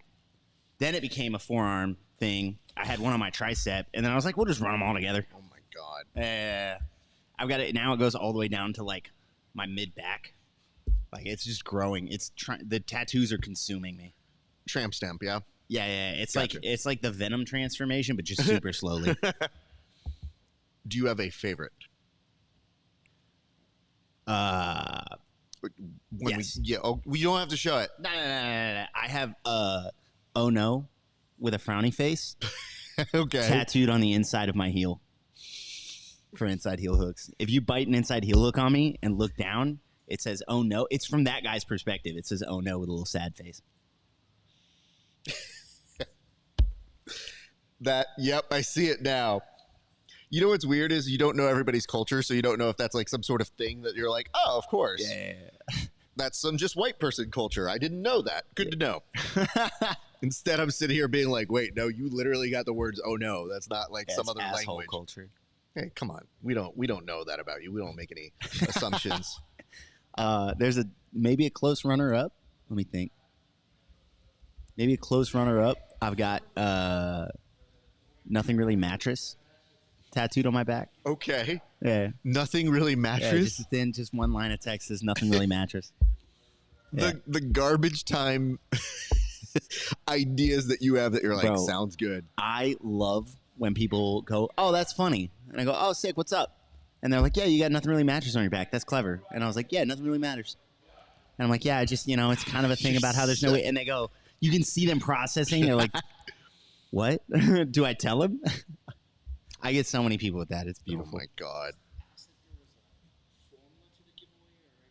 Just however they want to do it. I don't give a shit. That's on them. I just wanted to make sure they had it because there's no coming back from that.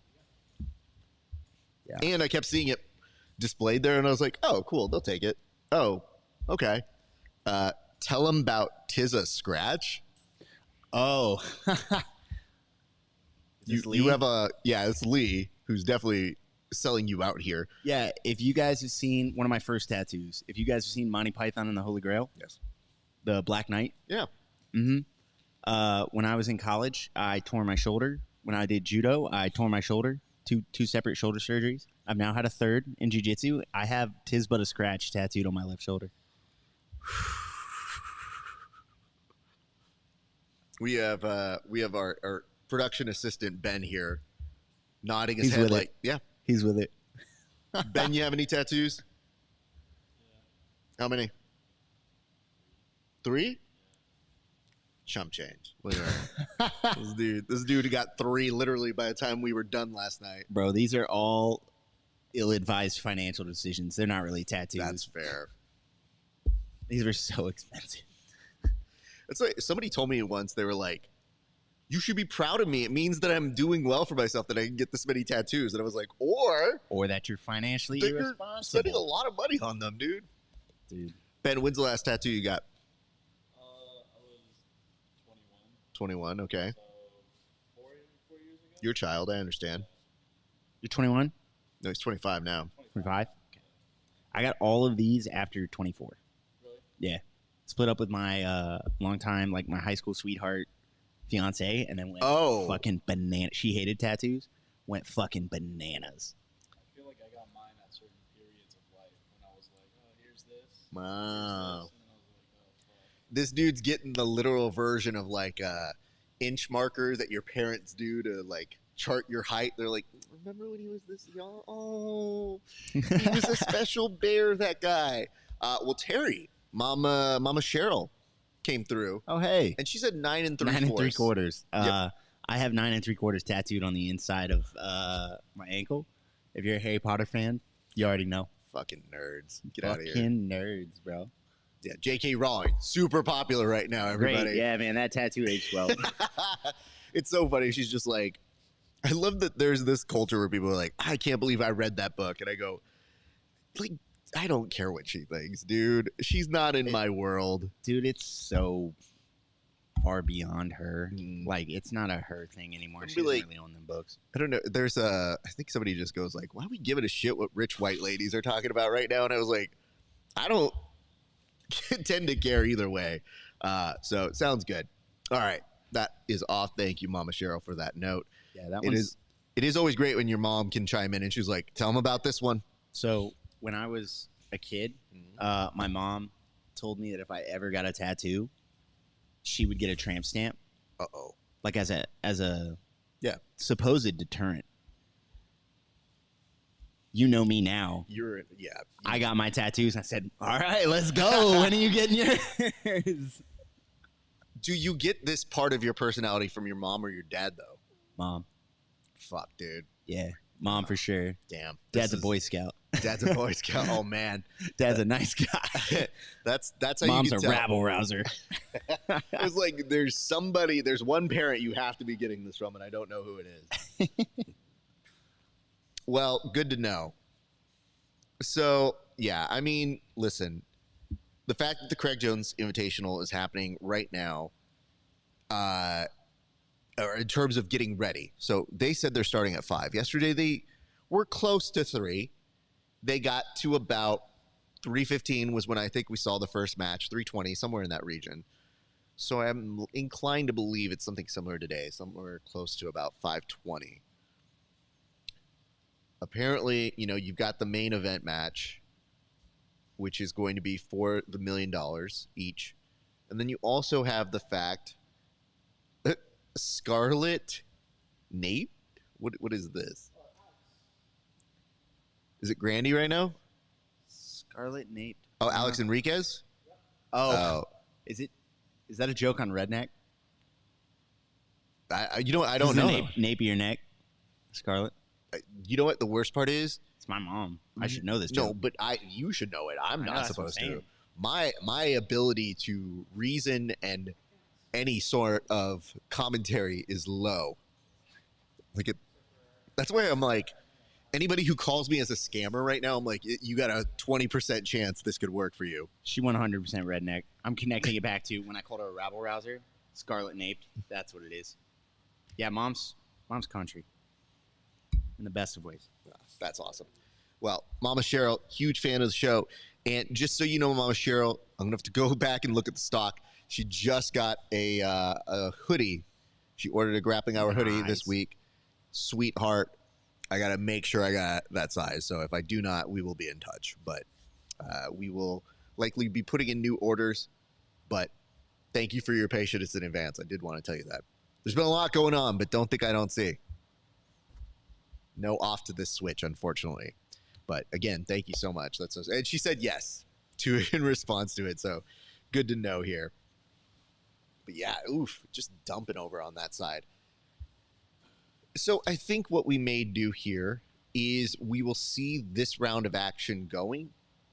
We'll kind of follow it through. Depending on where we stop, we may take a short break after we're done here at ADCC. But I wouldn't be surprised if we get Craig Jones going up at about the same time. So we're doing our best to make sure we give you all extensive coverage. And it's going to be interesting to see what the trek is. If people go, and Jasmine Rocha is going to advance to day number 2. Congrats to her. She has a charisma. It's a heel charisma. And one you're not always used to seeing. But she has got something to her. So it is fascinating to watch. But I always wonder if people are like, I don't like that girl. I don't know, something about her I don't like. Yes. Yeah. Yeah. Yeah, you feel that? Not me. Not me. I'm saying 100% there are people out there who are like, I don't like her. Like, we've met the internet, right? Like, I mean, I just always think to myself, like, it's just goofy. bro, when I like was competing on the PGF and we were talking about the advice to give people when they're talking to like competitors and they're out at the stands, like, you're going to see them. You're going to see competitors. Here's my advice. Don't give them any. Don't tell them that shit. Talk positively to them. You might have known them for years. They just met you. Yeah. And like when I was on the PGF, after I left, every season I've left, after the end of it, right, was over, I'd go drop in at gyms, I'd teach seminars, I'd compete elsewhere, and I'd have people walk up and talk to me. And the number of people that will say shit like, yeah, man, I don't really like you. And then I just, you're all right now that I've met you. Or they'd be like, yeah, I think, I personally, I think you should have done this, that, or the other. Bananas. Sorry, I coordinated another Starbucks run. If you needed anything, you're good. Yes. Okay. Yeah, another one of these, my guy. Rob, you good? Moving up in the world. And then can I also get an iced coffee, just black? That's why I didn't want you to give it back to me, you dick. I can't get good straight. Yeah, absolutely. It's just, I love the anonymous, like, hey, there you go. What is that? Don't pause. Don't pause on me. How dare you? Iced black coffee, and then just another tall, like super, the biggest size tea, and then his. Beautiful. Appreciate it. I appreciate you guys. Come on, Alex Rod Enriquez. Is this our first round? I think this is. And she's waiting for the result. Yeah, this is on my watch guide. Yeah. Oh, man. That's rough. All the Atlanta boys are out. Yep. Well, good news. Atlanta not coming to have a civil war with you guys. The South, it may have attempted to rise again. It didn't. It worked out about the same way as the last time. Amazing. No, I mean, Alex Enriquez, beast. Always fun to watch her compete. I have the utmost respect for her. Yep, always rooting for her.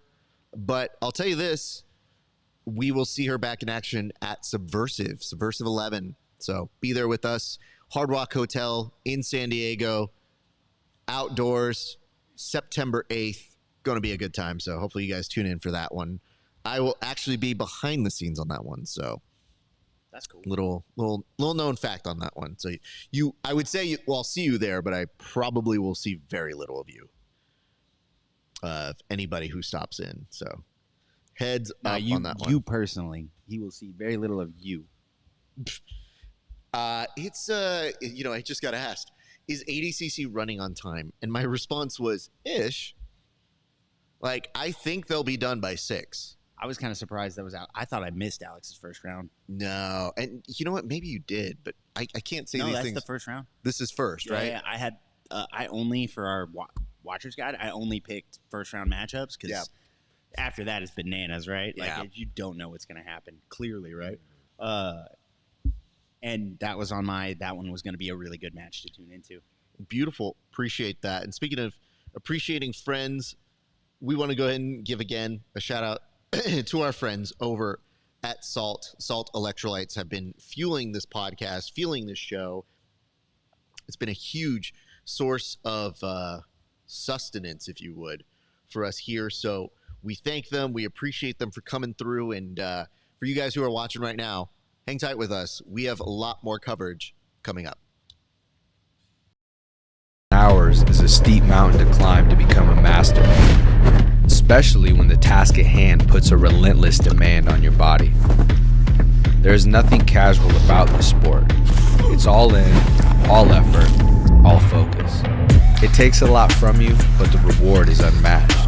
Mastery of oneself, an acute understanding of your weaknesses with an explosive sense of your strengths.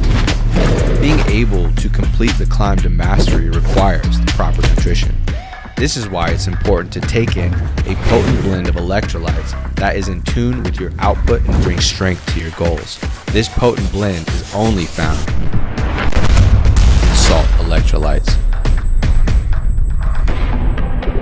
Salt targets your depleted electrolyte levels with a boost of hydration and health. It gives your body the baseline recovery it needs.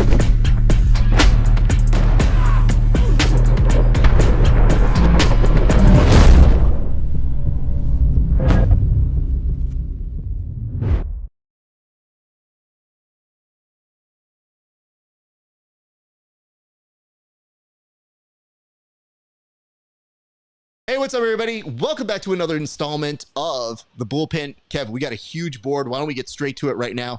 Go ahead and lead us off. Yeah, thanks, Raph. Today we're talking about the clean aesthetic of Gold BJJ. They're phenomenal streetwear they've got. It's not just training gear, guys. You can get streetwear. Raph, are these all Gold BJJ? All of these cards are Gold BJJ? Yep, just read the script like we talked about.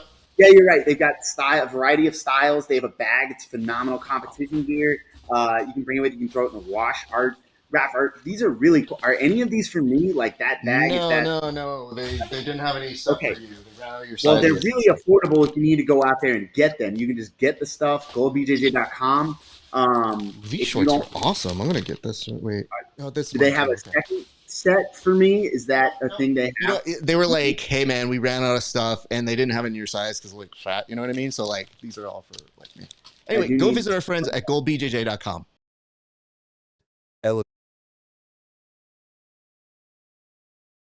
Let me see here. Oh, that should not be the shot.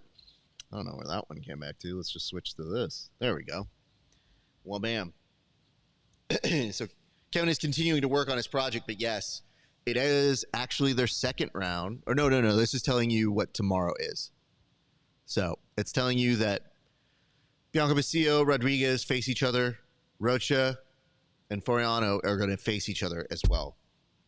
So we're seeing Kennedy Marcial, Josh Sinceros, Fabricio Andre, and Diego Hees, Baby Shark, right now fighting for your attention, everybody. So good matches up on the board right now. And I did see, let me see, there's a comment that got left on the YouTube somewhere. Oh, very cool. We just got a note that people were tuning in from, I believe, we got a nice little infusion of folks over on the YouTubes.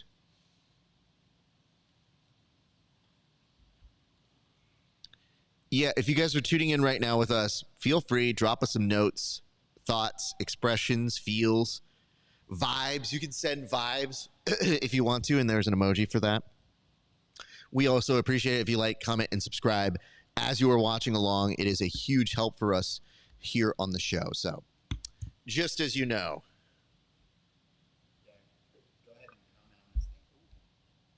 There you go. You guys saw? Yeah. Trying to suppress my voice here. Go ahead and comment on this thing and give me something to talk about while I do my arts and crafts. We've learned so much about Kevin, and yet there's a part of me that feels like we should create a fake Kevin facts aspect to see if people can come up with shit that's just not real. 2 truths and a lie. 2 truths. So Kill it, that game. I believe it. The thing that I think we could do, though, is as a segment it works, but there's a part of me that wonders, if people pitch it, it's similar to what they used to do with Nick Offerman when he was on Parks and Recreation. The writers would come up with absurd things for his character, Ron Swanson. And they'd be like, oh, it'd be cool if Ron Swanson would do this, or this is kind of outlandish. And more often than not, it would be Offerman being like, I too have done that once. And yeah, it's actually fairly easy to do if you do it like this. And they'd be like, oh my God. They're like, you could invent shit. And he just did it. And you go, how? So props to them. Props to you guys. People that are their character. Also, you're the only person I've ever met that says the Parks and Rec's full legal name. Yeah. Parks and Recreation. Did I say Parks and Recreation? You sure did. I thought I said Parks and Rec. Yeah, well, man, you called it by its government. I did work for NBC Universal for a long time. So I also, Owen Jones, Advances to semis tomorrow. Congratulations to him. Wow. That's huge. With a quickness. Yep. Well done on his part. There was a moment. Ooh, look at this, though. What an... Oh, my God. My God. Good Lord. Ugh. Oh, I don't like that at all. No. This makes me not want to do jiu-jitsu anymore. Ah, I hate that. Hate that. Hate that. Hate that. That sucks.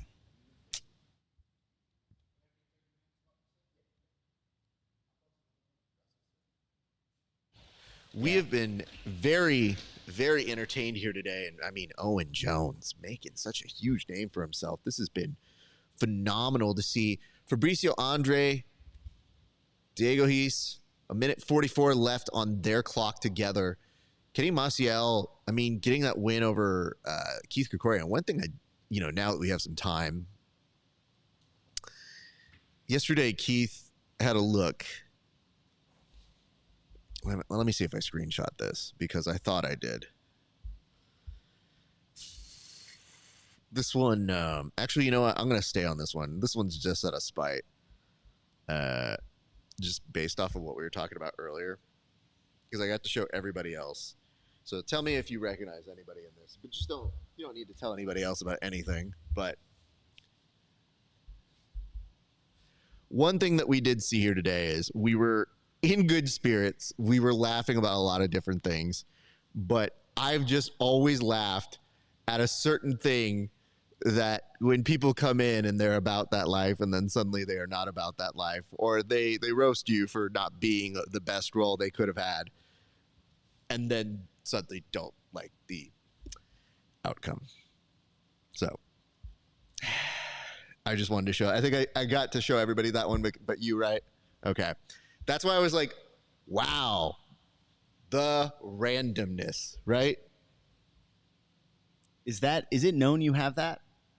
I'm not going to talk about it. Is it known like that I have that side or what? No, the evidence, the record of that video. Yeah. Oh, is it known that I have this? Yeah. No, not at all. That's amazing. That's just for you. So no, because I always have something filming. So usually the end credits of these shows are time lapses of me rolling. So that one in particular was, I just had it up. And what always gets weird, though, is I put those cameras up. And sometimes dudes who I roll with or people who I roll with, they're like, yo, can I get that footage? And I go, nope. Because I know, I'm like, dude, you just want to put it up. And so they'll be like, yeah. And I was like, bro, what footage do you ever see of me rolling? And they go, no, not really anything. I was like, because the only time I put it up is if it's like a pro wrestling thing or it's kind of goofy or it's a meme. I'm not trying to put up highlight shit, dude. Like, it's a roll. And they're like, okay, cool. But I just want to learn. I was like, bullshit, dude. And I go, if I make the exception for you, I have to do it for everybody. So I came up with a rule, which is if you buy privates from me, I'll let you see it.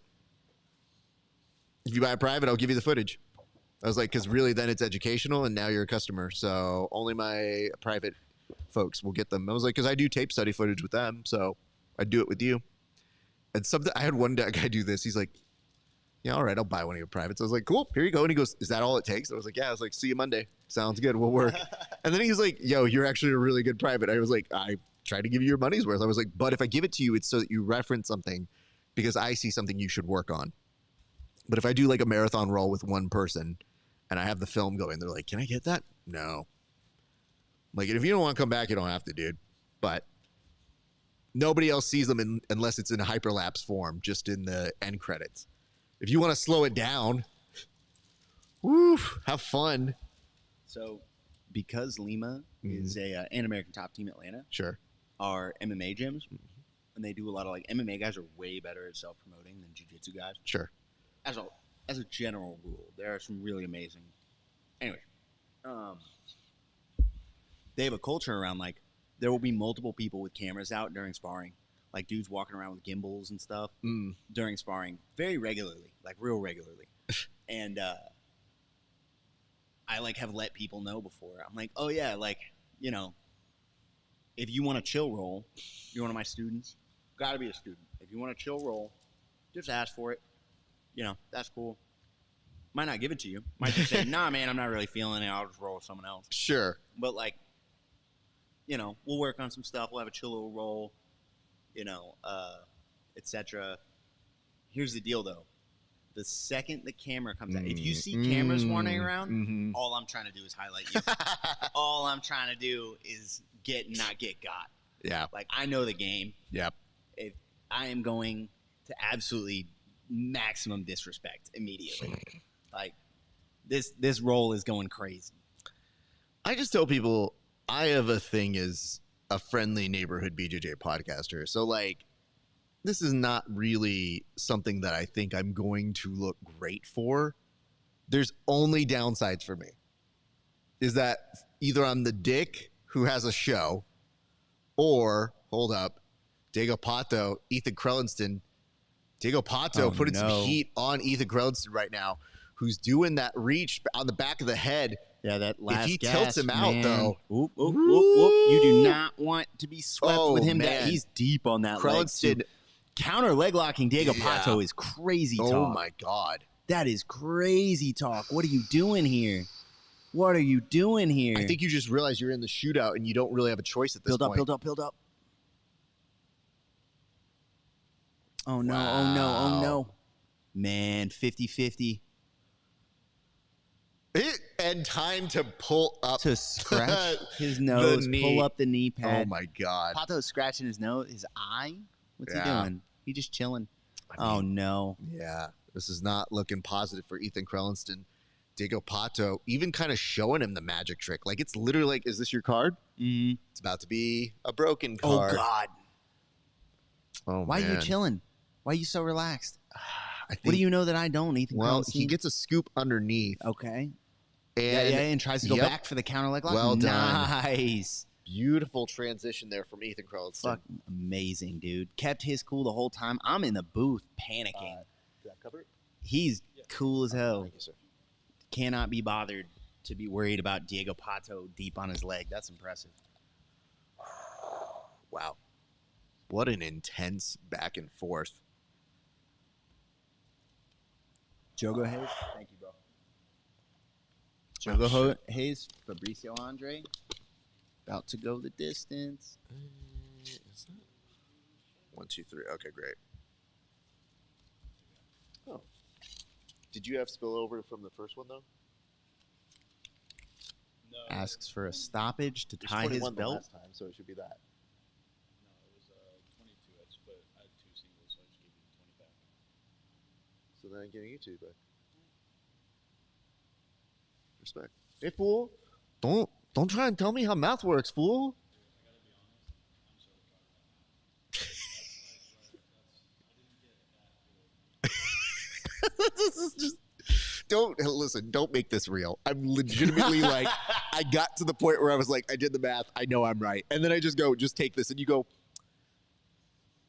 I don't know math well enough. And now I have to do an admin reveal, and I go, thank God he's taking it. Because again, Ben has probably been the person I have threatened second most in here. I had more posture defense. He was very afraid. I saw him doing the thing, like the bear response. He started making himself bigger. He tried, bro. He thought he was like, he did that. Let me see. Can you do this? Can you do the Joseph Chin? It's okay. It could be better. We'll go over it. He's not gonna give you a compliment. I don't know how well you know Raph, but nah, dude. This dude, he's like, let the record show I was not afraid. I'll be like, that has been stricken from the record. Nobody here will ever hear that. Jogo Baby Hayes Shark over Fabricio Andre. Wow. I want to. Do you guys see with like 45 seconds left, Jogo's belt was coming undone, and Fabricio stopped so that he could tie his belt. Wow. Yeah. The ref ended up stopping the time for them, but like Fabricio legit took a knee and let him tie his belt. Wow. Yeah. Really they brought IBJJF to ADCC. Bro. Hey, listen, been there. Does look like Kenny Marcial might have just been eliminated, my friends. Oh, no. I mean, this is the hard part. I know we say, oh, no. But I think it's coming down to a decision at this point, and we're waiting to see what it's going. In response to a question we got out here, which is, has CJJ or CJI started? Not to my knowledge. They are scheduled to go at 4:26. So it does look like we have a little bit of time before we see them. And speaking of a little bit of time, I'm so stoked that we have so many friends, correspondents who have been coming in clutch for us that it has made me laugh and has made me so smile that guys, we're blessing the timeline with friend of the show, John Callistine, who is actually breaking down techniques that are being utilized at this ADCC. He sent it a video earlier today, and I'm so happy to be able to present this. So now we want Johnny to take it away and show you some of the techniques that are making waves over at the CRAIG Jones Invitational yesterday. Okay, now it's rolling. All right. So what I wanted to break down was the Lucas Barbosa submission of Joseph Jim. So I just wanted to just basically go over that Sean Roberts calf slicer. So from here, I think this was in the motion of passing and just kind of got a deep wrist underneath, making sure that that wrist is nice and deep underneath, and then just sat back with that leg over. Threw it over from here. Make sure to turn that wrist in, lock up a nice tight triangle, lock the hands and drive the hips forward. From here, definitely think the wall might have played a little bit of a factor in Joseph being able to extend his leg. Size also makes a difference with this submission, but I think that was a smart play, and I also think if Joseph could have been able to defend a little sooner, and if they were closer in size, I definitely think this also puts Lucas at like a high risk from here of getting heel hooked or countered. So that was something that I saw that was very interesting from there, using that very old school calf slicer and getting a finish on somebody very, very good.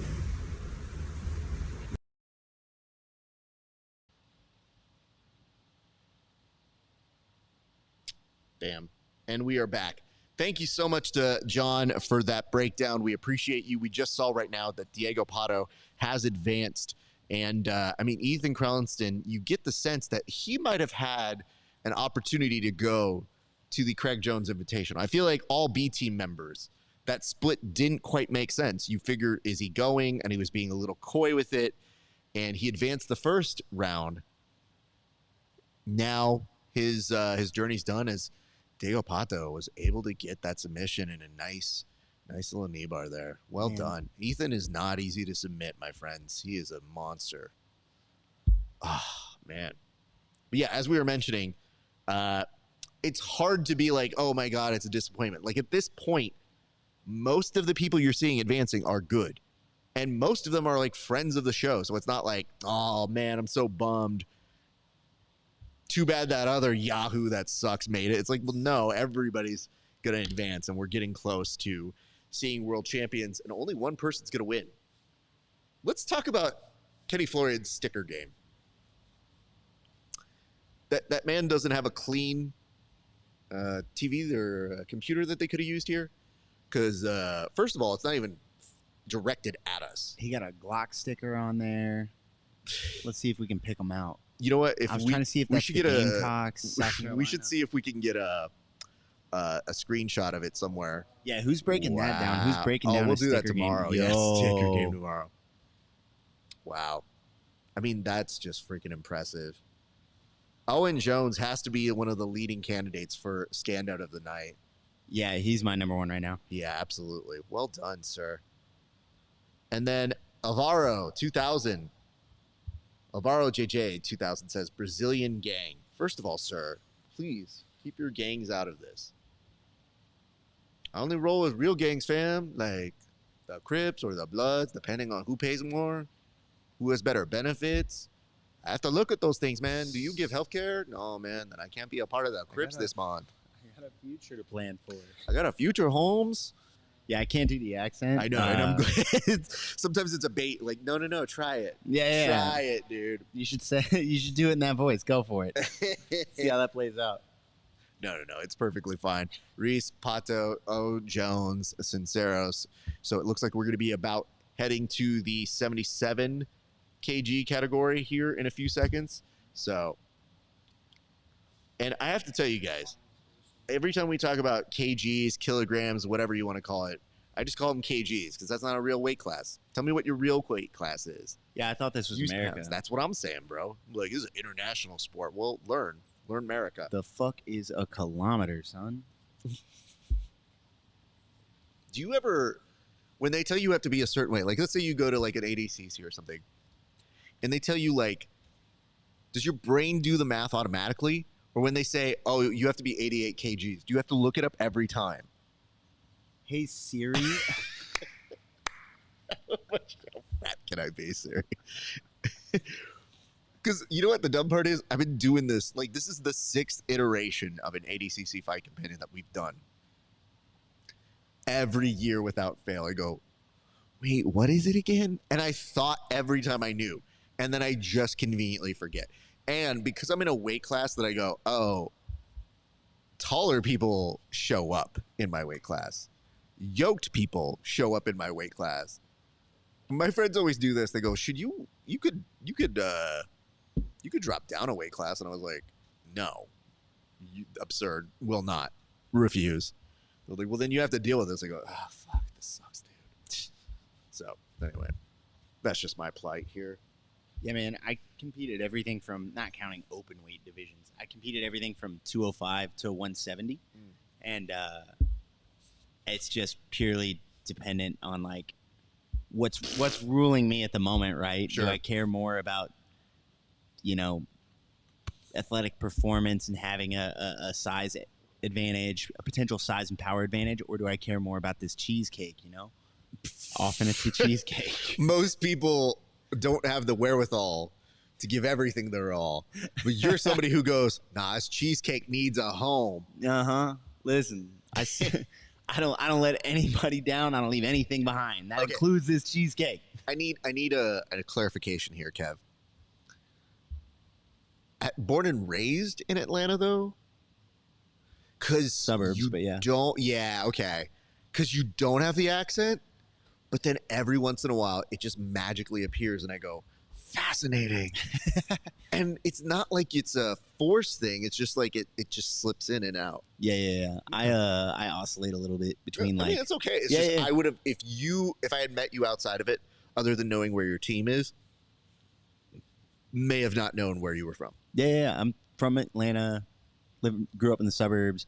Went out to Iowa, and like all my friends who are not from the South are like, oh man, that guy's like, usually it's like that guy's, you can hear it. You can hear the twang come out. You can hear the y'alls. And then like my Southern friends are like, where are you from? Atlanta. Yeah, but before that. But really, where are you from before that? Yeah. I used to get a lot of, back in the day, where are you from? And I was like, California. And they're like, oh, really? And I go, yeah, no, it's pretty clear. And they go, I feel like California, if you just have like a neutral, like unless you're Valley Girl, if you just have like a neutral, like California fits. It makes sense for me. I think. There's not a strong accent coming out of California. No. We have some colloquialisms that I go, oh, that makes sense. Like what?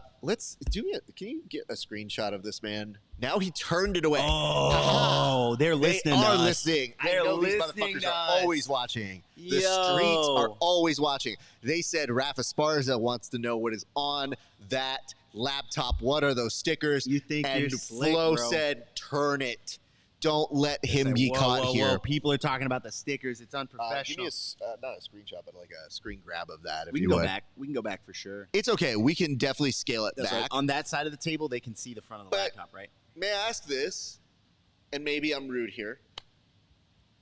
What's with the mafioso little either brooch or flower there? Bro, it's definitely like he's flagging for sure. That's Flo's colors. CJI's hold got up, green. Hold up.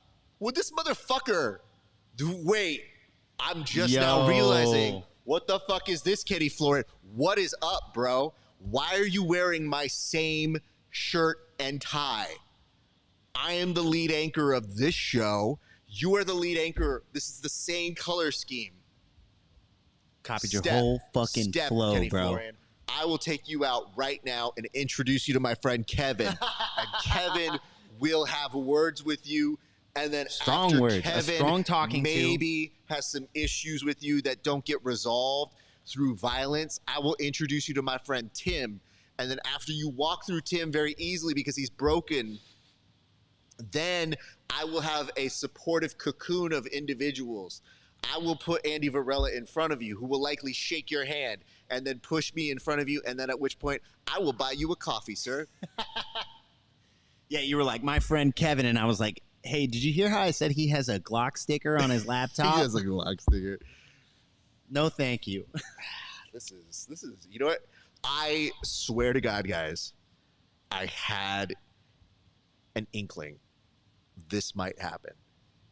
I thought somewhere in the back of my head, I'm like, I know he's going to anchor. I know he's there, Walter Cronkite. I'm this Walter Cronkite. I knew it was possible. I didn't know it would be this strong. So is it almost a pinker, though? Is it a different thing? Because I can't tell on the TV screens. They gave him that. Can you see if that's pink? If it's pink, then we're in less trouble. But I still think the color scheme. I think it's silver. It is. It's I closer think it's to reflecting silver. the red. I think it's silver. Because Yeah, you see you're how right. they've given him the red pen? The red, But with the red, you whatever. would want a hint of pink in it. It wouldn't be a bad idea, but like you're really you're giving them a lot more credit than you think. I think they're just copying your hold on. flow. Just a second. This is just too entertaining. Production assistant is on it. Do me a solid. Ben is What's in that? there, bro. No. I would- He was like, if I get close enough, I can see the colors. I know it. Ben just told us he's colorblind. He was was up the on the worst TV thing I doing his could've best. He said, if I get close enough, I can Hey, feel the get there. colors. Feel that color. No, don't go back there. He's going to run up on Kenny just to ask. How many people can we get a statistic as to how many people in the world are colorblind? I want to know. I bet it's higher than we think. I bet it's like 1 in 10, 1 in 20. I'm going to go with 1 in 15. I'm going to split the difference, 1 in 15. Tell me how close I get. Oh. 1 in 10, 1 in 12 men is colorblind. God, I'm right on that. But this is interesting. While only 1 in 200 women have the condition. I was going to say it's way lower Ladies. for women for sure. What's up? How are you able to do this? Also, why Literally didn't you built- not just shoot me down outright and just go like, yo, bro, I can't see color? There was a chance. This is the stupidest thing I've done. Maybe today's the day. Yeah, you know it. That's quitter talk. Hold on. Raph. I think that's quitter the most talk. accurate statement. Him saying, you never know. No, clearly I did not know. Oh my God. What a fucking dummy I am. What is this? Oh, good. It's actually very exciting. I agree. It has been pretty exciting. What's up? Oh, yeah. All right. So we are keeping up to date. If you guys want to shoot us notes in the comment section, we'll be taking your notes, your thoughts, your feelings. Hold on. I want to make sure I read this right because I wasn't sure if it came out. Yeah, bro. You got to sell that shit. Kickside ain't going to sell itself. Wallow, Kenny Florian is just the Kmart version of RAF. Thank you, sir. Hell yeah. Thank you. I think so, too. You know, there was a moment where I wasn't going to do as much with my hair today. And then I just knew. I knew Kenny Florian was out there. And I was like, nah, we gotta step up the hair game, fam. We can't just phone this one in. That man's man, hair you can't game is sleep in the strong. lead, you know? God, I didn't think this was going to be that competitive between us. You didn't think what? I didn't think it was going to get this competitive between us. I thought we were going to be pals, me and Kenny Florian. I've never met him. I met him once. He was very nice. I hear he's nice. I dated a girl that's close friends with him, and she said he's super cool. That's it. That's the most the extent story? of mine. Yeah, that's it. Okay. I was about to twist, and she was a zookeeper. No, because I'm looking at you going, wait. I do think it. No, now I'm going to go up there. Fuck this. Oh, no. My money's on silver, bro. I'm butchering the spelling on these poor ladies' names for the bracket. What'd you say? I was like, it looks a little blue-green to me. Blue-green? It looks salmon. Chat, weigh in. What color is Kenny Florian's tie? We didn't know how upset to be. It'd be different if it wasn't this close. Yeah, it's silver. Calling it. I think so. I think it's reflecting red. I think it's silver.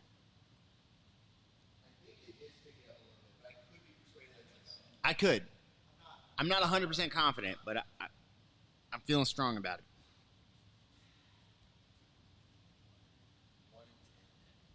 Bro, You know what? The statistics are right. 1 in because we 12, literally- sir. Shut up. We do have 12 people working on this show, so it does. It It could fits be the any of us. standard. Could be. I like that you said that like it's the lottery. Could be any of us. Everyone's a winner. Nah, I said it like we're playing Among Us. Yeah, that's fair. By the way, would you call it Among Us? Is that murder? Tell me how Among Us goes. Have you never played Among Us? Tell me what Among Us is. How did you get through COVID? Murder. What? How did you get through COVID? Tell us what Among Us is. So Among Us is a game on the phone. Uh-oh. Definitely didn't play that. No. You can also get it on tablets or whatever, but it's effectively if you've ever played Werewolf or Mafia, where one person is the imposter. Yeah, it's murder. Or multiple That's people. what we, Yeah. And but because it's a video game, you're wandering around the map doing tasks, and the murderer, the imposter, can pop through vents, turn off lights, do a bunch of stuff, and murder people. Okay. And you call meetings whenever you want, or when you find a body, and then you vote on who you think it is, you kick them out, and you try and win. And it is amazing. It is great. It's the best party game ever. I played a lot of that. Good to know. We still play it for party games. The best is when you all get, like, it's a remote game, Mhm. so people will just, like, drop in. It was built You for played this COVID, as right? well, sir? You love Among Us. Okay. Well, I'm blown away. You didn't have you seen Glass Onion? Yep. All right. In the beginning, Daniel Craig's character, I can't remember his name, the detective. hold on. Oh, God. Oh, no. I know these things, but it's gone now. But I want to call him Foghorn Leghorn because that's what we all say his accent is. Oh, God. He's got a fucking baller name, too. yeah, it's really Go on. he's playing Among Us and losing. And like, that's the joke. Oh, Yeah. that okay. Now that you mention it, I remember that drop in. Yeah. Okay. Cool. Because he's he's a detective and he's losing, and they're like, man, I think he's playing it with like Samuel L. Jackson as Samuel L. Jackson and That's like funny. a couple other people. Yeah. It's Oh my great. God. Yeah, Among Us is an amazing game. We still play it to this day, man. You get Good to know. in the room with everybody, and then you pull it out, and like if we weren't all half dead this way, we would play it tonight at the Airbnb. Wow. I mean, I would make it happen. you know what? You're not going to make it happen because I'm not going to be alive mentally. Yeah, I was straight up. We can't. There's no way. You know what the worst part is? I would 100% just come out and be like, I'm the murderer. Oh, no. Sorry, guys. I've ruined the game. I did it. That's why when you said it, I go, is it like Murderer? Because we used to play that game, but Mafia, I remember that's what we called it too. Yeah, And if you want to destroy friendships, those are great games. oh my God. But that's why, do you watch The Traitors No. on Peacock? Woo! Really good. Oh my God. Traitors is essentially Mafia, aka that. Craig Jones Invitational. It is popping up. So that means they're on the pre-crawl. You want a task, sir? Over there, that computer. Can we get that on Craig Jones Invitational, please? Traders, way this works. Alan Cumming hosts the show. Bunch of celebrities go to a Scottish villa, like a big mansion, castle, if you would. Oh. And they select 4 traders or 3 traders, and their job is to completely deceptively fool all of their people while killing people every single night. Also, reality show rules kind of stuff. Okay. It is phenomenal. And my wife and I were obsessed. We watched all of the other seasons as well That's so from like international because they just started it. And it's 2 seasons on Peacock, and it's just, wow. I have 2 really, really fun stories about this. Okay. That I have to tell off air. Oh, okay. Good to know. 100%. Good to know. Yeah. it's Among Us can be really fun. Okay. When you add like special rules to it and stuff, and play advanced rules. Okay. And like it can also be terrifying, but like like a psychological thriller. But Fair. it's definitely an off-air kind of thing. Fair enough. Oh, Undergavo. This is some Oh, hold up. I don't know why it was paused right there. Apparently, there we go. Undergavo says he was ready to join Craig Jones Invitational if anyone pulled out. What a random thing to hear. Very smart dude. Exactly. They're like, oh, me? Oh, $10,000. I don't know about this whole like, if anybody else pulls out, well, just get in there straight up, bro. I mean, like, he would have gotten the easiest invitation in the world. Like, that's what I'm saying. And he'll go. Like, he could. That's a really good weight class, or not weight class, a rule set for him. Like, he might have actually done. But he'd have to do plus 80, right? Yeah. Oh yeah. It would have been him and like, Nicky Rod. Pre-era could have done under 80. Current era. You don't think he's? Oh yeah. But current era plus 80, right? Yeah. You don't think that man is athletic enough to hang with the Young Bucks? I'm saying pre-era. I don't know what you're talking about. What are we talking about? I'm talking about the thing. You know what I mean? The thing. Okay. Pre-era. You know what I mean? Like, before he's found the outside. Huh? Anyway. So, Just Raph, what do you use your youth? Just what? So no, I know I can text you. It's just my man's like, we started talking about Among Us. Now we're sending codes and stuff. Sign this for me. So, where the fuck are we? Are we done with ADCC? Let's find out. I feel like we still haven't seen some divisions, or did we do them all? Or did they sign off? Did they make it in time to finish before the Craig Jones Invitational? ADCC Day 2. Day 1 results. Let's do that. Looks like, yeah. They're not running. Oh, wait. Hold on. Philippe Pena, 2-0 at ADCC Worlds ahead of Super Fight. Philippe Pena will compete on Sunday. So this is confusing. When do we do? Pena's day won't be done after that either. Pena will be facing the reigning Super Fight champion, Gordon Ryan, and Day 1 at the arena. So shouldn't we be getting that? Are they holding on that? What the fuck are we doing? They are tripping if they think people are leaving CJI viewership to watch Gordon fight Felipe Pena again. I got to be honest. I don't think that's a big sell for a lot of people. I think the actual bracket is what people are hyped for. Holy shit. Here's where we're at. Bold play. ADCC World Championship quarterfinals are expected to start around 5 p.m., which is now. We just did that. Yeah, we did the quarters. We did the quarters. So Gordon Ryan, Philippe Pena. Now, oh, is this Eastern time? Oh yeah, because that's opening ceremony. That's 1 p.m. their time, so it should be now. Okay. Can you airdrop me that photo of Kenny Florian so I can make fun of him later? Okay. Here's what I think we should potentially discuss. We may do a small break in the action here.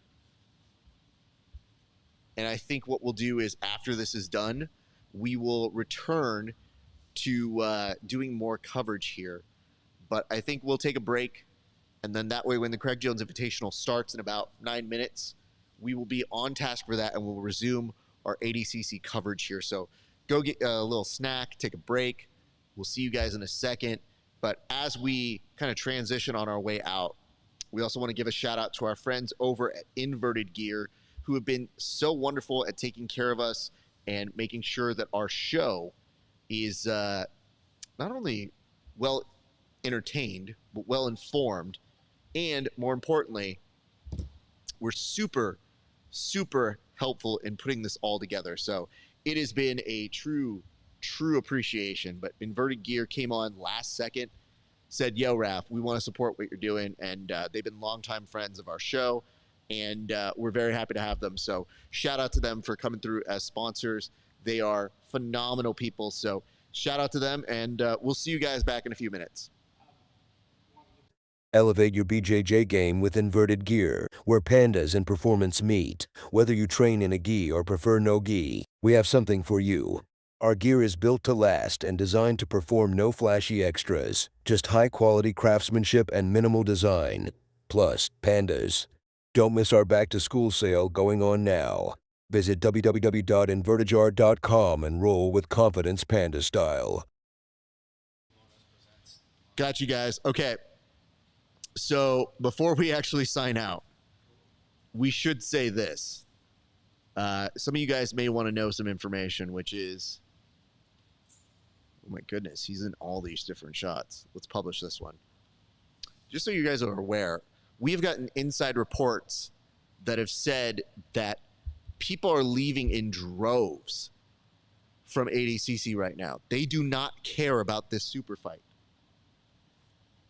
That is, I mean, it's along the lines of what we thought we heard, but I see this, and it says, I feel like ADCC is stalling the start of Gordon Ryan's super fight purposely until CGI starts. I think you're right.